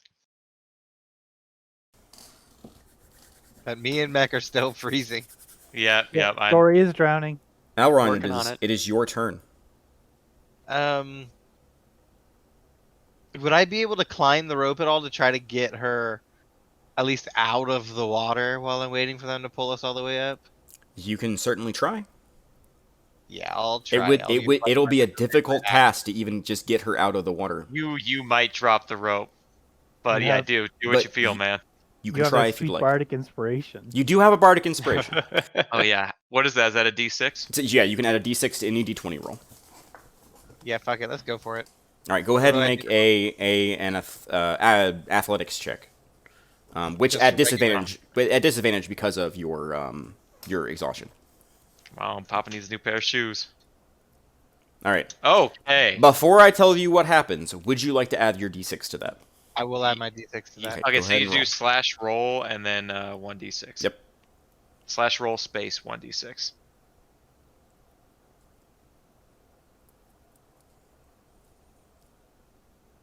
All right. Okay. The 15 was not enough, but the 18. You grab the rope, and you pull and you hoist and you get her out of the water. And as you do, you watch as her breathing is very shallow and she spits up some water. She's still unconscious. She's still dying, but she's not taking cold damage anymore. Yay! All right. Elrond, at the I would end of your argue turn, that you I take could 1 point take of cold cold. damage. Got it. I would argue that I'm still taking cold damage. 'cause Story, I'm make a wet death in saving throw in private to me. Oh, hold on a sec. I have to click the GM button, right? Yep, 2 GM. Where's that button at? It's a just for flat future reference? flat D20, right? Click the word that says death save. Oh, right. I was on the wrong. At the top of your sheet where it says advantage, there should be a 2 DM button. Yeah. It's Oh, on yeah, the I far see, left yeah. public and then 2GM. Story, don't say anything else. That's the end of your turn. I have made a note. Wilder, it is your turn. All right, so my feet are nearly fused to the ice, but I'm not worried about the ice cracking as falling in more. Still got the grasp on the handle, so I'm going to make my action to further winch the two of them out of the water. Okay, because Bale is after you, would you like to assist him or make your own roll? Remember, my athletics is fucking. I have a +5 to You should athletics. do your own roll, Trent. So let I'm Wilder going to go, make my and own I'll roll do because Okay. I can't move out of the way because I'm pretty much fused to the bottom. Or Okay. I'm fused to the ice. I would. Well, you can move. I said almost. Okay. Like you could feel like your feet stick for a second, and you like shuffle them a little bit. I don't want to let go of the crank, so I'm gonna make my attempt to just roll it up. Yep. Crank it Okay. up on my own. Go ahead. Do it. Go ahead and make your athletics check. Okay, so normal athletics. You grab the crank and you are pulling and you're cranking and you see the rope coming up. And Elrond, you feel the rope coming up and you get maybe like 2 feet up and like while your arms are starting to burn, they are heavy. This was not designed for them. And you look up and you see the bow of the actual lift part where the wood is holding above the hole bend slightly. Okay. So wait, we're about 2 feet up. Does that mean You are we're not only about- out of the water yet. You're taller than 2 feet. She is out of the water. Your legs are still in the water. The ledge is about 2 more feet up above you. So if you can reach up with one hand, but there's nothing to grab onto. It's just ice up there. Trent, I think you just got to go for the handle and try to crank us up. I with a think big roll. I. Okay, yeah, here. I got You can see them starting to come up now, Bale. When you look, you see him kind of holding her up over almost like firemen carry on his shoulder and he's holding onto the bucket. We got this, guys. It's gonna be fine. All right, Bale, it's your right. turn. All right, I move 3 paces. 1, 2, 3, and I try to grab Story and drag her up onto the ice. I'm moving slowly. Okay, go ahead and because of the awkward angle and you trying to like grab her while you're standing on slick ice that's now slick with fresh water, give me an acrobatics check. Okie dokie. Acrobatics. There we go. You reach forward and you slip for a moment, you grab the edge of the ice and you dig your claws into it. And you're like, no, I'm not going down, I'm going to save her. And you reach in and you grab and you take her from Elrond and you pull her up and you set her down next to you. Now for my action, can I like help her up and make her not unconscious anymore? Now, you can try to make a medicine check to see if you can try to stabilize her. She is bleeding profusely from that shoulder wound. I mean, I don't see what else I can do. If anyone has any better ideas, I think I would gotta go for the medicine check. So like Alright, she is shivering. She is just blood beginning to spurt out onto the ice. Okay. Medicine check. Here we go. 12. Story, you can count that as 1 successful death saving throw. You are not stable yet. Yay. So you quickly bandage up the wound, but you look and like she is shaking. She is so cold and she is unconscious. And you know this is bad. I yell over to Wilder, throw me a goddamn crystal. A bit occupied. Or 10, yeah, I know. Elrond, it is your action. You are still attached to the bucket. Now that I don't have the added weight of carrying Story, could I make like an acrobatics check and try to climb the last bit up the rope? And Yeah, grab go- on the edge, Yeah. specifically where the canvas is, to go try a- to pull myself Yeah, up. go ahead and make an acrobatics check, just a straight roll, because I would give you advantage if you can just straight roll it because of your exhaustion.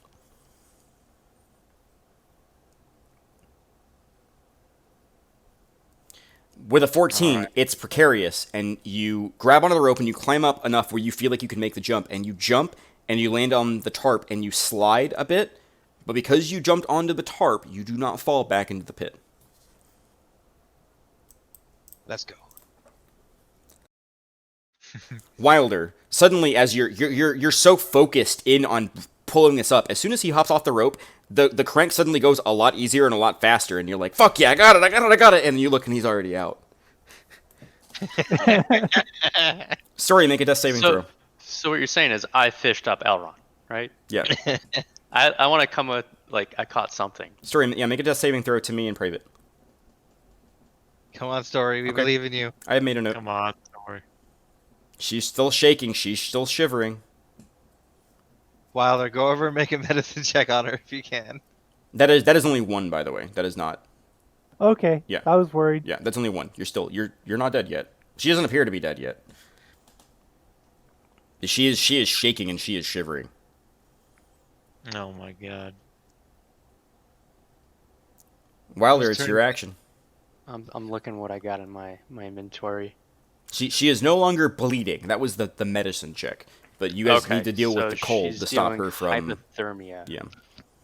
You can get the fire crystals to her if you can get over there. You don't want to heat up somebody who has hypothermia. You want to get them dry. So Yeah.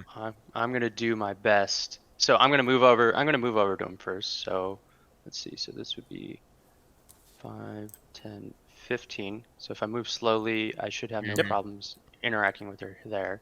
Mhm. And then what do I have in my bag?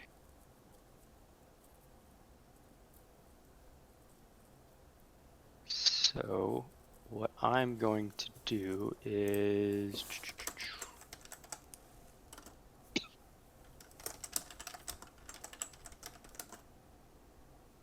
fuck it. I mean, I can take the damage. So I'm gonna take off my coat and just wrap her up into it to get her dry. Gotta get my clothes off first.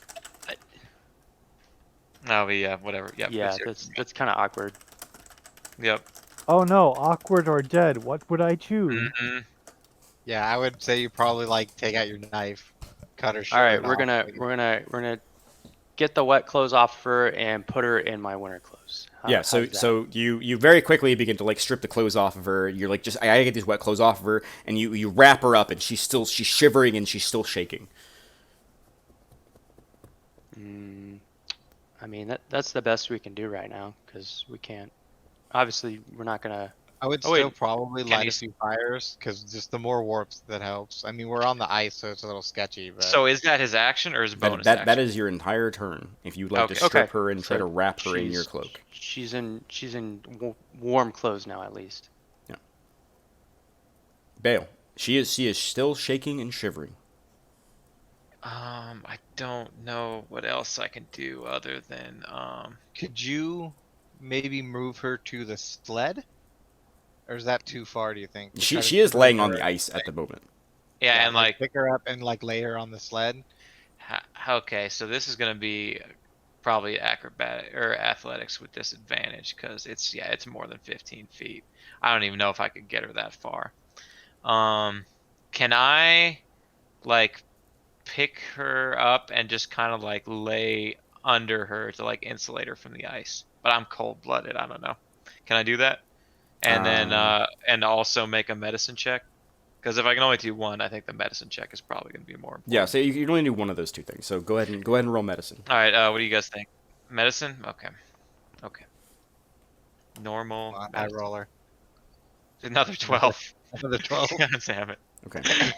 So You know, it's better than a 1. you after Wilder finishes wrapping her up, you pick her up and you begin to examine her, and the wound on her shoulder has stopped bleeding because you bandaged that. We'll say like it happened a little bit out of order. Wilder started stripping her, and you started wrapping bandages around her, right? So she appears to be stable, but she is unconscious. She is freezing. You cannot stay here.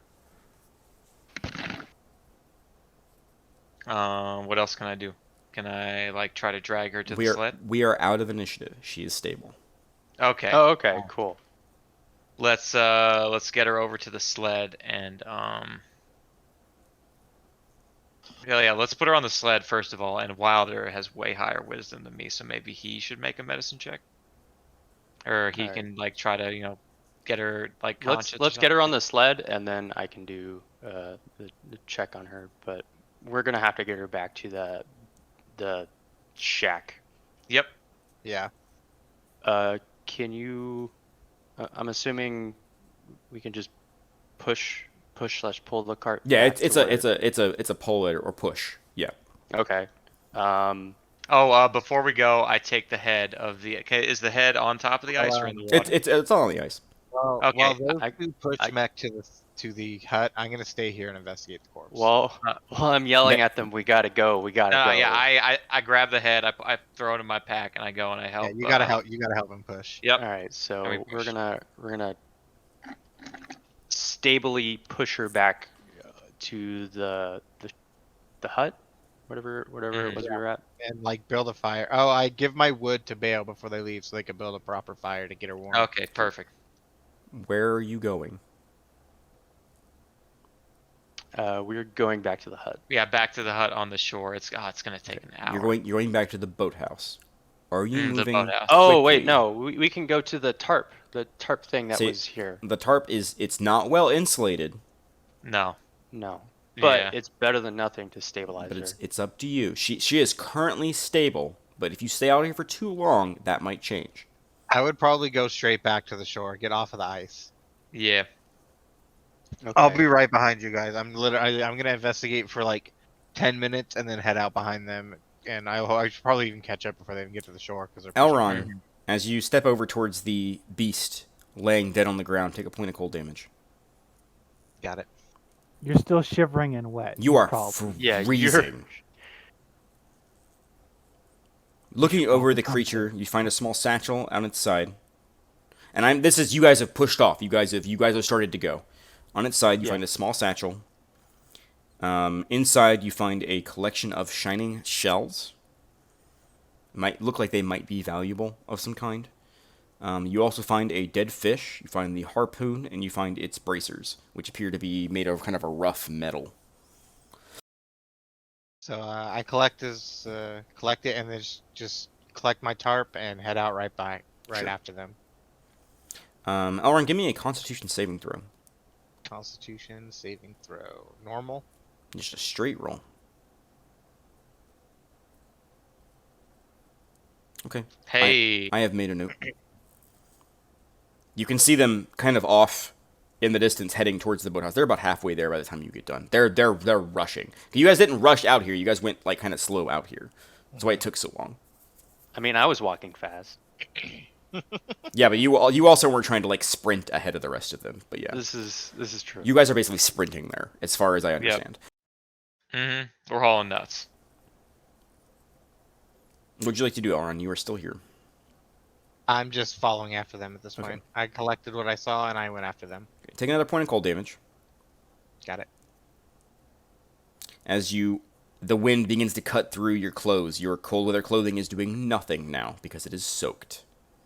Small bits of frost begin to kind of build up around your eyes, and you can feel like it's getting harder and harder to open them as you continuously run forward. The other two moving at full speed. Are you trying to move at full speed as well, Elron? Or are you trying to be careful? To the extent. I'm not like fully sprinting like they are, but I'm not going super cautious. Like just Okay, kind go of ahead and give me an acrobatics check. Okay. I have made a note. I'll get back to you in a second.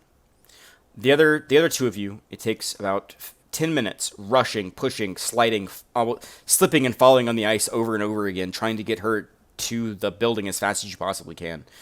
And you finally arrive and you kind of push open the door, and the embers of your fire from this morning are still kind of crackling as the crystals are still going. And it is cold, and you are sore, and you are hurt, and you rush her inside and you get her next to the fire, to the point where, you know, she's stripped, and you're just like trying to dry her off, trying to get her okay. And you look around and Elron's not here. I immediately rush out back into the cold to go search for Elron. Elron, how much HP do you have? 2. Oh, fuck. You look on the ice and you see Elron passed out on the ice. Oh maybe my god. 30 feet away. Elron, you're at 0 hit points. Alright. All right. I rush out and I grab him and I carry him bodily because he's a half elf. He's nice and light, and I'm a big, strong boy. Okay. So I try to carry him back into the boathouse. Yeah, it's easy enough for you to do, rushing out onto the ice. You grab him and drag him back into the boathouse. Yep. All right. I immediately cut his clothes off as well. I take my bedroll, which is still dry, and I wrap him up in it, and I try to resuscitate him as best I can. Yeah, he is just passed out. Whether it be the combination of the exhaustion from the night before, or simply the cold, it was too much for him. But he's just unconscious. He's not dying. He's just unconscious. And you feel in time, when he warms up, and after maybe staying here for a few hours, you'll be able to get him and Story to the point where they can both be up back on their feet again. But that's where we're going to end today's session. Okay.